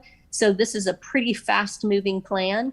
I just want to make sure that we are being thoughtful about it. If it's going to be in for 10 years, that it's done right and that it's a good amenity that everyone feels good about. That's it. Thanks. Thank you, Ms. Morrow. Very much appreciate that. And actually, in reading the posting, I will say I was hanging my hat on the possible installation, and in hindsight, I meant to put Park Commission to possibly pursue installation. So it's a little bit of a nuance there, but that's what I was intending. It's before council. You certainly you don't have to take action on it this evening. I think the three options that you have before you, because ultimately in any scenario, whether that's tonight, next month, 2 months from now, it has to be, the project would have to be approved by council. So just so you know that. And so the options that you have before you tonight are to A, do nothing,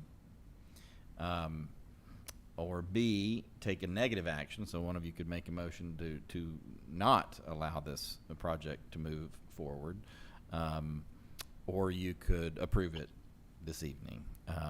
You know, my thought would be, you know, open it up to you all, have a discussion about it. If you wanted to, if you want to approve it, go for it. If you want to definitely not approve it, then you could make that motion as well. But maybe through, if you're inclined to continue the pursuit of it and the discussion of it, I think you probably wouldn't have to take action. You could just have that discussion. Chad knows then to post it for the next commission, Park Commission. Send back to Park Commission. Send it back to Parks Commission. So you could. Mayor, could I speak briefly? Yes, sir. So I appreciate Ms. Morrow's comments and wanted to address a few of them. On the turf field at Joseph, we spend about $500 or $600 every year to recondition and add pellets. And I've already gotten sign off from the Little League to do that at Hatley as well, if this were to be approved. And I think as far as the restoration goes in 10 or 15 years, whenever it's needed, we would be in favor of that and willing to, you know, take it back to a grass field if that's what was requested. So I don't think either of those are big concerns on our end. And I will say this, we've got the approval for the funding right now to spend the money. We've got a window of time before the fall season starts. From the moment we pull the trigger, there's at least a 6-week waiting time period to get the turf. So whatever you decide, just consider those items as well. Great points, Chad. Those are great points. Thank you. All right, council, I'll open it up to you for discussion. When is the next Park Commission meeting? They are the first Monday, and I believe that falls on 4th of July, so it would probably be pushed to the second week of July. Okay, so Melissa was talking about noticing it up for a public hearing first at Park Commission, right? That is, Melissa? yes. Which is the, You're muted, Melissa. I'm sorry, what was the, So are you saying? Yeah, I just think that we should have a public hearing, at least tell people I was surprised about it, and I know a lot about all those things. So I know that there might be some pushback from some people, and I just want to make sure that we address everybody's concerns. I think if we do it in a timely manner, then people are going to be happy about the improvement. But I think if they are sort of surprised by construction projects starting and they didn't even know it was happening, people might be a little more upset. I can see how that would happen. Hey, I had a couple of questions, things that I think that the Park Commission needs to address. First of all, saying that everybody agrees with this is great, but we would need that, I think, some sort of agreement in writing and not approve it without having something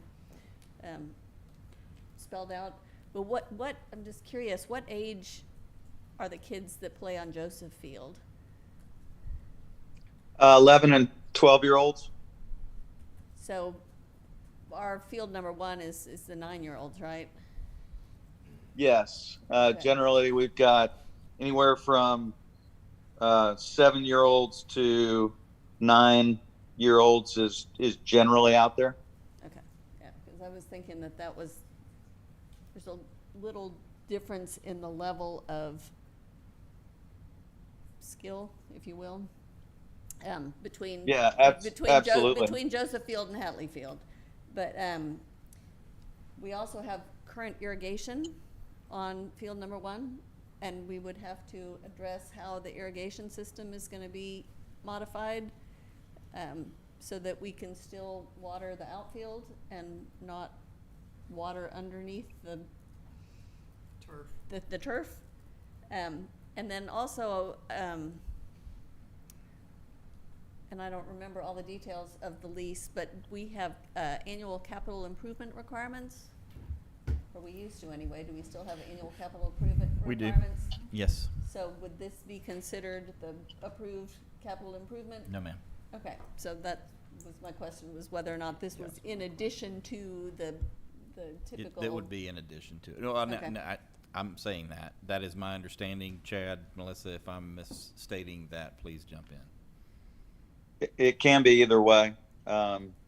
It's a substantial commitment on the part of the Little League. We would take on, obviously, you know, the irrigation that's under the infield. That's part of the installation process, is to cap whatever irrigation lines are currently existing underneath the infield. I can tell you right now, it's the infield in its current state is a safety risk, and this, if we were to put in this turf, it is much safer, much less maintenance, just across the board. It makes a lot of sense. So if y'all wanted to do anything, we would agree to stipulate all that in whatever written correspondence you want us to sign. Yeah, and I think it would look great, first of all. To your point, Councilwoman, I mean, I'm open to however.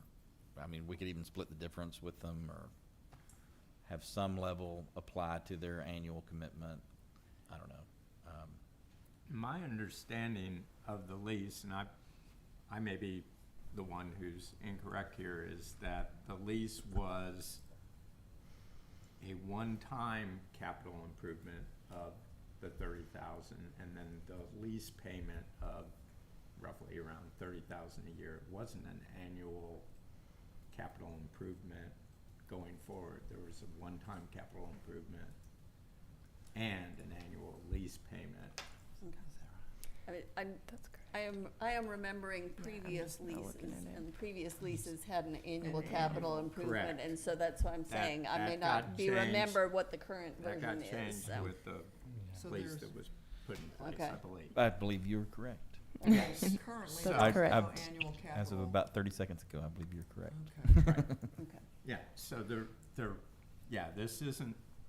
isn't an annual capital improvement. There was a one-time capital improvement that they needed to do, and And has that been done?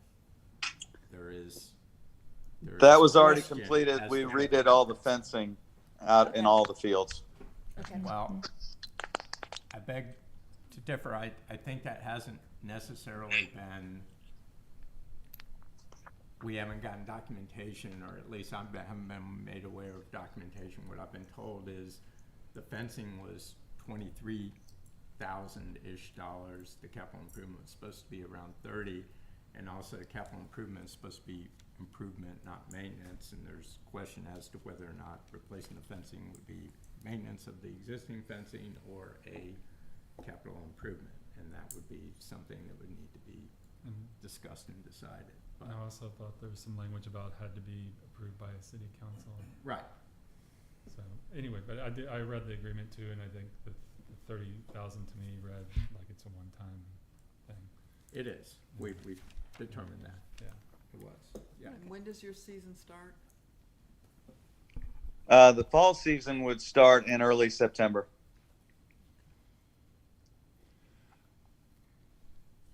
And what's the installation timeline?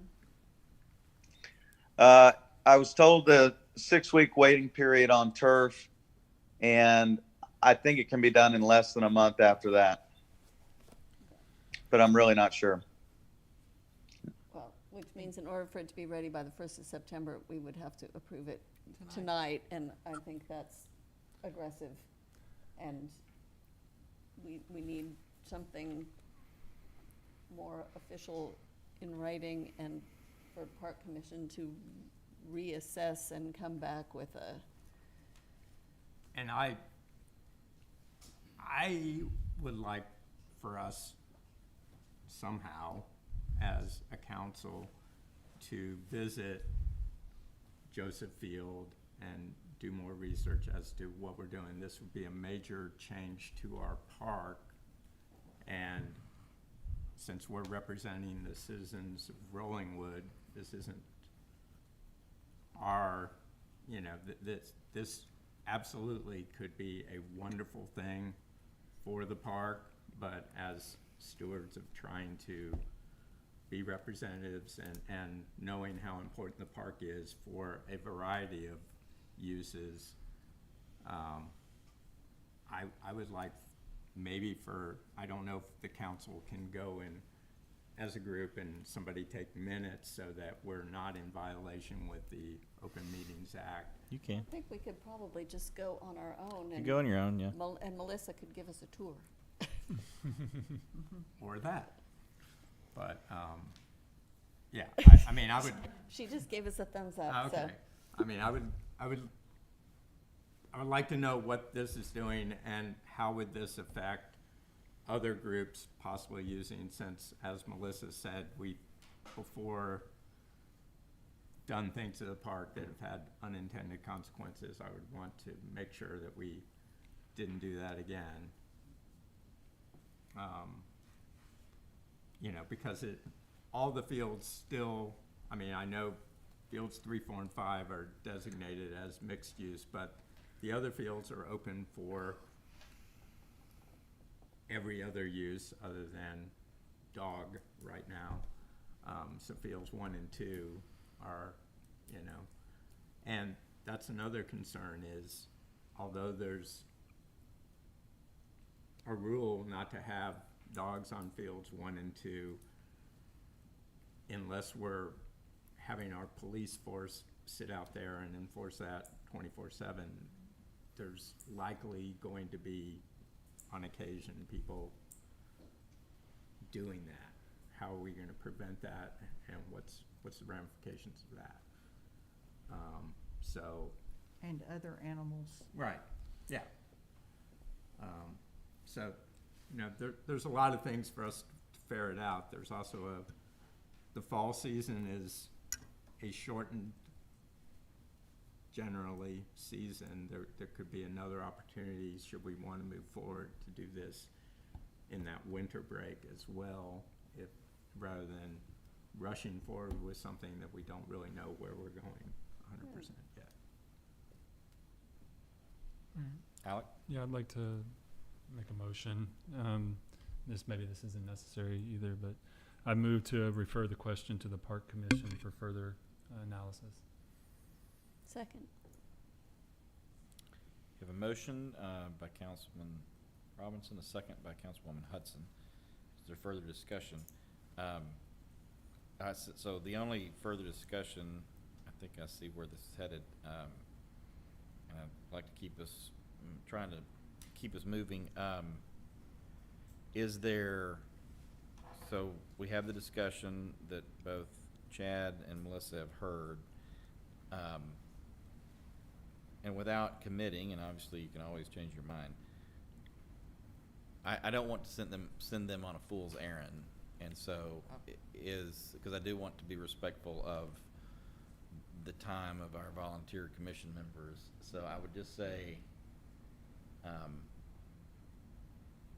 either have that discussion or reflect in how you vote on this motion to give them some indication of whether there is hope at the end of the tunnel, should they come to some of these conclusions, or if it's not even worth their time to pursue. I would not want to refer this to Park Commission if I was not interested in getting their assessment and, Okay. you know, consider that it is a definite possibility that we would move forward with. Okay. Yeah, I'm thinking I feel the if I same. was adamantly opposed, I would not bother the Park Commission with looking at it anymore, so. Okay. I don't think we're opposed, but like I said, we need more information. I Sure. kind of want to look and, you know, ferret out, and I know there's been documents that say, you know, AstroTurf might not be the greatest thing in the world, and then maybe it is. So we need to have time to consider that, also to make our, like, being on the park commission, I know if we just put it up there and say, well, it was posted on the park commission agenda, that it was, you know, that the public would be made aware, I would think a change that is this large to our community, we need to have more stringent notification of the community. Otherwise, people are going to say, yeah, it was up on the park commission, but they're not looking at that every single month. And so I want SWIFT system or some other notification so that people will actually be able to express what, I mean, it's a big change to the park, and I think it may be a wonderful change to the park. I'm not in any way right now opposed to it. I don't have enough information, and I feel like there's going to be a lot of people that are going to feel very strongly about it, and, you know, we don't want to catch people by surprise, because that always leads to upset. Well, and the other thing with the timing right now is that if we do send it back to the park commission and July is the only time that they look at it, then people will be concerned that we were trying to sneak it through in the summertime when everybody's on vacation. There's that as So, well. Right. Yeah, that's why I don't. Yeah. And this dialogue is all I'm asking, and I'm not asking for anyone to be firm on their committed one way or the other. I think these discussions are helpful to give the park commission guidance on what types of I think decisions they need to come to the table with. What we're saying right now is something like all of this would have to be written up and under contract should we ever go there, right? But also we need a lot more information, and I guess right now we're saying we're gonna, I'm still curious on how that wouldn't be a violation of the Open Meetings Act if we all go out individually and do these tours. That, to me, that seems like it may be still somewhat of a... It's about whether you visit about it or not. It's more about whether or not it's more about whether or not you're having a discussion as to whether amongst yourself as to whether or not you're going to actually approve it. If you want to all go out there and individually and visit the site with the applicant, you can do that. Right, but no more than two of us could go out at any given time. We could also post it. We could post it as a meeting. Absolutely, we could do that as well if that makes you more comfortable. I think that might be more fruitful, because then we get to bounce ideas off and get more coherent with as a body on it. So I'm gonna. Also, all have to be available at the same time. Yeah. Yeah. Again, I'll just say I will probably be gone in this time frame. Understood. But feel free to talk amongst yourselves, and we're happy to post that for you all. We post it as a work session.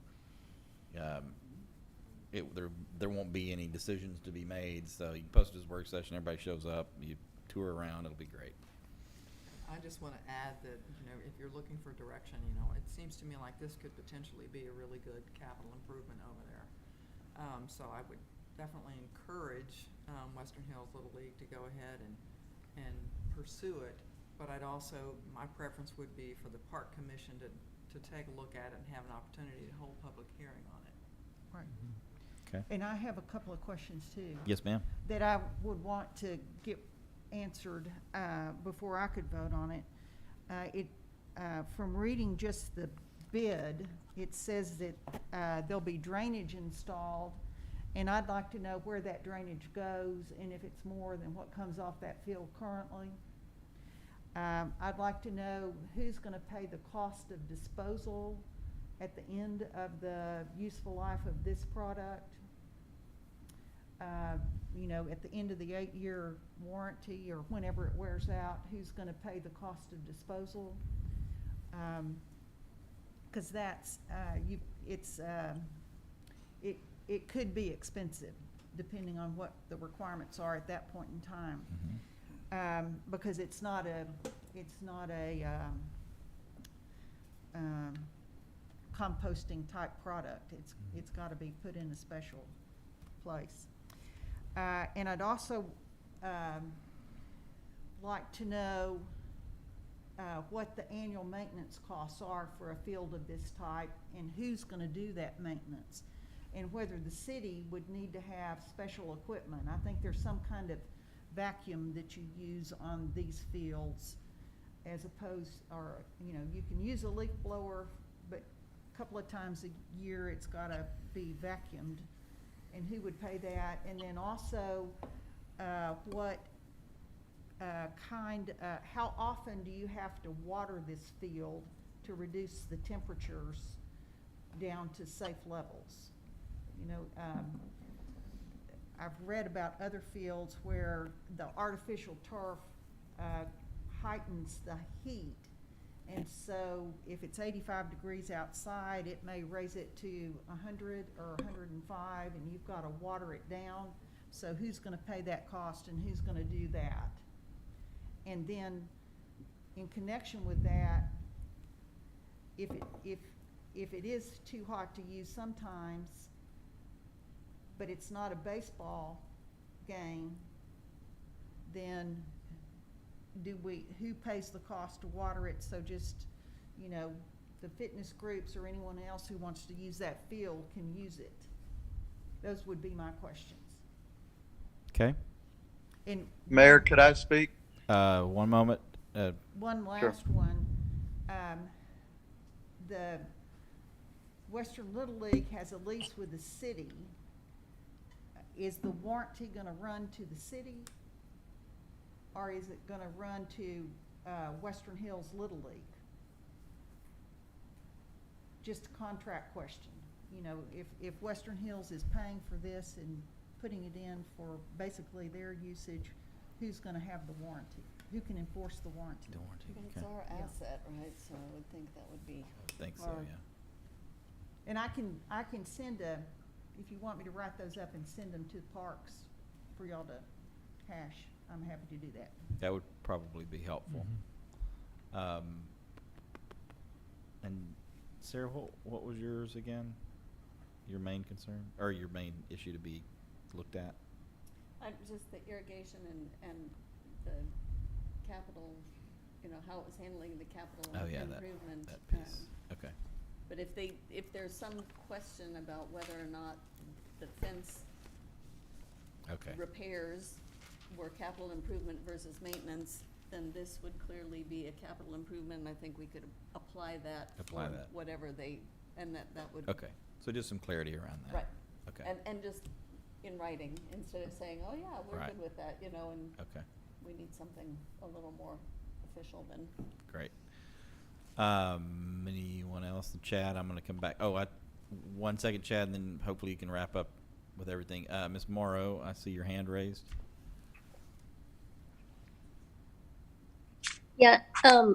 So just because I listened to the last 4 hours, does this have to be permitted by the city? I don't know. First of all, I'll just say that I don't know. We can check. My feeling would be the way we've handled these sorts of things in the past is that the council action in and of itself, because it does have to be approved by the council, that would constitute the action to let it go forward. And the reason I ask that is just because of some of the questions that Councilmember Brown brought up, which is just thinking about the drainage, you know, what additional, you know, impervious cover, all that stuff, just being a role model for, you know, if we ask our citizens to go through that process, just making sure, again, not that we have to put ourselves through a permitting process, but just, I do think it'd be helpful to have someone other than just KMI saying, hey, we're doing the right thing, of just having someone else take a peek at the plan and say, yeah, we agree that doesn't impact any other park area or the parking or anything in a negative way. Yeah, and my thought would be that, I was thinking this when that was discussed earlier, that we would probably volunteer to have our engineer take a look at it and make sure that it was being handled correctly, and that would be handled within the contract you know, and the approval of the project, but, that's sort of how we've done it in the past, not that that's the be-all, end-all. Counselor, do you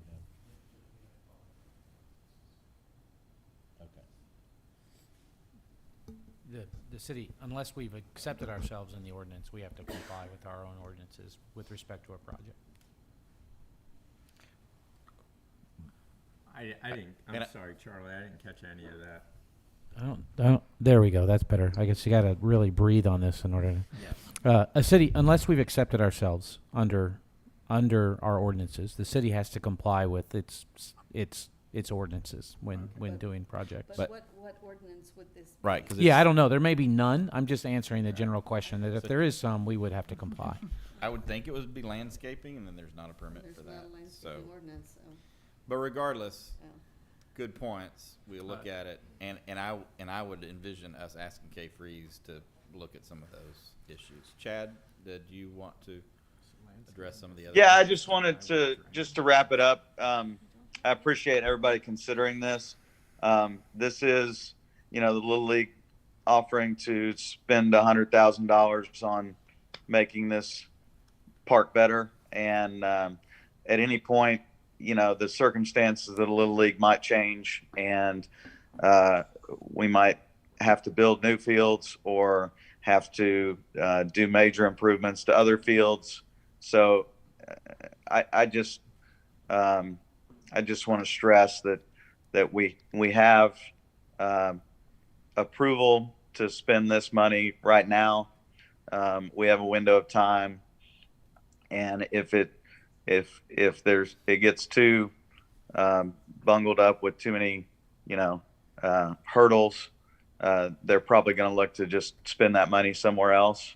But we're happy to dot all the I's and cross all the T's and do it in a very proper manner, like we did with Joseph Field at Weah. So I think everyone would be pleased with the end result. We're certainly not trying to sneak anything by anyone. We're just trying to make the park a better place. So I'll just end it with that. Understood, Chad. No, those are great points. I think they should be taken into consideration.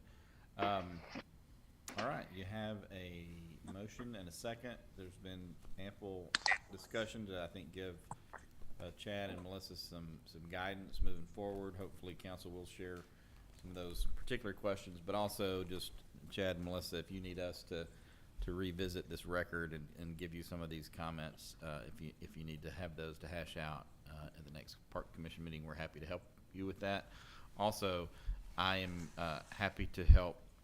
I'm happy to have a discussion with our engineer. We can't dedicate too many resources to it, but in terms of monetary resources, but happy to have a discussion if we need to help you look at drainage or that sort of thing. I know that can be daunting if you're just hearing that for the first time, so we're happy to help work through some of those concerns with you if needed. I am hearing an interest from this council in not just telling you not to pursue it. So I do think there's interest and possible light at the end of the tunnel, so don't get too discouraged, but it doesn't sound like it's quite there yet. That being said, we will call the vote and see what happens. You have a motion, you have a second. All those in favor say aye. So, Aye. Aye. Opposed say no.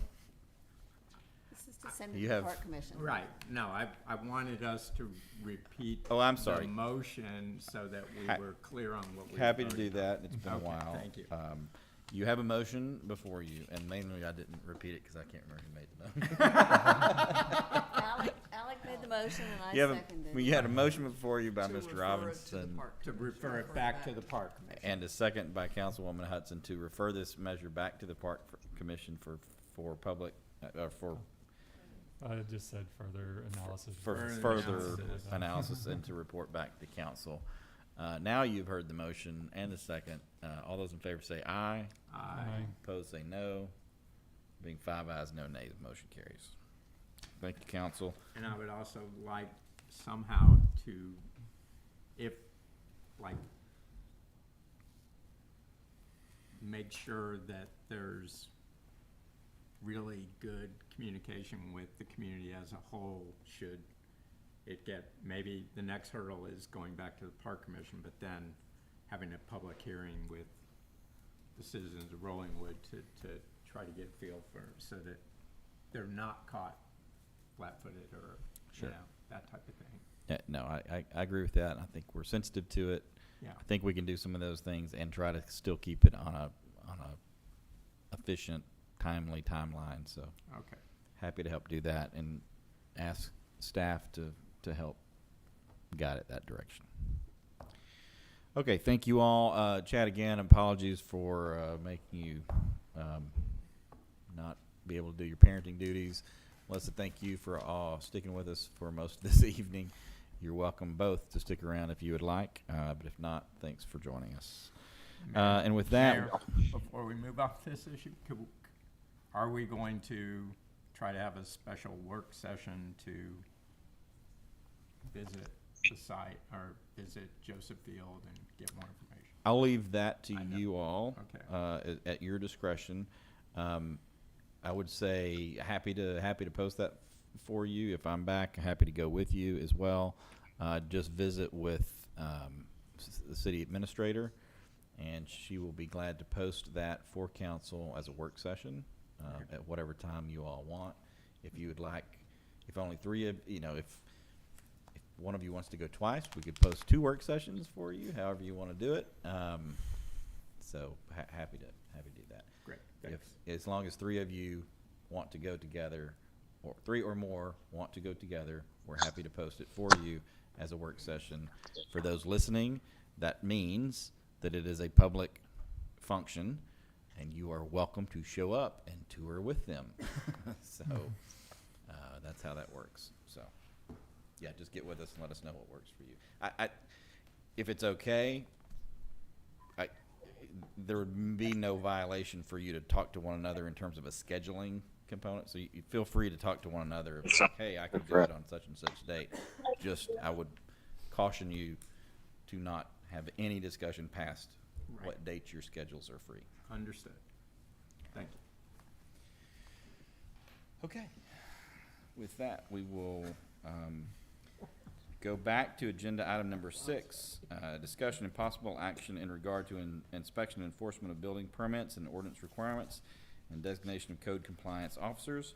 You all had a little bit of a break from this topic, and now we can go back to it and revisit it for a while. So I will recognize Councilwoman Brown, and we will move through this agenda item however you would like us to do that, and I will lean on you to give us guidance through the rest of it. So Councilwoman Brown. Thank you.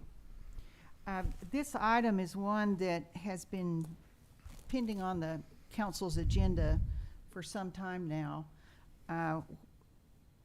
The concern has been, how are we enforcing our building permit ordinances, particularly those that affect, if you're a neighbor to a property being built that impact you or your home or your kids or the traffic in the street in front of you. And what I'd like to do, as you know, I've written a memo that addresses some of the concerns I've seen just on my daily walks around the community. What I would propose is that we go through those specific concerns, address the recommendations that have been laid out, and then also, if you feel that's too much of a task to take on tonight, I would like to get to the properties that have raised concerns with respect to height restrictions, cantilevered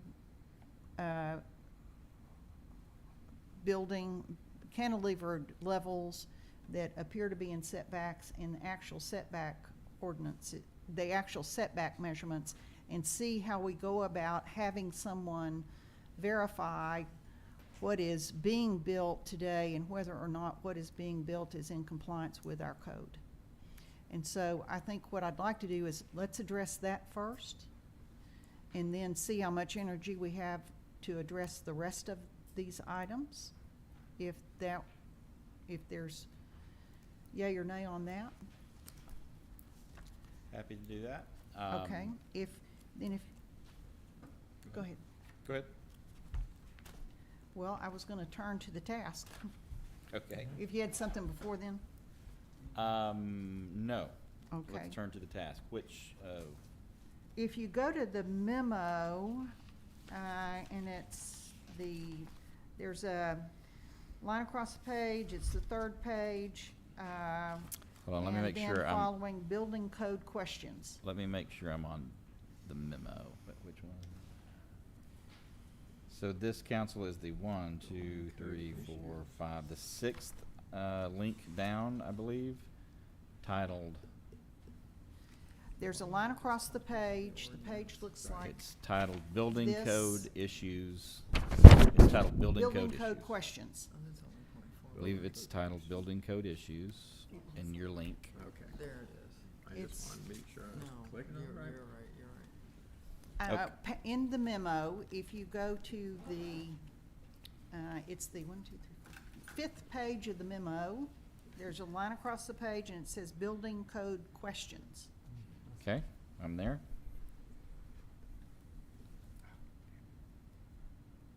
These are, the first question is, has to do with how the setback ordinance limitations apply to cantilevered buildings. We have 2 or 3 buildings now that have upper levels that are cantilevered over I don't see it. You want to drive? think it's the over third the lower foundation. If you read the ordinance with respect to measuring setbacks, the measurement is from the foundation to the setback line. And so the question is, are cantilevered levels of a house permitted within the setback at a level above the foundation? Does that make sense? Yes, ma'am. And second, so that's a code question. Questions are on page 7. I don't know how the ordinance, as I would read the ordinance, it's unclear if that's permitted or not permitted. I don't know how it's being applied, so that's a question, Mhm. and probably a K-freeze question, I would assume. That would be my thought. And then, who does the inspection, meaning, Mhm.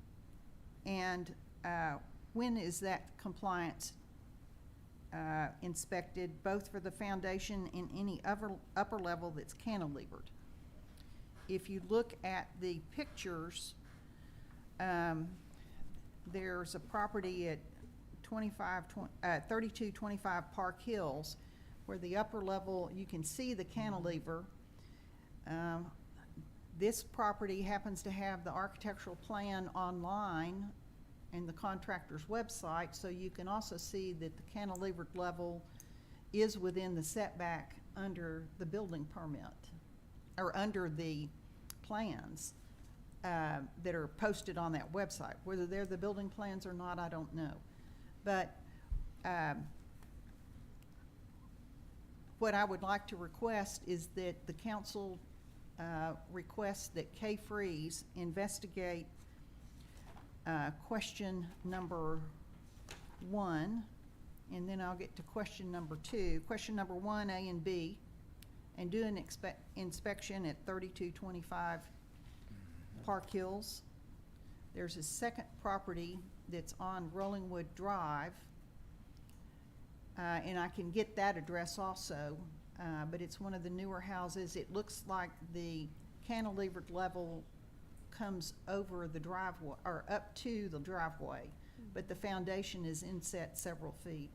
So I would like to ask if, I would move that the council direct that we ask K-Freeze to investigate the questions associated with item number 1, A and B, under building code questions in this memo.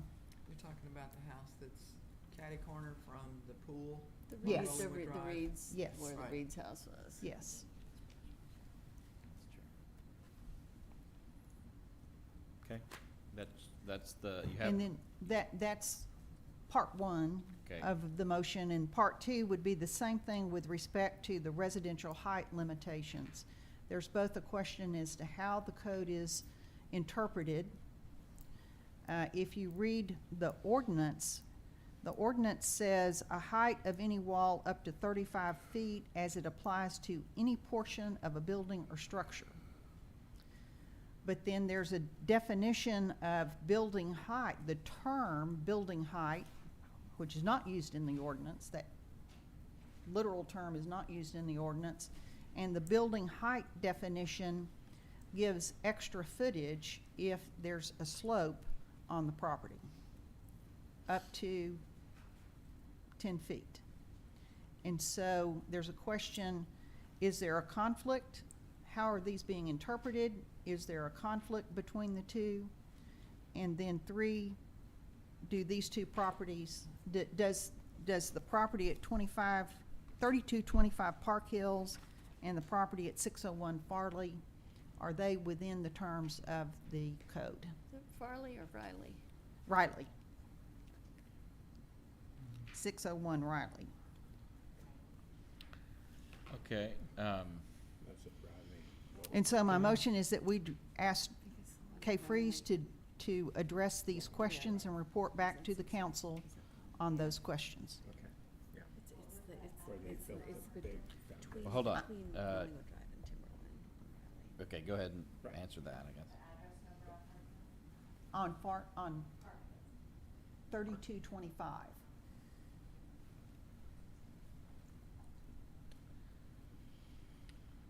That is Okay. my motion. Happy to accommodate all of this, also happy to just do it for council, but happy to entertain the motions. Want to make sure that we have stated them correctly. So you have a motion, and if I misstate this motion, tell me. There is a motion from Councilwoman Brown for Kay Freeze and Associates to investigate the building code questions as specified in the document Building Code Issues as found in tonight's agenda, specifically questions A1 and A2 and all subsequent questions under those listed. Is that correct? To investigate, to respond to the questions. And to respond to those questions. Well, may I finish? Yeah, I'm just trying to restate the motion. When you're finished, I'll state the motion, Okay. because there are parts that's missing. I'm sorry. Okay, I was trying to do that. I apologize for interrupting. as do I. So restate them. I'm just trying to get the motion correct for them to vote on it. Okay, I'll restate. I would move that the council request Kay Freeze to investigate the questions on page 5 of my June 13, 2022 memo under building code, under the title Building Code Questions. The questions A1 and 2. And to also investigate whether the properties, to resolve the conflict, to give us an opinion resolving the conflict or the apparent conflict in the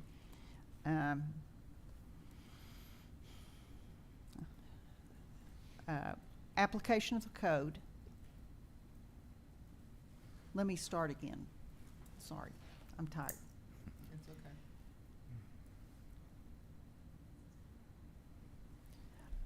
I would request, I move that the council direct Kay Freeze to answer the questions as stated in my memo dated June 13, 2022, page 5, Building Code Questions, with respect to the interpretation and application of the ordinance, how it is interpreted today, how it is applied today, and whether or not, and to inspect the two properties, 3225 Park Hills, and 601 Riley, to determine whether those two properties are in fact within the terms of our ordinances and their building code, and their building permit.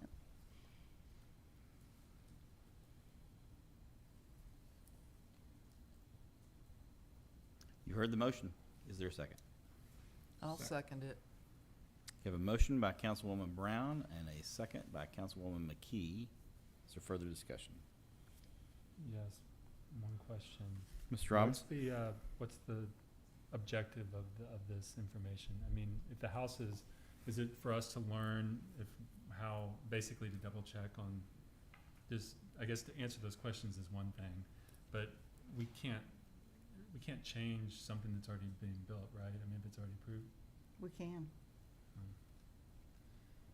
They Yeah, don't- if it's out of that compliance. You can, well, Well, if we approved something and we gave them a stamp, because even if we made a mistake, we can't change, we can't make them tear the thing down and go build it again. Well, if they built something that is not in compliance with their Okay. permit, Okay. then we can. well, and there's also case law that you can enforce the code even if there's been a mistake in the issuance of a permit. But we don't need to get there until we understand what the situation is. Well, and understanding the questions, I think, is important for us to figure out whether or not there is something that we need to change in our ordinances. Right. Yeah. And whether or not we need to address cantilevered buildings more specifically. Oh, we I definitely. think that's a yes.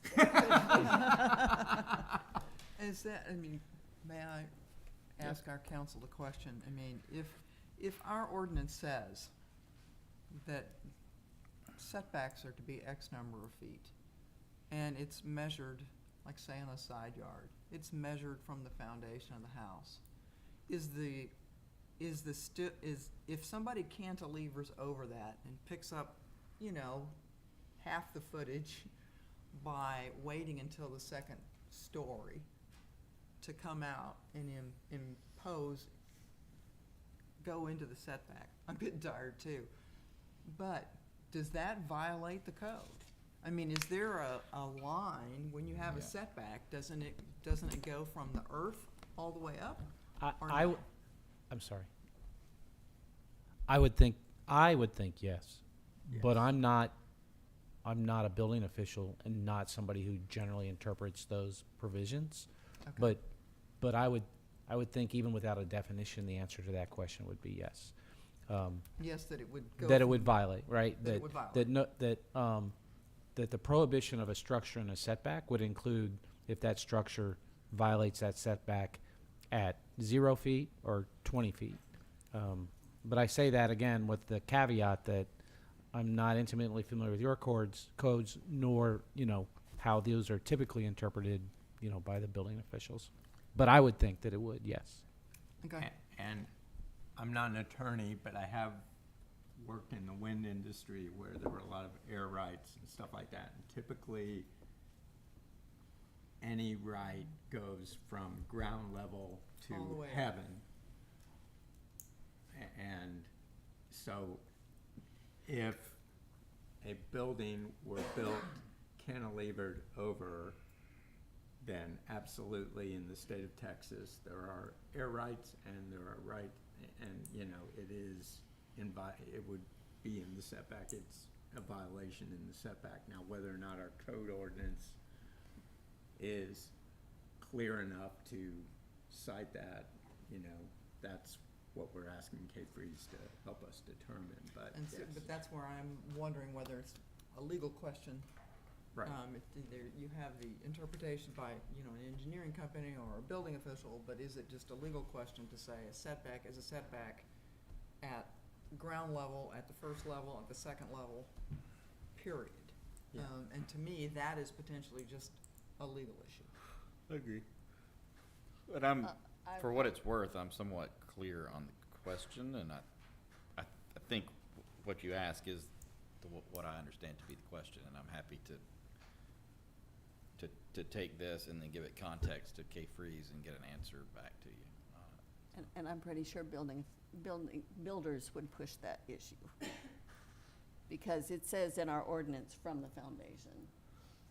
So, Which may have been a mistake of the ordinance. Yeah, and Right. so, Yeah, but depending on the answer back from Cape Free, in my mind, here's how this would go. So, depending on what you do on this motion, if you approve it, how we would proceed is to seek the specific guidance of Cape Freeze. We would take that guidance then and run it by council to say, okay, do these things mesh up? So. Say something related to this? Okay, on the website, since y'all are anyway trying to, so on the website, there's a building FAQ, and the number one question is, what are my building setbacks for my residential lot? Front yards, it says, must have a minimum depth, 30 feet, rear 20, side yards 10, but a combined total of 25, okay?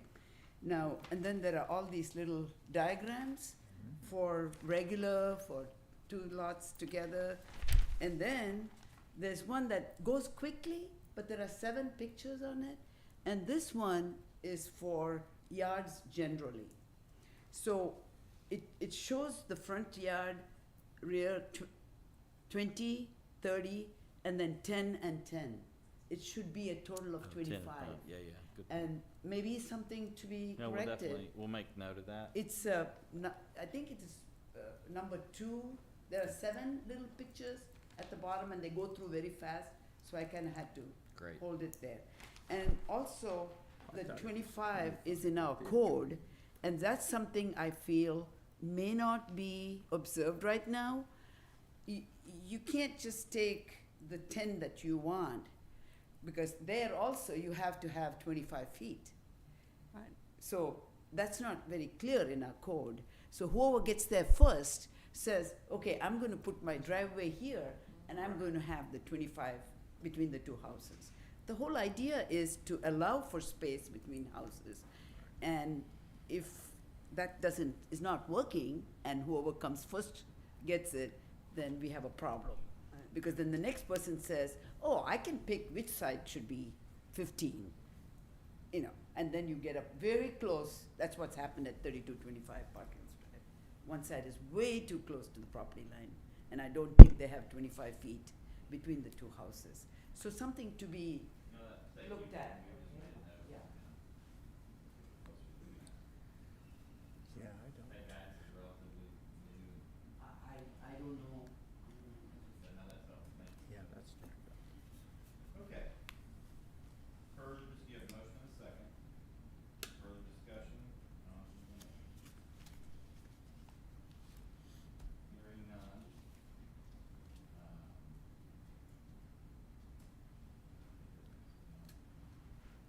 Call record vote just in case.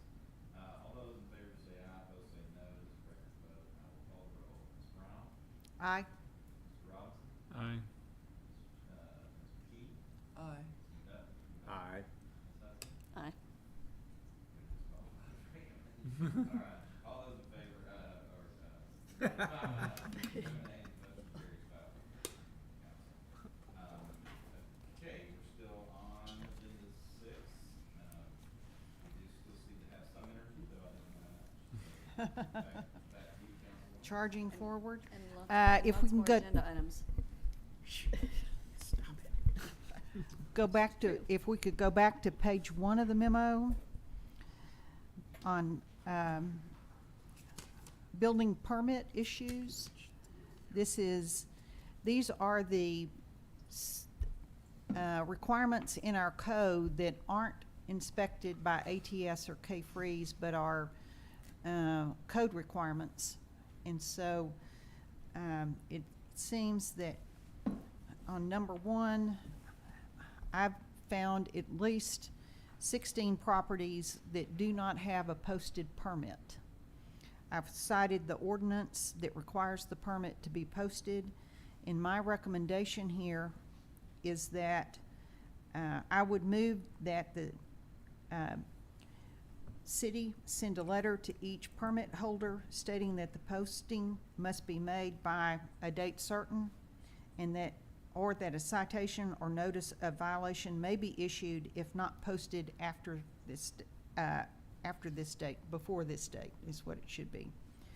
And I would ask that the staff update the council at the July council meeting as to compliance on this requirement. You've heard the motion. Is there a second? Some of those properties listed in that are a pending, like they've just applied. They have not been addressed. The application has not been accepted yet. They would have nothing to post at this point. They don't have a permit to post. Okay. Thank you for that. That's- Which properties are those? I'd have to go through each one of them, but like I just looked up one, 1003 Ewing Circle.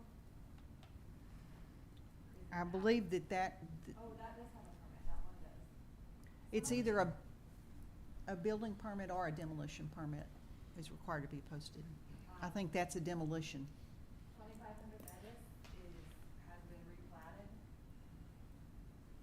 Has a new address. The 2500 Bettis it has a Farley address now, I believe. But I don't know what that address is. I think that is,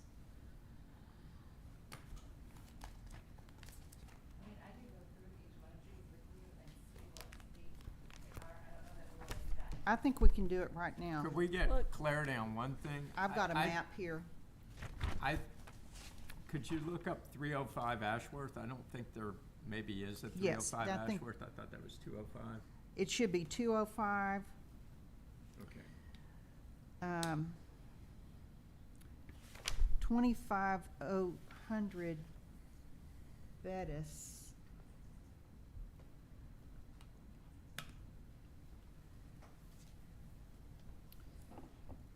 Now has a Farley Trail address, but it's still shown as 2500 Bettis on our maps. Well, yeah. I know for a fact that that one has not even been accepted yet fully by the city. That is one where it has been cleared. Yeah. So there should be a demolition permit. But the demolition is done. How long does the permit have to stay up there after it's already been demolished? I don't know the answer on that. I would, Once it's complete, it no longer needs to be posted. Yeah, I Right. would think so too. Well, the ordinance says, notice of such permit shall remain in place until completion of the permitted demolition or construction. So if it's yeah. got a Well, they complete the construction fence. demolition. Well, but if it's been demoed and they don't have a building permit, they wouldn't have anything to post. And I believe it is one that is there's been a recent building permit application filed. Well, I will, Not filed, to use the correct term. We have to be careful with that term. It's been submitted? Is that, I mean, an what app. is the term? It's not been What term would accepted you yet. use? Applied. Has been submitted. It's been applied, we're in the process of completeness. I'm sorry, I cannot hear you. Like, it has been dropped off or submitted digitally or parts of both, and we are in process of doing the completeness check. Okay. Then I would amend my motion to remove 2500 Bettis from the list and change 305 Ashworth to 205 Ashworth.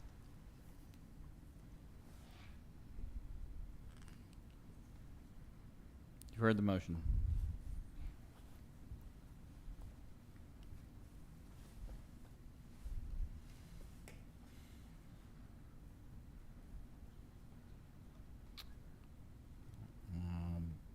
Going once on a second. Going twice on a second. So if I speak, which I just did, I I second it by discussion. For discussion. For You can by second for discussion purposes. Okay, I second for discussion. What I would, All right, you have a motion by Councilwoman Brown and a second by Councilman McDuffie. Yeah. There is further discussion. great. What I'm hearing is we need to look at each of these and see which ones apply or not. I know the intention is to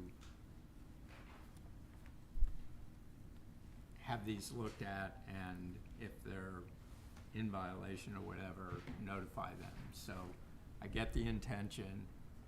I'm not sure that every single one of these, what we're hearing is some of these have been applied for, but they're not in a stage to where they're out of compliance yet. So I would maybe amend the motion to, upon review by our city staff, to notify those that are out of compliance. Motion, amendment accepted by the author of the motion. Okay.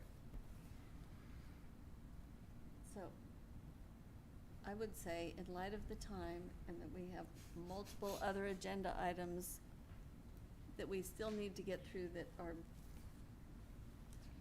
equally as important as this one, that, and with all the other discussion we've had about bandwidth and things that we're trying to get in place with our building reviews, that having this list is great because now they know what to look at, and the police chief can take a look at this and see if there are things that they need to be addressing, and that staff can take a look at this and see if there's things that they can start addressing too, but that it might be better use of our resources and our time tonight to ask them to take a look at this and then bring these issues up, and we already have K-Freeze addressing the two items that we've already made a motion on that I think are really important, and we need to get that cleared up because I think we may need to amend our ordinances to make clear what our intentions are on those. I think you may be right. But I think that it would be helpful for everybody to let them take a look at this and come back, and then we can get an update next time. Instead of taking a motion on every one of these items, just ask them to take a look at this and start addressing it and give us an update next council meeting. That would be I my can suggestion. understand that, but I think what will happen is it won't get done for a while. And that we'll continue to issue permits, and we will continue not to be able to enforce them, not to give the resources to enforce them. But if that's where you want to go, that's fine. Well, I do think there's one item that the council needs to address, and that's where the item number 3, where permits have been issued. I'm sorry.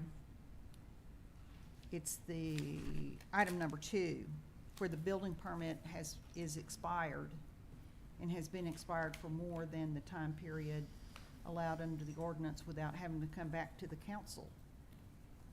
Yeah, no, and that's what For I'm saying. renewal. But if we have them, take a look at that, those are the kind of things that are like urgent. If you don't have an active building permit, there needs to be a stop work order, and they need to get that turned in right away because they shouldn't be building if they don't have an active permit. They can't get a renewal without coming to us on these 3. Then. Sure. Those are urgent. And I would like for us to have the chance to look through those on the off chance that any of the requested renewals have been delivered and not processed, perhaps, if they've turned in any documentation. I'd like the chance to fully review them and understand that so we don't penalize them if it's something that we've possibly missed, but we're happy to look at them. Okay. I would like for you to report to the council on that. Sure. There was another property that I brought up at an earlier date that the permit was expired. Now there's no permit at all, and that we can't find the original permit, we can only find the renewal. And so what I would like in that report is to know what I have used in number 2 is the posted permit. So I know the posted permit has expired. So we would need to know if a renewal was filed and when it was filed. Otherwise, if it wasn't filed within the 15 days, then it's gotta come to us. So that's what I would like to know on those, please. And it's possible the permits have been renewed, they just never got around to posting the new one at the That's site true. too, so. That's true. Okay.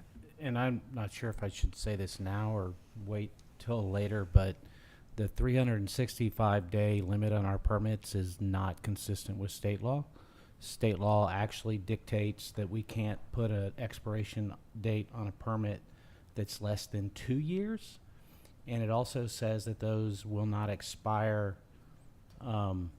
if substantial progress has been made in the process. So it's really a rolling permit. So if they get the permit on day 1 and they don't do anything for 18 months and then they do some stuff, they actually get another 2 years from that date under the statute and the case law. So our 365-day is not. Then we need an ordinance amendment. Yes, that we gets do. us We've in already had that compliance. discussion with staff. Yes, ma'am. And I think it was actually a discussion with Amber before she left, and so I don't know if it got dropped or something like that, but it did come up previously. So we have had that discussion. Yes, ma'am.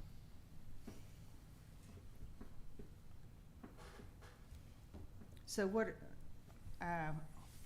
with respect to the permits that have expired, is it your counsel that we can't enforce that? Yes, ma'am. Yes.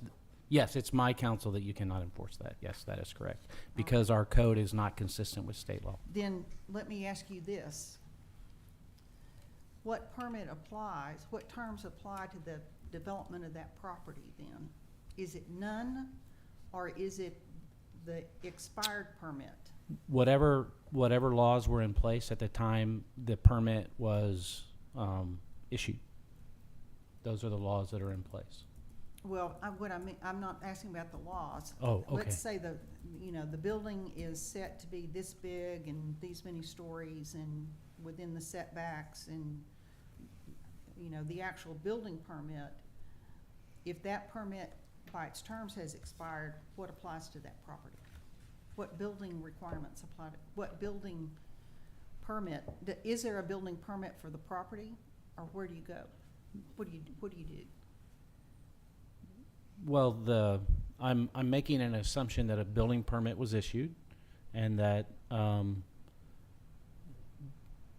when I say laws, I mean our laws, our local regulations. So whatever those are, our building regulations to include our setbacks, to include our yard depths, to include height, whatever rules, what the statute says is rules, but it's the laws, the local regulations. So whatever our ordinances. So whatever rules or laws that we had in place at the time the original permit was issued, those are what they have to comply with until the permit expires. And the permit doesn't expire after 365 days because the law says we can't put an expiration of a permit of Okay. less than 2 years. All right. And the 2 years is run. And it's a rolling 2 years. So for all intents and purposes, unless you abandon it for 2 years. The developers lobby has a pretty strong lobby. I'm not on it. So, But I know that. I It's will not me. withdraw that motion based on council. And then is the action that we're, requiring on the rest of items 1 through 8, is that the staff review these and bring us back a report at the July meeting? Second. All right.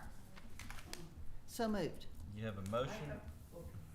No, I just have to correct something for you guys from your website. Let me, Okay. you have a motion Okay. by Councilwoman Brown, you have a second by Councilwoman Hudson.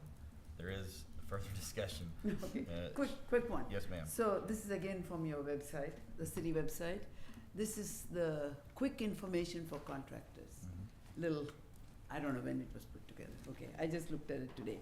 And there it says permit renewal, and it says it is the responsibility of the contractor to request and renew all permits prior to the expiration. Please submit a permit renewal request form to developmentservices@rollingwoodtx.gov. You'll be required to pay any outstanding permit inspection balance and any renewal fees before the new permit is issued. It's on your website. You might want to take a look at it because That's what's in if our, the, that's huh? what's in our ordinances too, and so Oh, that's okay. what, that's Right. what this is That- yes. designed to Well, address. I just saw that today, and Yeah. so I wanted to bring it to your attention that it doesn't expire. I mean, at least, Right. I'm not a lawyer, but Right. previously, whenever we put out a little statement, like a spreadsheet, it would say permit issue date, permit expiry date. And it was the duty of the building inspector to make sure that all the current permits were current. Okay, I never heard about this 365 days, but right here it says it's a responsibility for the contractor. So Right. y'all Yeah. might want to. That's, thank you, we'll take a look at that. I will say, we may bring back to you also, if we do, end up aligning that ordinance to 2 years, if we bring back an alignment that tracks state statute, I would probably bring back at the same time, a doubling of the fee. So that we don't get upside down on our Right. permit, so that we can still Well, make and this- maybe since it's a rolling 2 years, maybe even more than doubling the fee. Well, we have to, the cost of the permit cannot exceed the actual work involved with the issuance of the permit. And so we have to be careful that, Okay. that we're not being arbitrary and capricious in the permit amount. But the analysis can certainly be done to determine what, the inspections, the cost of the, all of that stuff can be determined, so long as we can support it. Understood. Great. Thank you. And I would also recommend that I was just getting ready to search to see if it was in here, I'll find out, but there are provisions in, development regulations the cities adopt that I recommend be in place. I don't know if you have them in place, so that go along with this permitting issue. And so I will probably, if it's okay with council, bring back proposed regulations that strengthen our ability to enforce regulations and ensure that we put ourselves in the best position when it comes to these development issues. And let me ask you this question, council. Yeah. I agree with that. I think that's a good idea.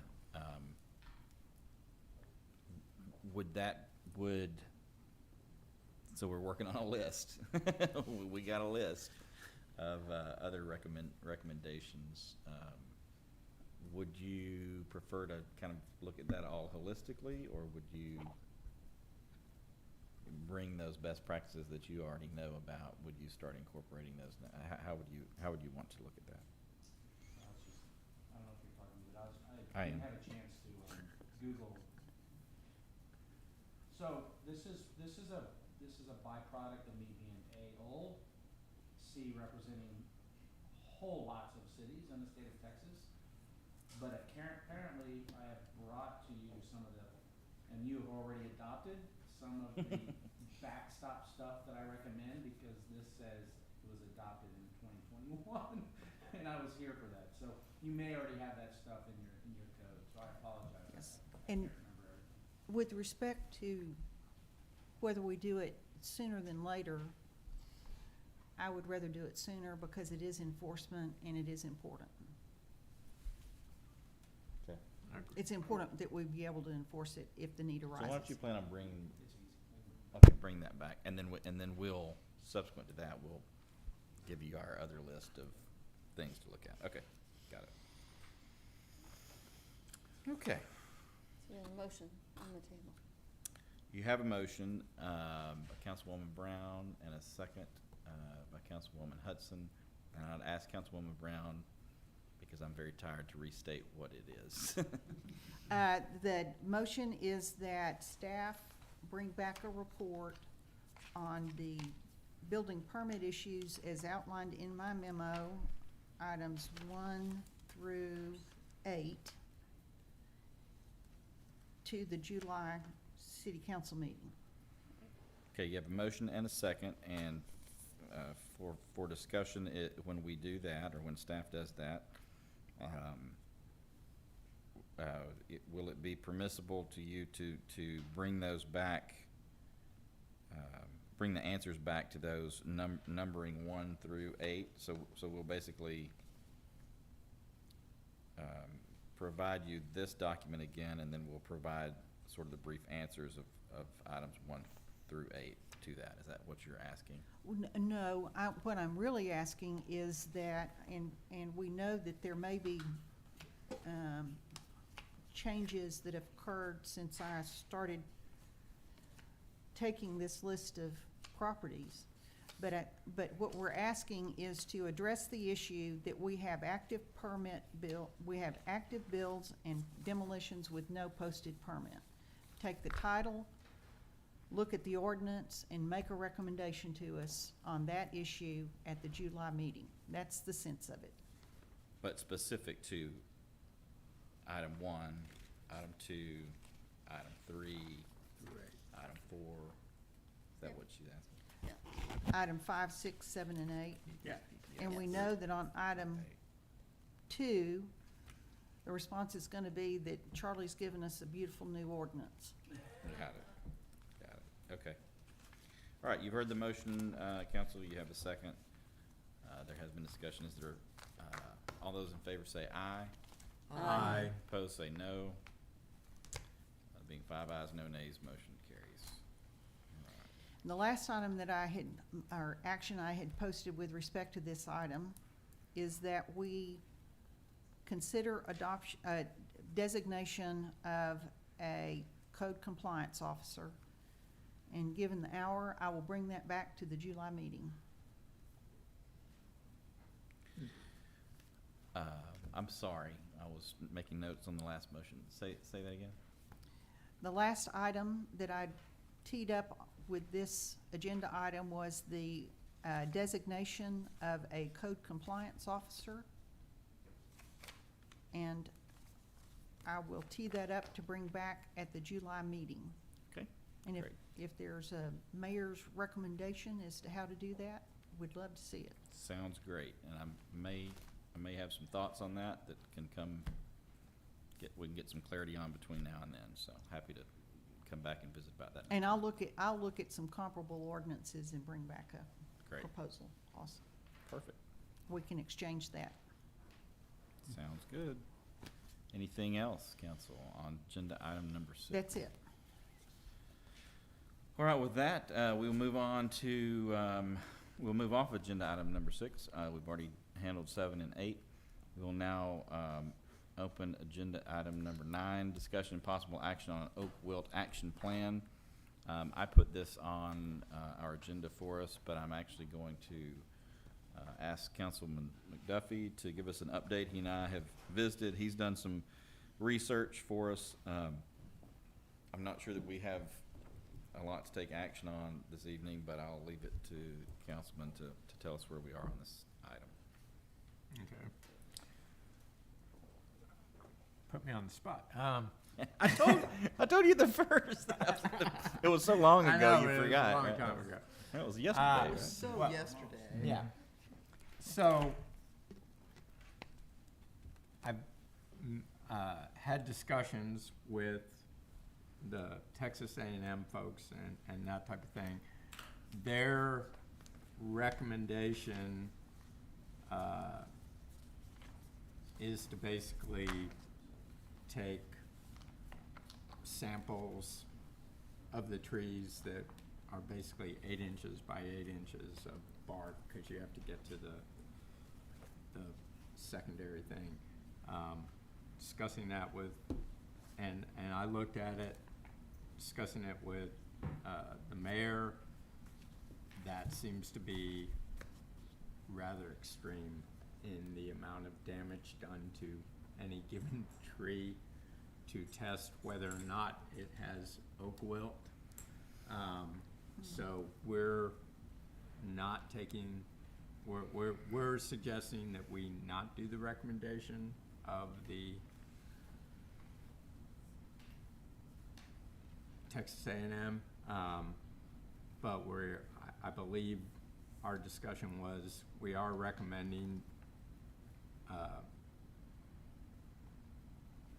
sampling of branches and doing oak wilt treatment, and also there is the option of property owners to do a prophylactic treatment of their trees as well. And I've also gotten some guidance. I was under the impression that you could not treat the trees when you treat for oak wilt, or by doing the injections and inoculations. That lasts around 2 years of protection time, and I was under the impression that you could not do that more than twice. Since been told that you can do it up to 3 times. So, but still, it's only good for 2 years, much as the same way as, you know, we're getting boosters with our current situation with COVID. So it's up to the property owner what they want to do. We can do testing of the branches. That's not quite as accurate. You can wait until you're seeing signs of possible stress and oak wilt before treating the trees.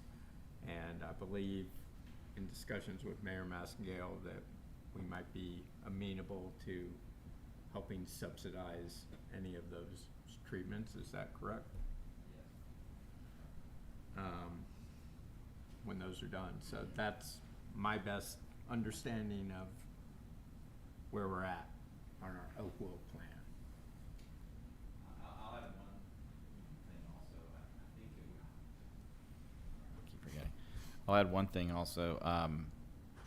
I think we should consider, I forgot if it was Desiree and we were talking about, I forgot who I was talking to. We may also want to consider an amendment to our tree ordinance that requires instances where you remove a tree with oak wilt to go back with a different type of tree. So if you're having to remove a tree, were we talking about that? Okay.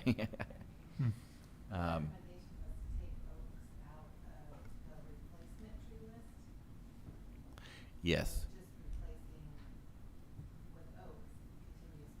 So we might want to think about that. Now, I think we would want to keep replacement trees as oaks in areas that are not hot zones for oak wilt. Sure. Because we love the oaks, and we want that to continue if people are moving trees around for whatever reason. But in instances where we're in hot zones of oak wilt, or where we're specifically, we have one tree that's being removed because it has oak wilt, and they can't, it's going to go. And so we're going to let them take that tree out. So we should require them to put another tree back in, but that's silly to make it an oak. So yeah, that totally makes sense. Westlake has a list of acceptable trees for replacement purposes. And we have that too, but I think an addendum or some sort of change to that list to say, these are all the exceptions, but not oak if you're removing due to oak Some wilt. oaks are okay. True. You know, they're resistant to it, but I do think specifying what kind of trees you can put in for replacement is the best way to go. So that's the update. I don't know that there's action to be taken. I think in the interest of moving along tonight, what I might suggest to you, Phil, is that you and I get together and maybe we, as an initial step, put some money in the budget as an exceptional item to do something. Yeah. And you and I can talk about what that something is. And the exceptional item, I don't really know what it is going to be yet. I don't think you do either, but I would say that we probably do an exceptional item to bring to council to further this discussion. There'll be some monetary resource associated with it. And then we'll just figure out what that, is that a grant program? Is that testing? Is it Subsidizing replacement. Yeah, what is that? But Yeah. at least then we've got the dollars in the budget. Sure. We're gonna soon know how many dollars we have to work with, and then at least we can kind of approach it that direction. Sounds great. All right, unless there's any further action or discussion, we will move off of agenda item 9, move to agenda item number 10, discussion and possible action on an ordinance removing the fee schedule from the official printing of the city's code of ordinances and adopting a process for amending the fee schedule. Narrowly brought this to you in the consent agenda, but I knew that it would get removed, so I didn't bother. This is meant to be a very consent-oriented item.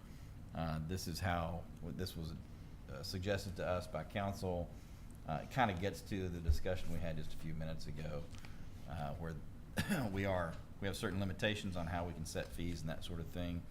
We currently have all of that codified, and that makes it very difficult for us to change those fees.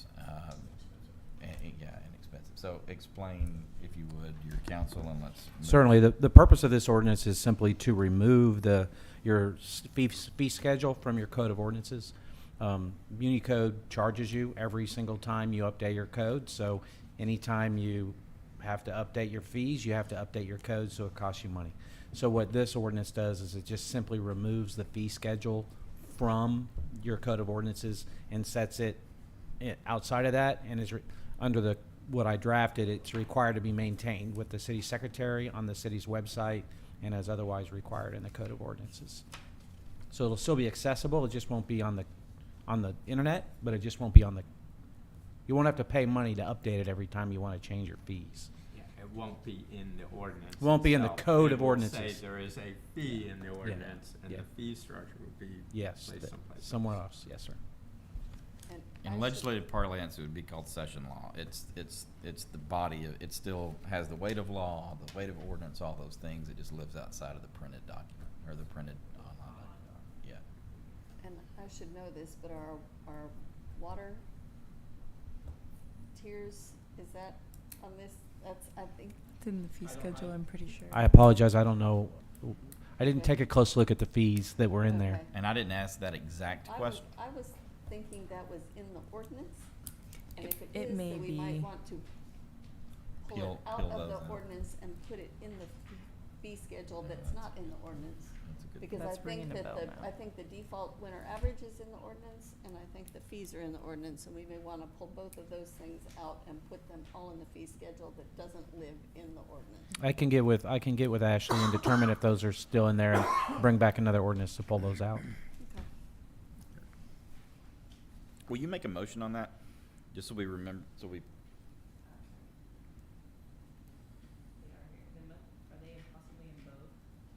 It looks like they are here in the appendix, water service rates, fees and Oh, deposits. okay. I have seen some though where there are maybe mention of the fee in the code, and I'm wondering if they're in both places, but we can review closely if there's any fees. I hate to do it on the fly and mess it Sure. up. Yeah. I just don't wanna forget to do it. So if we're good, if you don't need, I know we don't need action, but it's more to add to the to-do list. I think we can review those. Are you good? Yeah, Okay. because either way, we'll have to do ordinances to get them out That's true. regardless, so. Okay.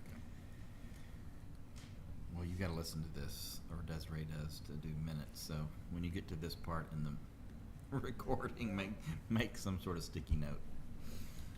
All right.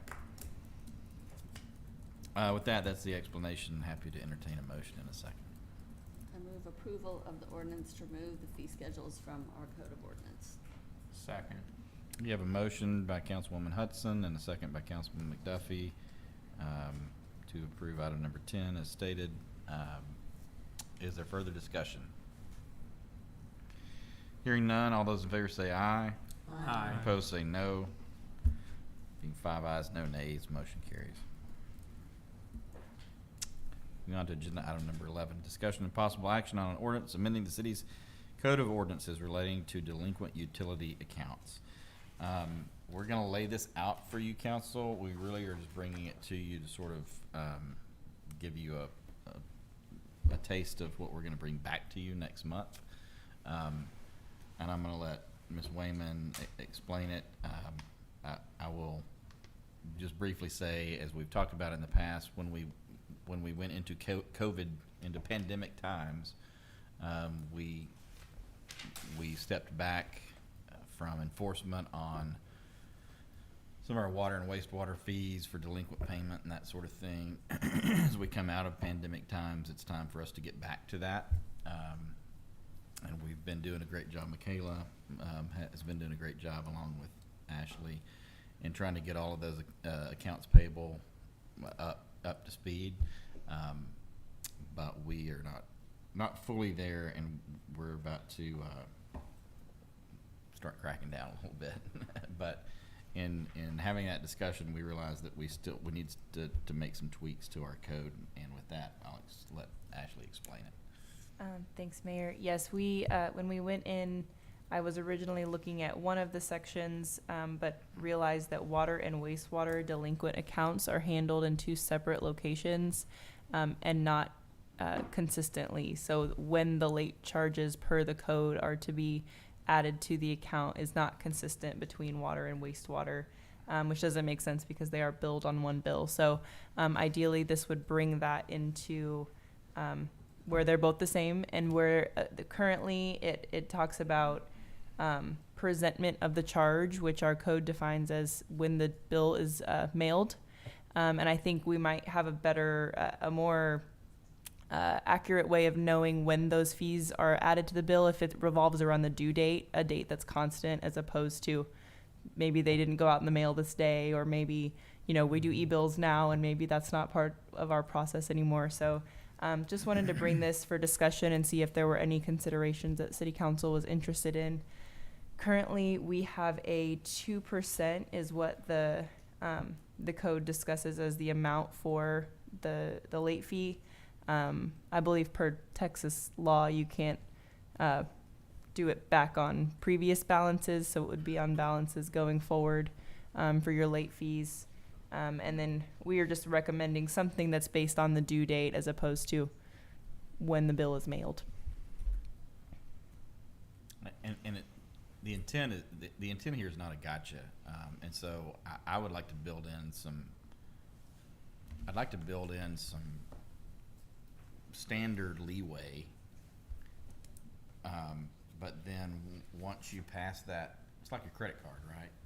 Well, like your mortgage payment. Or your mortgage payment. Says You've got an if extra. It's due by the 1st. If you haven't paid it by the 15th, then Boom. there's a fee on there. Right. Exactly. And making that, in my mind, 5% is more than fine. Like, let's be fair about it. Let's give them a window of opportunity, and then if you don't hit it, we're going to pop you with 5%.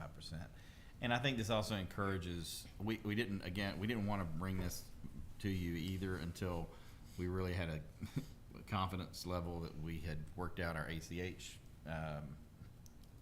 kinks and some of those e-billing kinks and some of that. We're nearly there. We're not quite there, but we're pretty close. So anyway.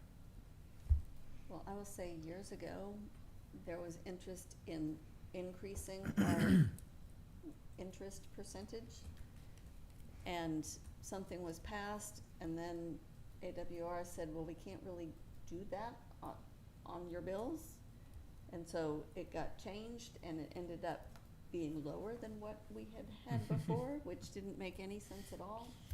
So looking at the percentage of the fee would be a good thing to reassess at this point too, because it is now lower than what it was in the past.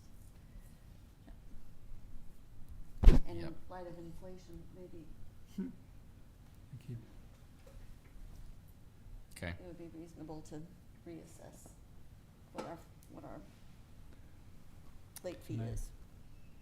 I like your proposal, the 5%. That's a good figure. One question I did have is like, is there any restriction on what we can charge? I'm not saying I want to. I Yes. just want to know if there is. There is. Yes, there is. Okay. And It's what the is 5%, that? right? Number six. 10%. Okay. I thought it was $5 or 10%. Okay. Oh wait, well then what's this Whichever 5%? is greater or less. No, neither. Oh. Unless otherwise provided, a one-time penalty of either $5 or 10% for all customers may be charged for delinquent bills. So Either $5 or 10%. Seems kinda Oh, so random. this is for. It's is not that- up We- to we just 10%, discussed, yeah. because we're Yes. talking 5% right now, and it's, Yeah, up to. Okay. Or 10%. okay. It says 10%, but you can do something less than 10% if you so choose. And most cities do less than 10%, actually. Okay. Or utilities. And then as part of that too, so combining these two, putting them in one spot is the goal. Or that's a good question for Charlie. They're two fully separate sections, so I don't know in the code if they could be joined. Yeah, we're looking at that. Okay. I actually tried to sort through it a little bit, and the And way it was a lot. they're both drafted differently, and Mhm. so anyway. anyway, that's it. There's nothing to do tonight. Gonna bring something back to you. If you have any deep-seated beliefs on any of it, speak up quickly or email us after this meeting. We need to keep going on. All right, great. Moving on. Item number 12 is discussion and possible action on selection of types of expenditures to be included in a November bond election. All right, don't freak out. Not asking you to take any sort of action tonight. Well, we are asking you to take some sort of action, although you can do it by just giving us some direction if you'd like. So we have been continuing to take baby steps, continuing to take a baby step tonight. Again, we have not exactly packed the audience, and this is, I think, at least the fourth time that we've had it on an agenda item, so later on, no one can say that we haven't continued to post it. What I would like some direction for you tonight, and I think it's pretty straightforward, I hope, because we've talked about it many times in the past. Now is the time where you as a council say to us, okay, if we were to vote, if you were to bring us something to vote to approve a November bond election, we would want those funds to be spent on X or Y or Z. For example, we would want you to bring us something that dealt with water infrastructure, a CIP. We would potentially want you to bring us something that dealt with drainage expenditures, like, say, the IIP. And maybe we would want to also look at possibly spending bond funds on some facilities and first responder type things. You would tell us that what I'm looking for is guidance. Here's what bond council needs. Bond council needs me to tell them, prepare ballot language, prepare an ordinance that has these components for a bond election. And you have to, as a council, tell me what those components are. We will also, in short order, have to pick a dollar amount. But I'm not asking you to I'm asking you to start thinking about a dollar amount, but I'm not asking you to tell me tonight what that dollar amount would be, because it would be easy for me to tell bond council, okay, council has told me that they want to look at a bond package that would include CIP things, IIP things, and facility things. Can you put together, because these would most likely, once you tell me this, then that will give them what they need to go to the drawing board and give us give us the ordinance language and the proposed ballot language. And then I would bring that to you. You would have the full discussion to be able to vote yea or nay on whether we will move forward with the November bond election. There will be blanks basically in these three, if you choose to do the three things, the IIP, the CIP, and the facilities. There would be blanks associated with where the dollar amounts go. And then we could have a robust discussion next month on, are these the things that you want? Is the ballot language to your liking? And does the dollar amount match kind of what you think it needs to match to go ask the voters to spend the dollars on? So that's a wordy explanation for what I'm asking for tonight, is direction from you, either in the form of a motion or in the form of just discussion and directive to me to go ask bond counsel to bring you that for next month's consideration. And the reason we're doing it next month, because don't forget, August, there's a very specific window in August when we have to actually pass the ordinance, call for the bond election. And so I'm bringing it to you a month early, so that if we have a hiccup and there's like, I don't like the way this is worded, I need to have more information, so that you're not jammed up against the deadline in August of making the decision. I want to bring it to you next month in a final form that you could adopt next month, but if there's something that's missing, or you don't like something or whatever, you need to go a different direction, you still have 30 days before we're up against that deadline.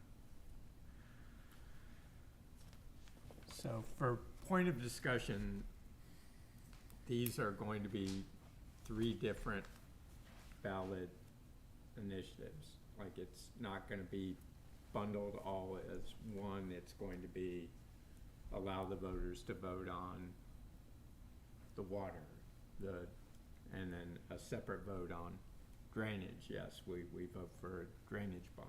And yes, they call that log rolling for whatever reason. I haven't really figured that out. So when I first had my initial discussion with them, my idea was to put it all in one deal, like you're for it all, or you're not for any of it. Apparently, I'm not the only person that's ever had that idea, and there are now laws on the books that say you can't do that. So there are some exceptions if they can be reasonably, reasonably connected. I mean, I'm pretty creative, so I could reasonably connect probably the drainage stuff and the water stuff. Like, I could probably get there if I really tried hard, or force bond counsel to get there. The one that I really wanted to combine in, though, was the facilities piece, and that doesn't really fit as well. So I think probably we just stick with 3 different things and put it out there and let the voters decide. Good. So the answer to your question, the long answer is not really. You're not really supposed to combine them.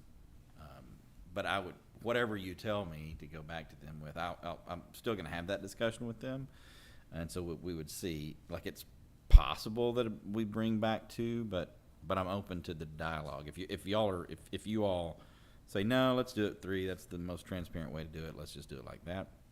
Then that's what I'll try. If you tell me go try to combine them into as few as you can based on a rational basis, I'm happy to try to do that. You just tell me what you want, and I'll go try to get bond counsel there.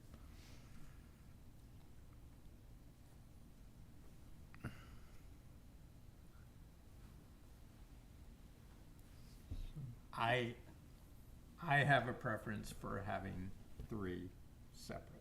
So I'll just speak my preference at this time, but I'm open to further discussion. Well, that's with the helpful. rest of our council. That's helpful, and again, we don't have to I don't need necessarily an action from you. If you think I'm wrong, let me know.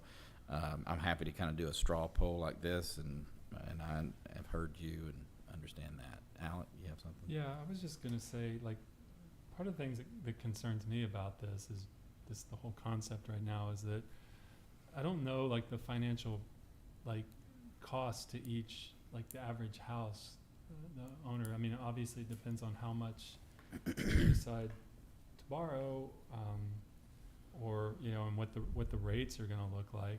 But I'm kind of, that's one thing that is just a question in my mind. I would like to know that before I, like, promote, this as being a good idea. The other thing that And is a little bit, yeah.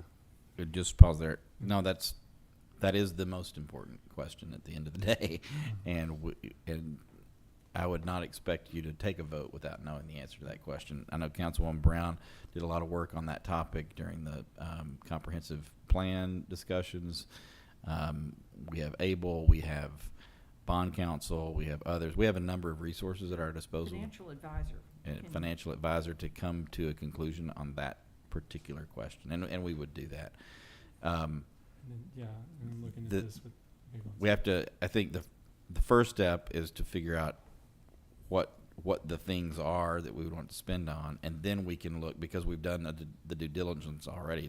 Then we can look and present you with sort of the top end numbers for those, and then you can pick the dollar amount that you think, and then we can go get the research you're talking about, which is, and we can, before that even, we can give you some levels of, like, a total debt service of X would mean this amount on, you 3 know. million means this, 10 million Right. means this. Exactly. And then also kind of just question, like if we did all this, it's like, okay, 18 million drainage, 7 million city hall, water CIP, 5 million. I mean, let's say we do all those. I mean, that's what, 20, I mean, it's a ton of debt that we have, and, like, can we afford that? I don't know. I mean, Yeah, I my know there's a lot of suspicion is big houses. no. Yeah, so, I'm afraid of putting something up in front of the voters that they might do that would actually end up, if it did go through, could be bad for us. So, That's why you get paid big bucks. The other thing that I was just looking through ordinances and stuff, and we have this thing, the capital improvements plan. I don't know whether it's this section 2338, and I suspect that all these K-Freeze reports that we've gotten over the past few years could sort of be classified as this meets this, you know, adoption of a plan. Because, I mean, we did accept in the last meeting, I think, or maybe it was 2 ago, we accepted the water thing. But I just wanted to read something here that's listed. The city council shall establish, adopt, maintain a capital improvements plan that lists all capital improvements projects that are approved for the current fiscal year and for the 5 years following the current fiscal year. So another, like, section like 32340, approved capital improvements projects list. The capital improvements plan shall include a list of all capital improvement projects that have been approved by the majority vote of the council for construction, establishment, and accompaniment during the current fiscal year or in one or more of 5 fiscal years following the current year. Such projects shall be identified as either approved project with identified source of funding or an approved project without an identified source of funding. So I don't know if this, like, means anything related to the bond proposal, but I do think that, I just want to bring this up now because I think it's kind of related, and I do think that what's written in the ordinance is a good idea, and I think we're sort of almost there, but to me, it's missing the piece of, like, we listed them all out, we decided, hey, look, these are the ones that we really want to tackle. I mean, I know K-Freeze gave us their like, they think that these are the Right. priorities, but I think it would be good for us to do that. 100%. And you're correct. This is as close to compliance with that ordinance as we've ever been. Mhm. And until Councilwoman Brown pointed that ordinance out a couple of meetings ago, I had never seen it or knew about it, and it had never been brought to any council that I had been on previously. So, yeah, it seems to be one of those ordinances that seemed to be a good idea at one point and was put in and then was promptly forgotten. I mentioned to you my love of this Gantt chart that we're putting together earlier. This is exactly the type of thing that is on said Gantt chart that we're working on and someday hope to unveil. As we run across these sorts of planning requirements, whether they be by ordinance or just a good management idea. We're trying to get those consolidated into one place where we don't forget about it, where the institutional knowledge is not lost over time. So I can't commit, it takes time to put those things together, and it also unfortunately just takes time to stumble across them occasionally, which we've done on that particular one.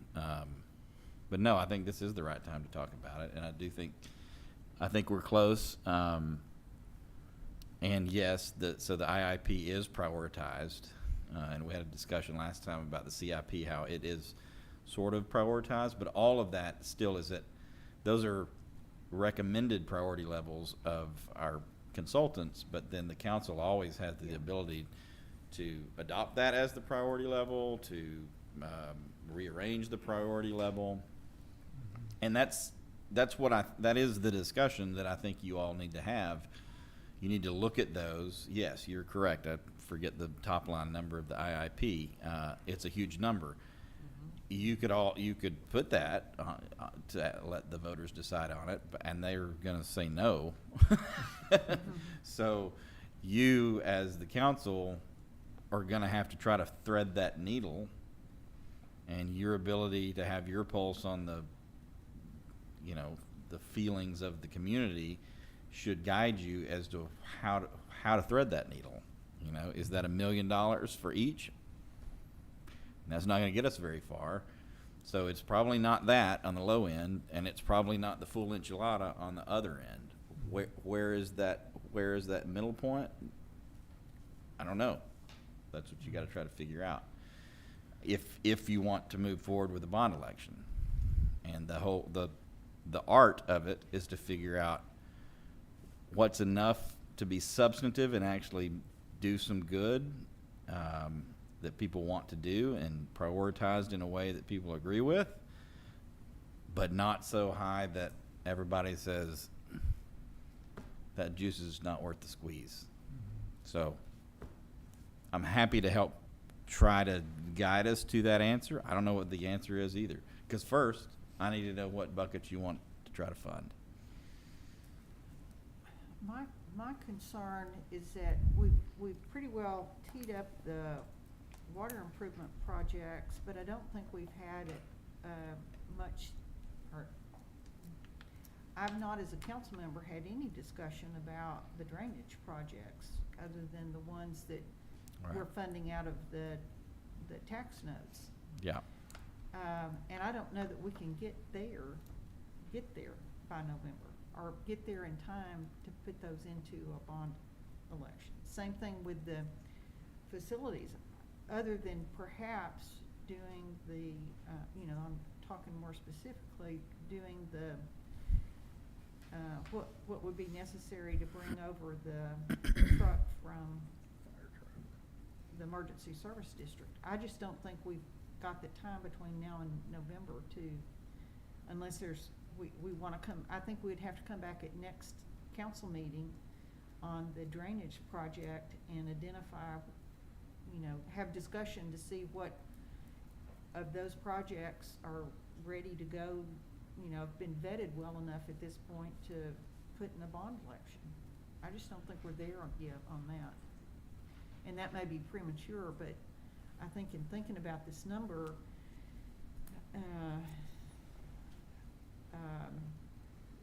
I wouldn't want to vote in the abstract to spend $5 million on drainage. I can't do that. I have to be able to say, we're going to spend it on this, and this is what it'll accomplish. And I'm just not, if there's a way to get there timely, I'm ready to do it, but frankly, I just don't know that we're there on drainage. Unless we have some good discussion, either, when do we have to have the language finalized? I mean, you have roughly 60 days. August 22nd, I think, is the deadline. And I know that some of those projects, my sense is that some of the projects in the drainage, the costs haven't been firmed up enough. The project's been described, but the costs haven't been firmed up enough to be able to know if that's a good number or not? Yeah, and we can, happy to have K-Freeze come back and do a refresh on the IIP, because that's what that is, that program. And that's fair. I know, obviously, Sarah was, and Roxanne, actually, forget you've been full circle. You know, certainly sat through hours and hours and hours of those discussions on the IIP, but it's fair that this new council has not, you had that opportunity on the CIP, but not on the IIP. So we're happy to have K-Freeze come back and do a refresh on that next month, if you could remember that.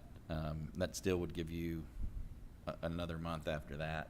To Or go- even do that, you know, do that in a special meeting. Yeah.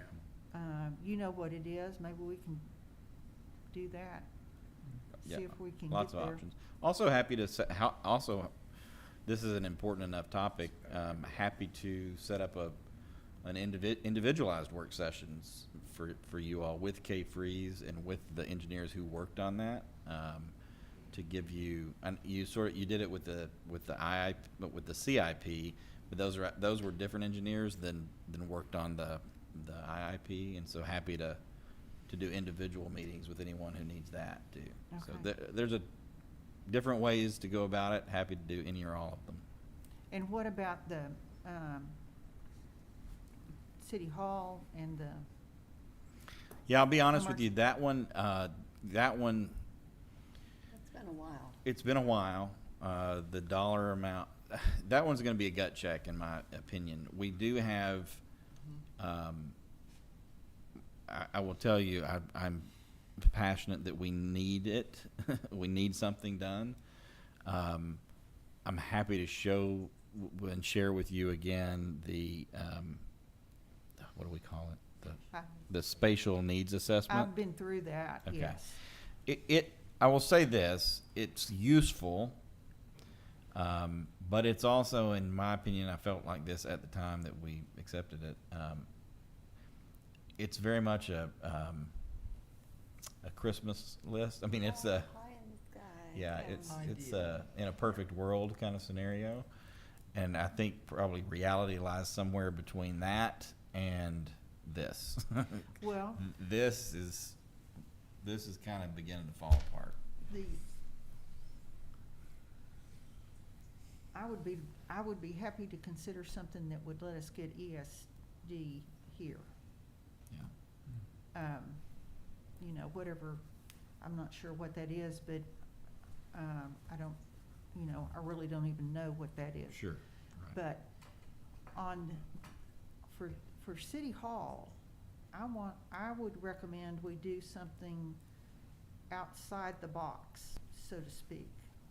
Maybe we team with the architects who do work in this community and say, would it work to have an intern project? Let's put up $5,000 and have a contest for a development plan.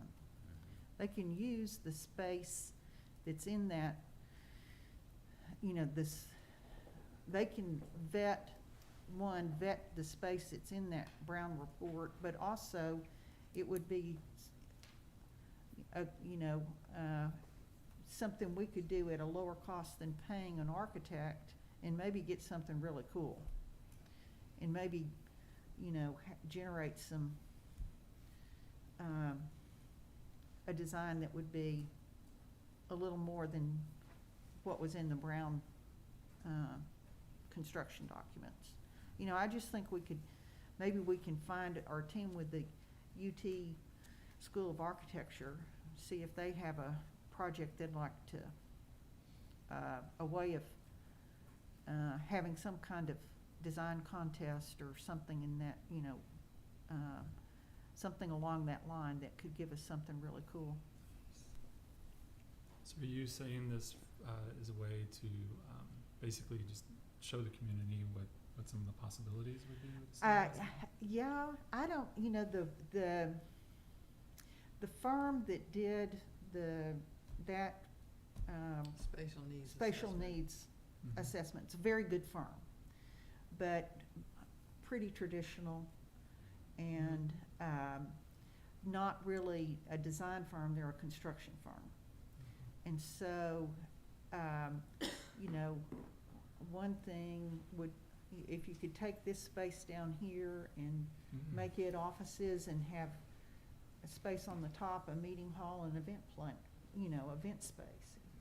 I think there's some things, I think we just need to look more, get a fresh look at a design plan, and then look at cost of that. One of the key questions that was posed to them was, do you tear down and rebuild, or do you modify what you have? I mean, that's what we were really after, was, you know, what can we do? Mhm. So that was really the primary Mm-hmm. focus. And how much space do you need? How much space? How much space, yeah. Because there was a desire to have the police department be able to be accredited. We don't have the space here to have an accredited police department. Well, and I don't Nowhere think near. that there was anything in that plan for having a fire truck back here either, so. There wasn't, and so that would have to that we be, would that's need to something be- that would have to We be would added. need to reassess that, so. And the numbers are off now. I mean, that Mhm. was, we started that More in than 5 That years was ago. 2018, I 5 think it years was. ago, Started yeah. that process in 2018, it might have even been 2017. So those numbers are, Yeah. they're they're low way now. Right. I'm happy, you know, I think it's a good idea to get with some of our local talent.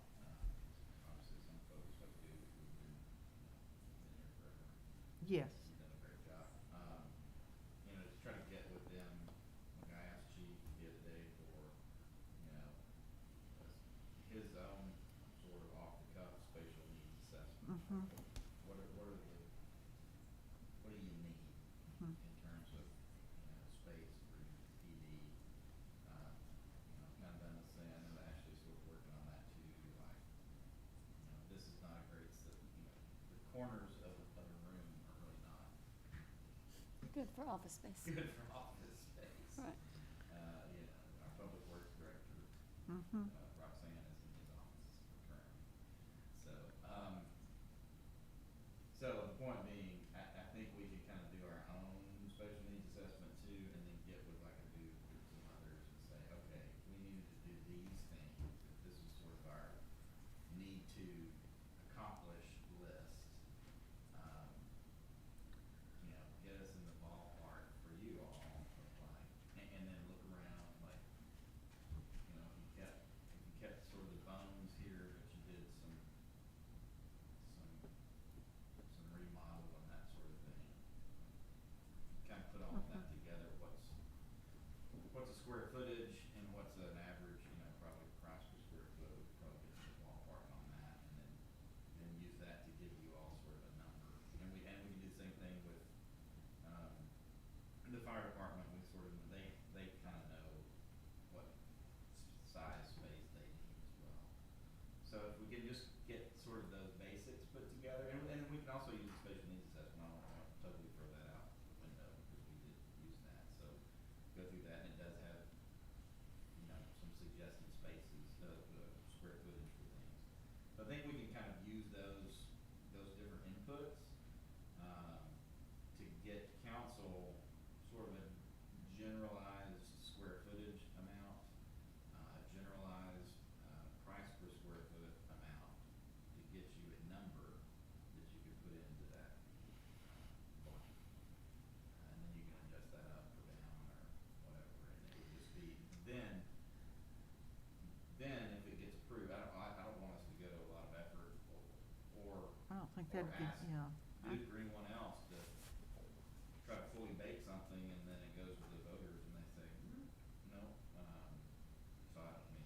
I think I we wanna need do a that. fully vetted plan, cause this is you know, it's 40 year, it'll be here 40 years, whatever it is, and we need a, 75, I believe. This Yeah. building was built in 1975, right? Yeah. yeah. So So I it's don't know, 47 but, years you know, old. Again, I don't know where that ballpark is, but. I think we need it, I just think we need a plan we can, that, Well, Well, you also Yeah. have all the The expenses community if you have loves to move as much staff. as we do. Yeah, right. You have to have a place to put staff. I mean, In the Yeah. interim, yeah. Well, I think that if we don't have a bond election for water projects, we will hear it Yeah. from the community, because people are getting really tired of having boil water notices, so The water, the CIP piece, I think I think that one is a, the no-brainer. right.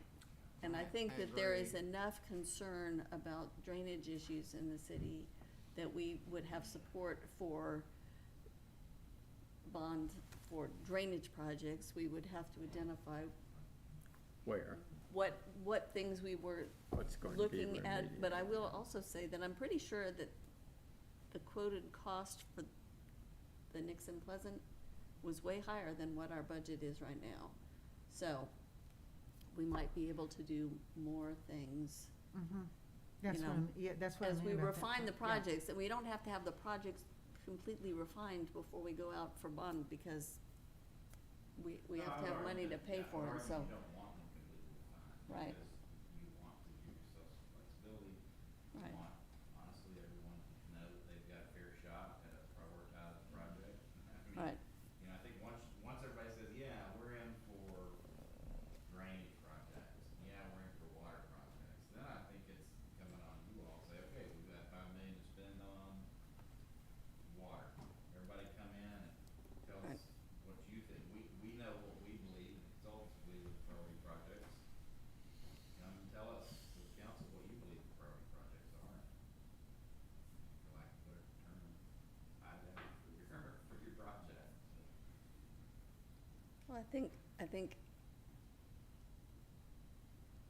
remodeling, revisions, changes, whatever, to City Hall and to enable us to have a fire truck, I think those are important things. I think that would be a harder sell at this point, but I think that we could get the water and drainage. I think people understand those issues enough to know that those are really important, and we could get those passed.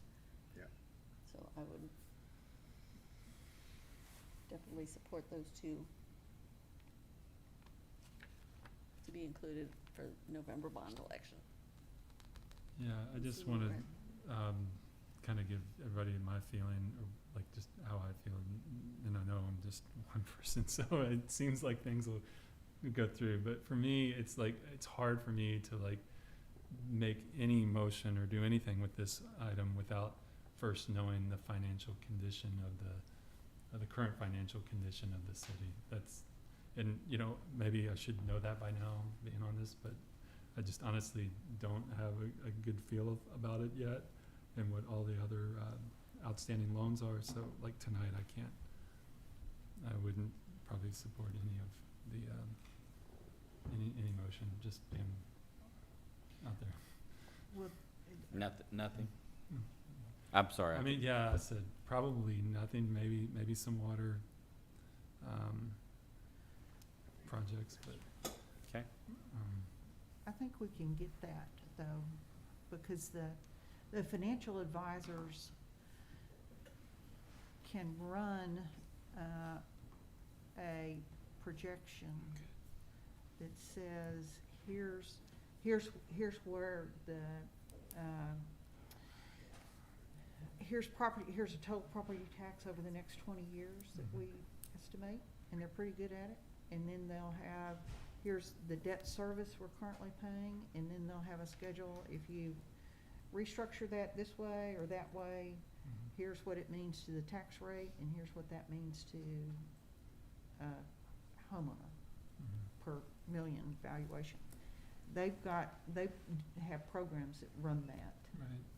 And then,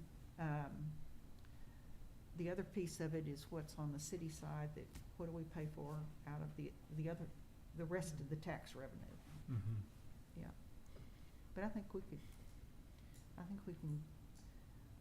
So one question I have about, I'll send you the one they did last year okay. when we were doing the comprehensive plan, just so you can see what one looks like. Right. That'd be great. And so because this is an election voters choose, right? Voters decide. The rate, this has nothing to do with like the budget that we set up. Nothing at all. It's just gonna be another rate that we attach to the property tax. If it's approved, it would be automatically added to the INS rate that we'll talk about at length later on. So, so there are two pieces of the ad valorem tax that comprise the ad valorem tax. There's your M&O, and then there's your interest in sinking. Okay. And this would be added automatically if the voters approve it to the interest in sinking. See, these are all like, it's just simple math. I just wish that I had seen like, hey, look, this is it. Because I know, like, we know, like, these are probably low. I'm sure that the drainage thing was like 4 years ago. The cost of materials, I bet the 18 million is like low now. Well, unless what Sarah, Council Member Hudson was saying earlier about, you know, we were able to lower some of the costs. So maybe some of them are exaggerated, and that could be the case. But yeah, to me, it's kind of simple math. We'd know, like, okay, if we knew what the current rate is and stuff, it seems like we could just know right now today that, yeah, we could afford this or not without even deciding, like, exactly which projects or how many buckets we should do. Well, or the city doesn't have to afford it, Correct. right? The city, we don't have to have the money in the bank to pay for this stuff right now. It's, In fact, we don't. If we did. That's the whole, that's the whole point. If we did. That's the whole Doesn't- point, is we don't have the money, and so it's like, what do we have to do in order to maintain our operations of our water system and our drainage system? And then is the community willing to support that by adding it to their property tax? Yeah, I see that. So- Yeah. I guess I'm just thinking of like, what is it? Is there a way to look at this as like, how much debt does the city have, and what's a good rule? Yes. Good rule of thumb, like, Yeah. that what you should target? Comptroller actually has a great website, and Rolling Woods on it. You can look at that. Well- And then, you know, and we can have more discussion too with, and at the next budget workshop meeting, we will be going over our debt funds, and so you'll get a sense of some of those, but. But yeah, I mean, but to Sarah's point, I mean, if voters wanna pay for it and add it and they can do it, then yeah, I mean, I see that point too. And we do have some debt that will be retired, I think, next year.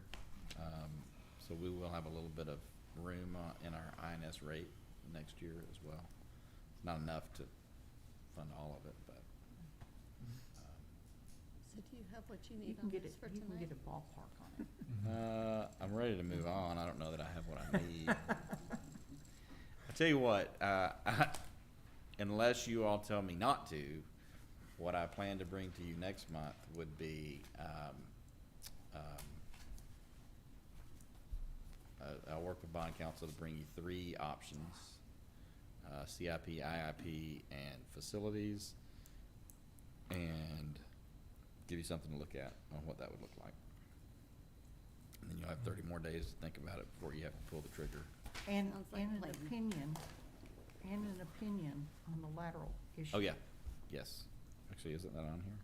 We still don't have that. I thought we posted that. That's the next agenda. item. Okay. I was like, wait a minute, I thought we did that. Yes. Water lines with an But if we open still, for if this. we don't have that answered in the next one, we will do that as well. When are we gonna get that? It's been 3 months, sorry. Yeah, and the next agenda Sorry. item, yeah. We have it right. Yeah, that's okay. I think you're gonna get it in the next agenda item. Okay, so anything else? Going once, going twice. All right, moving off of agenda item number 12, moving on to agenda item number 13. Discussion and possible action on report from legal counsel regarding the use of bond funds or city funds for water meter relocations. Counselor? So I think I'm comfortable saying that I concur with the previous city attorney's legal analysis in open session, because that document's already an open document. But with respect to my thoughts and ideas regarding the law, I would prefer to do that in a closed session environment so that you don't get your legal advice in public. Do we have, is an opinion prepared? I have a verbal, I have a verbal opinion that I'm willing to give you. Are we posted for an executive session? You don't We need to can do it post. You anytime. can do it anytime. And my plan is to go into executive session toward the end to talk about staff stuff. We could go into executive session for two items if you wanted to. Do you want to pass this item then to the end? I think so. If that's okay with council, I will postpone, or we'll just plan to call this up at the very end of the agenda here in a bit, if that's okay with you all. Okay. So, no action at this time. Moving on from agenda item number 13. Not 14. 14. I'm sorry, number, It was Nope. 13. moving We're on from moving 13. on Mo- from And 13. now opening agenda item number 14. Discussion and possible action on adoption of amendments to City Ordinance 3238 regarding no parking zones. And I'll walk through, we may need, Chief helped us out on a couple of these, but I will, sorry, I've got too much going on here. I move we adopt the ordinance, the draft ordinance. That's the spirit. You have a motion to adopt the ordinance as presented. Is there a second? Second. You have a motion and a second. Is there further discussion? While you collect your thoughts, maybe there's not, which is totally fine. I'd like to thank Ms. Wayman for helping put this together. We gave it a great deal of thought, and I think that it's correct. The chief also helped out with his approach to item number 9. We did take a little different tact there in doing those from a certain driveway to give some specificity to it. Anyway, that's it, and I think this will also, you probably noticed, made some changes to come into compliance with what has already been painted. For instance, down here on Nixon, it was not in the code, now it is. Also bringing into compliance what has historically been done between Bee Caves Road and Rollingwood Drive. So anyway, I think it's good. If you're all good with it, I would You have just a- change that you've got 2 number 6s in the ordinance itself. Just Ooh, make it number 7 for Rollingwood Drive.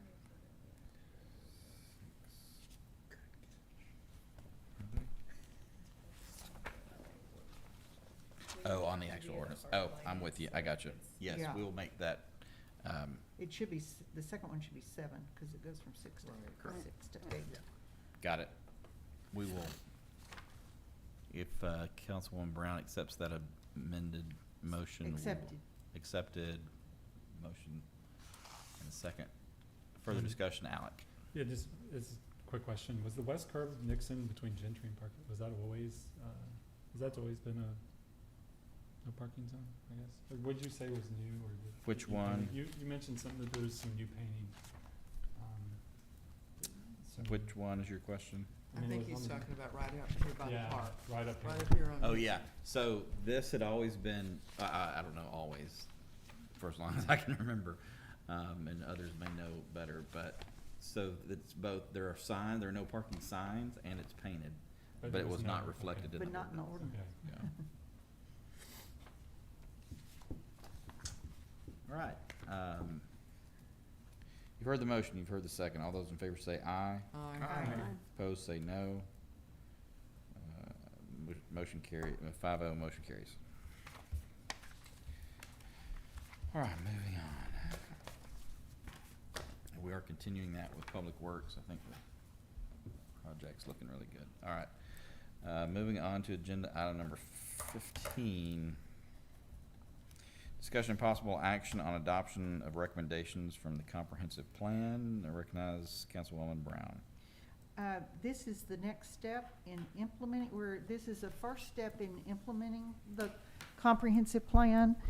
And this isn't all of the comprehensive plan, it's 3 pieces of the comprehensive plan that I thought were the most important to do early.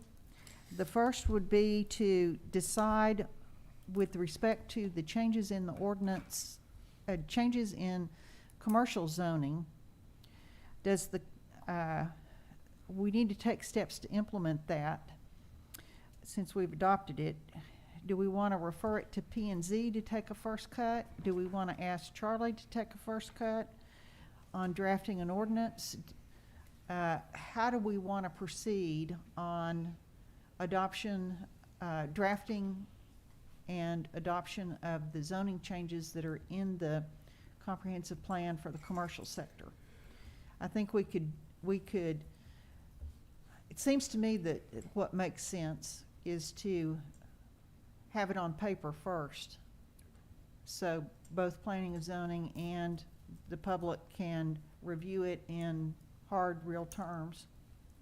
So I would say the first step would be to get Charlie to draft up a red line to the current commercial zoning ordinances to adopt to implement the changes that are recommended in the comprehensive plan. If those aren't detailed enough, then, and maybe what we do is come back, have Charlie take a look at it, see if it's detailed enough, what you need fleshing out before you can draft something. Yeah, that would be, yes, Okay. because I would hate to take a stab at something that doesn't give me enough direction to draft what is required or desired. Okay, well, can you take a look at it and tell us what more you need? Yeah, oh, absolutely. Okay, all That right. would be my approach, yes, ma'am. Okay, all right. And then the second, and then once we get that language, we can decide, do we want P and Z to vet it and have it sent back to us, or do we want to vet it some or a lot and send it to P and Z? You know, there's still a step there to consider. The second item is implementing a fiscal policy, which is, we've touched on this about 3 or 4 times tonight, once in going through the budget review, once or twice in going through the budget review about the fiscal policy. Typically will have something about what's the city's, what percentage of tax rate is M&O, what percent is debt, what kind of reserve policies you have for what kind of events, it would have, you know, we're planning on bringing back a 5-year CIP, capital improvement program, that sort of language. And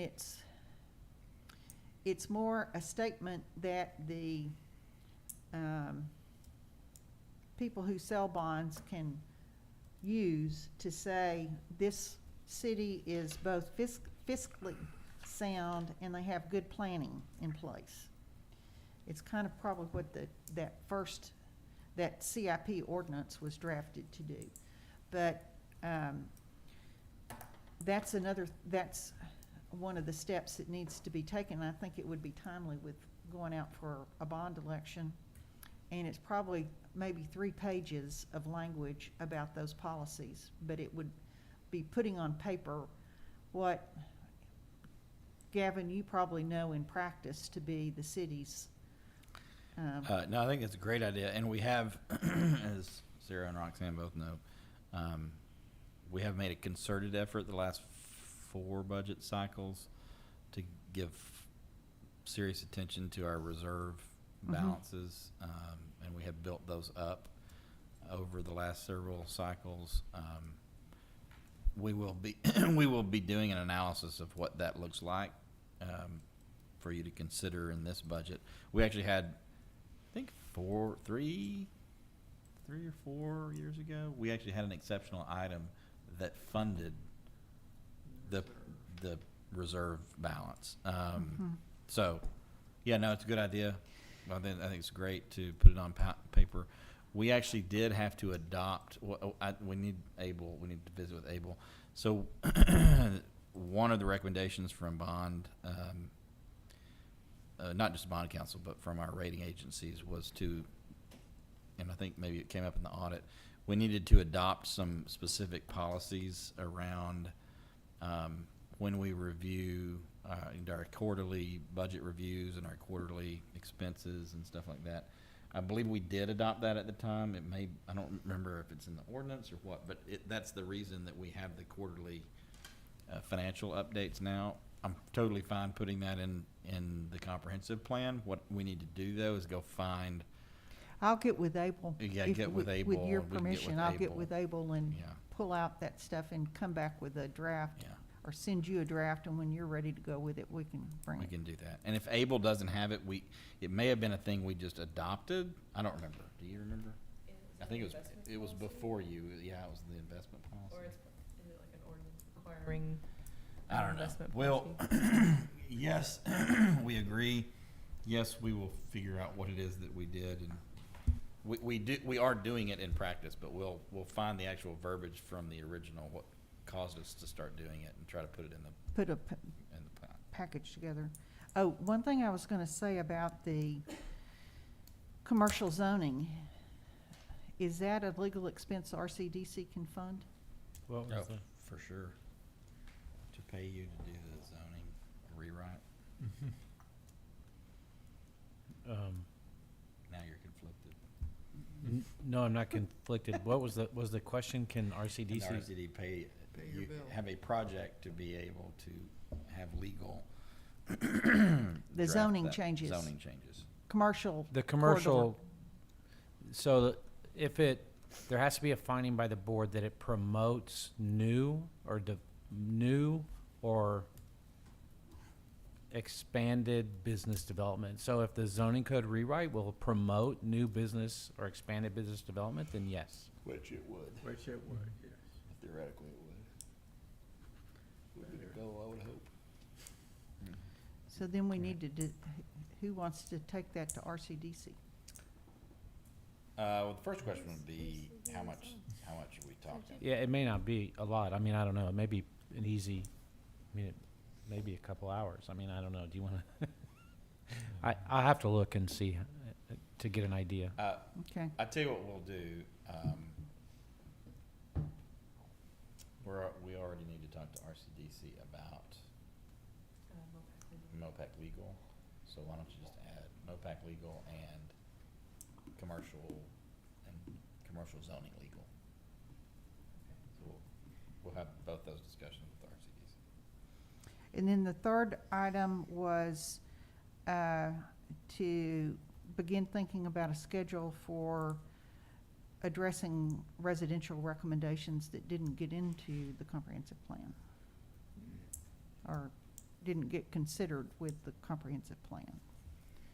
And that really is Councilmember Hudson's issue. I don't know when it was, it's a question about when and how do you want to start doing those things? Well, and I can come back with a list of things that I have thought of, and I think I started that back in February. I don't remember what all was on my list back then, but, You bring it, we'll post it. we can bring that back next month and then pass it on to P and Z, because I don't think they're meeting probably in July, so. Right. Yeah, that's a good point. Get something for them to look at the next time they come back. And that's it. All right, any motions to be had on any of that? I don't think so. I think you're good, and we'll report back to you on the RCDC thing. Don't let us forget to do that. And we don't need a motion for Charlie to report on the zoning. Okay, No, ma'am. great. We do need to figure out a cost. Yeah. Right.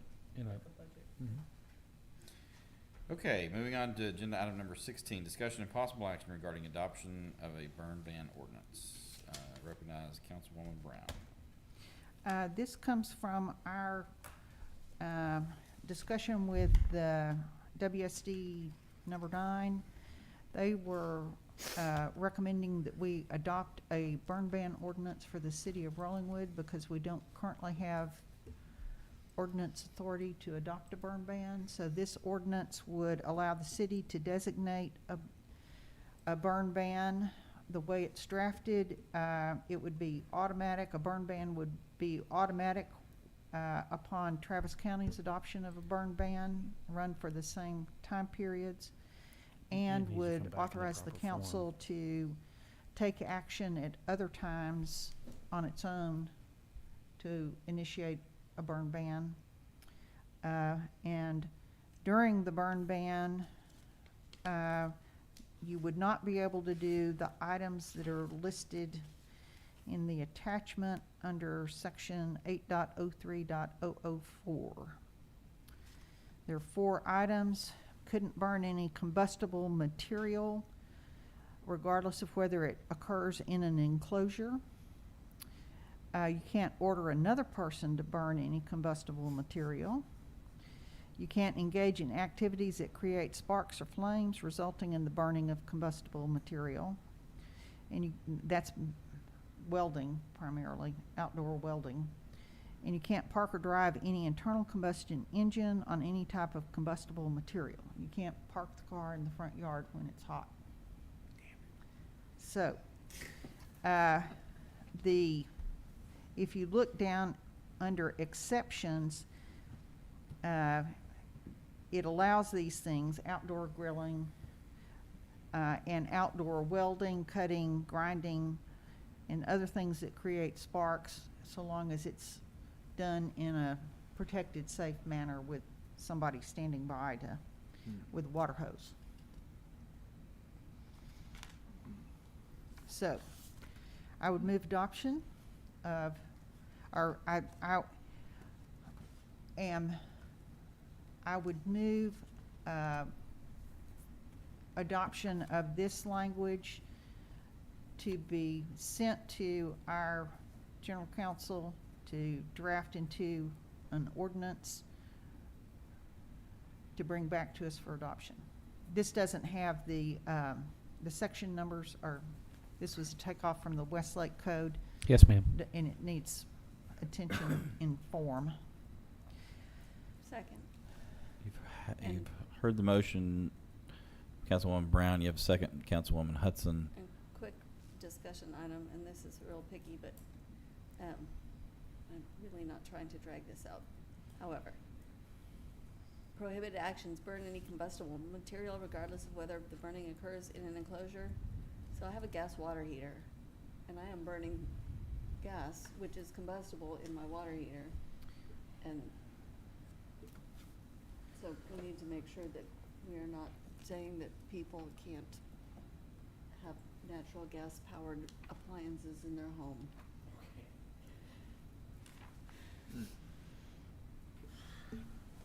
I'll review to ensure we don't do that. That's what I said. It seems. Well, it allows Like- grilling with gas Yeah. fueled Yeah, but grill, but that's grilling, but I understand. It says Yeah. you can't burn any combustible material. Yeah, And I'm looking to see if That's- there's another exception I here. didn't see one, so. I have a few comments I'd like to make. First of all, I'd like to say I believe that this is a really low-risk item and don't think that we should be pursuing it. I think that the ordinance that Councilmember Brown just read out is more restrictive than even the Travis County recommendations are. There are people that I believe that our residents should be able to use their outdoor fireplaces if they chose to with wood. They should be able to grill on a charcoal grill. They should be able to use their fire pits. I don't think that that's just what I believe. I think this is pretty low risk. And I also think that I would not, if the members here, vote to move this forward, I think that it's why we would want to just automatically do whatever Travis County says is kind of, I don't understand that either. I think that we have the ability to make the decision ourselves. Why do we want to just piggyback on what Travis County, what they propose? I mean, what I would do is, if you want to have one, we can vote it. How hard is it for us to put something on the agenda to discuss it at a meeting and adopt one? I wouldn't make it automatic. That's another thing. But I also just don't think that this is yet another thing that we're going to put in our code that now who's going to police this? And does it mean that Travis County can come around and like see that, oh, so-and-so's, you know, grilling a hamburger, he's not supposed to be able to do that on his thing, and he's gonna, I mean, I don't know, I don't think that I'm just against it, that's where I stand. So I don't think it's necessary. Okay. Further discussion, council members, Ms. Yeah, Brown? this would, the prohibited actions would only be prohibited during the period of the ban, not at all times. And if, you know, I can look at other ordinances and see what kind of actions they prohibit during a burn ban, if this language is overbroad. But the other thing, here's what I saw that made me very concerned. And that is, we're coming into a drought. Yeah. We have a lot of outdoor welding because of the landscaping designs that are being used today and because of the building designs. And if we don't require that to be done in a protected manner, it becomes very risky. I saw, you know, it was a less than 2 foot tall retaining wall being welded, and the sparks were going out to the middle of the street. I saw the welding on the top of the house at 3225 in Park Hills. And if anything catches with the wooded areas we have that are so combustible, we have a huge problem. It's not so much that we're gonna enforce it, but by adopting it and putting the signs out, we remind people to be careful. So That's the concern. the other thing is, I don't even think that Travis County, like, they say that you can still weld and stuff if you have under the right permitting, even during the burn ban. But I also think that Would welding, I understand the welding, but I don't think it's right for us to tell the residents that they can't cook outside on a wood burning grill. Like, I just don't think that that's right. I think that we can let the residents choose for themselves. I trust that they're gonna be responsible enough to not, and first of all, during the periods that we're talking about, in the summer, no one's really gonna be using a fireplace outside. But I cook 3 times a week outside, I do. And I'm not gonna use a gas grill. Okay. So that's, yeah. And I'm sure there are other residents. And so now how are we gonna enforce it? Anyway.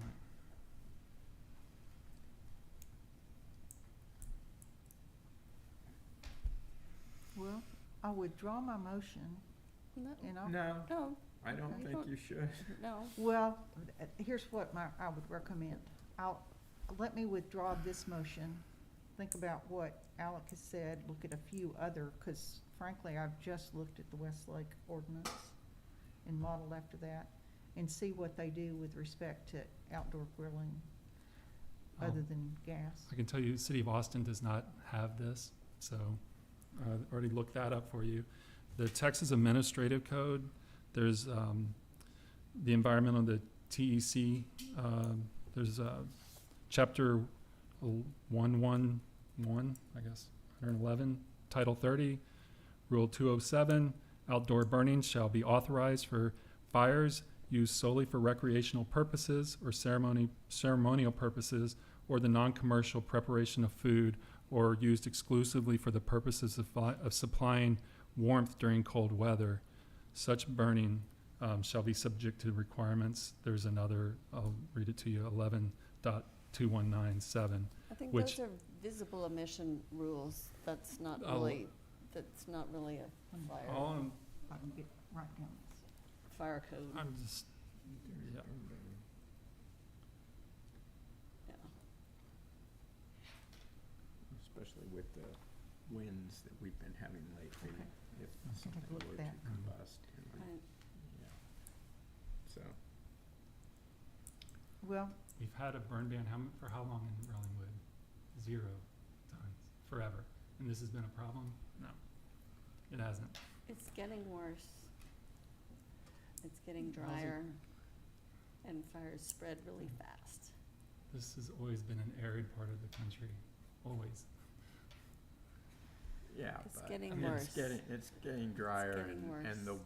winds, I believe, are higher than they have typically been previous years from my recollection, like if you guys. What you're proposing is making the most restrictive burn ban rules in more than Austin. Austin doesn't even have this. The parks has the authority to shut down. If you read, they did shut down the grills in the park. Yeah. But the park. The park did that, not the city of Boston. The residents in their homes can still cook outside. I'm gonna With this. take a look at those issues and bring back a Okay. second draft. I think that's prudent. Cause I think charcoal, for sure, ought to be allowed. Yeah, Charcoal I in a think the pit ought to issue be are allowed. embers It's that the get embers, yes. airborne. The other thing is we have probably people that smoke cigarettes around here, throw them outside the car window. I mean, that could start a spark. Anything could start a Absolutely spark. could. Okay. And So, I so we're think gonna there's outlaw smoking during the burn bans? No, but Okay. flicking Then why are we? flicking a lit cigarette out of your car during a drought period is an irresponsible act that could lead to. Cooking outdoor in a big green egg that's covered, a ceramic cooking vessel that's completely covered outdoors. Yeah. I don't need a fire extinguisher 5 feet from my grill in case it goes out. I mean, this is overreaching. I don't think that we need to add any more regulations. Okay. like this. Big Every- green every- egg is ev- different. Everybody has opinions. It's Yeah. 10 after 1. We still have items we need to do. And she's gonna go look She's at gonna it. come She's back gonna with come it. back with a We different will draft. address. We do not need to continue Yeah. talking about it right now. Agreed. All right, you do have a motion, and second. I pulled it No, down. she- she's pulled it back. she's withdrawn it. Okay. You wait for Mr. Blackman's. We will move on to from item number 16. And, move on to item number, 17, discussion of possible action on the appointment of city administrator. Due to the time. Due to the time, I'm gonna make a run at entertaining motion. If that doesn't work out, happy to also go back, have discussion, in executive session. I still will go to executive session, by the way, for item number 13, but it occurred to me that's not necessary. We don't have to do that. But on 17, I'm going to right now. entertain a motion or we go to executive session. What do you want? I move appointment of Ashley Wayman to be our City administrator. permanent Yes. city administrator instead of, Forever. as opposed to interim. All right, you have a Second. motion and a second. Third. Councilwoman. Very enthusiastic second. All right, Yes. great. Well, this is going well for you. Good work getting us to 1 o'clock.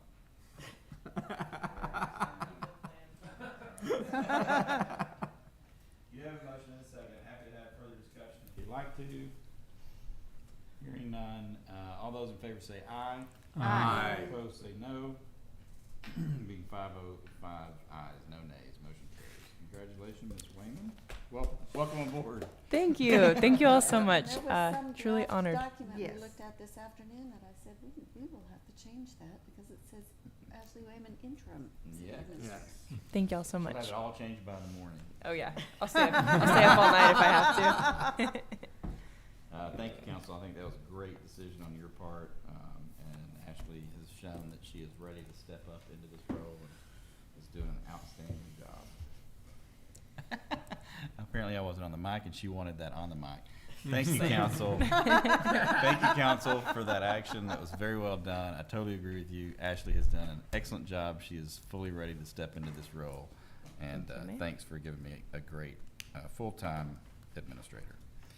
We'll now move on to agenda item number 18, and discussion and possible action to authorize the mayor to negotiate an employment agreement with the city administrator for a period beginning upon date of appointment, to be presented to council for final approval in July of 2022.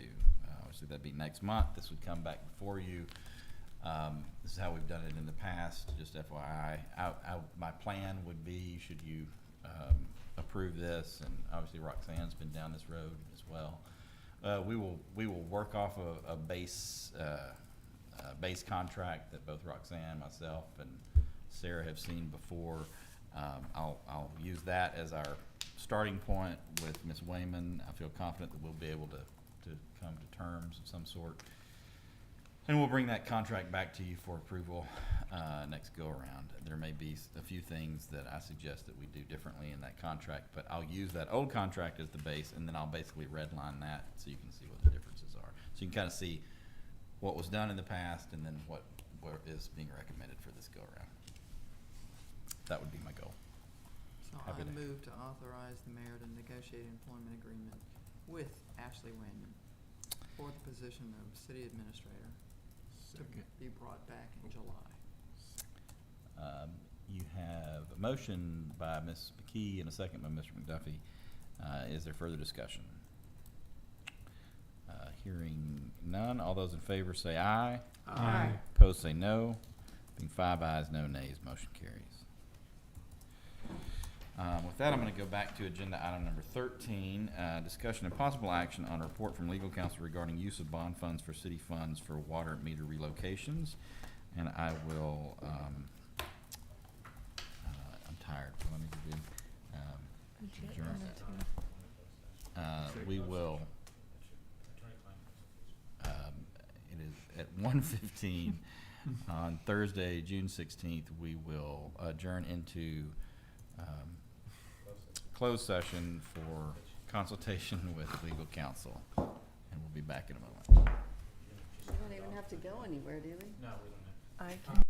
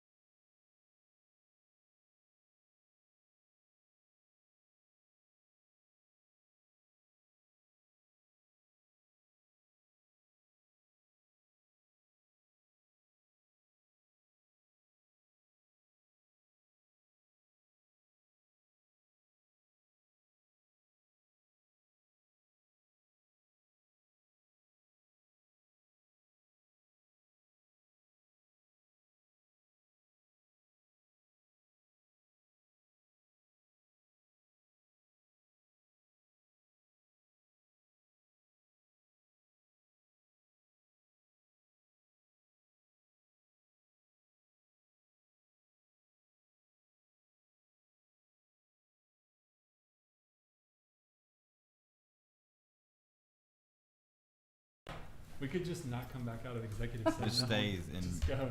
sine die. Next morning. I wish we could do We have to adjourn, and that takes an action, and Yeah. we can't take action in executive session. Okay, we are out of executive session and back into a regular session at 1:33 a.m.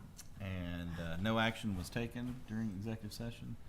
And with that, council, we have nothing more on the agenda. Move to adjourn. We have a motion to adjourn by Councilwoman McKee. All those in favor say aye. Aye. Opposed say no. Being 5 ayes, no nays, motion carries. Thank you, council.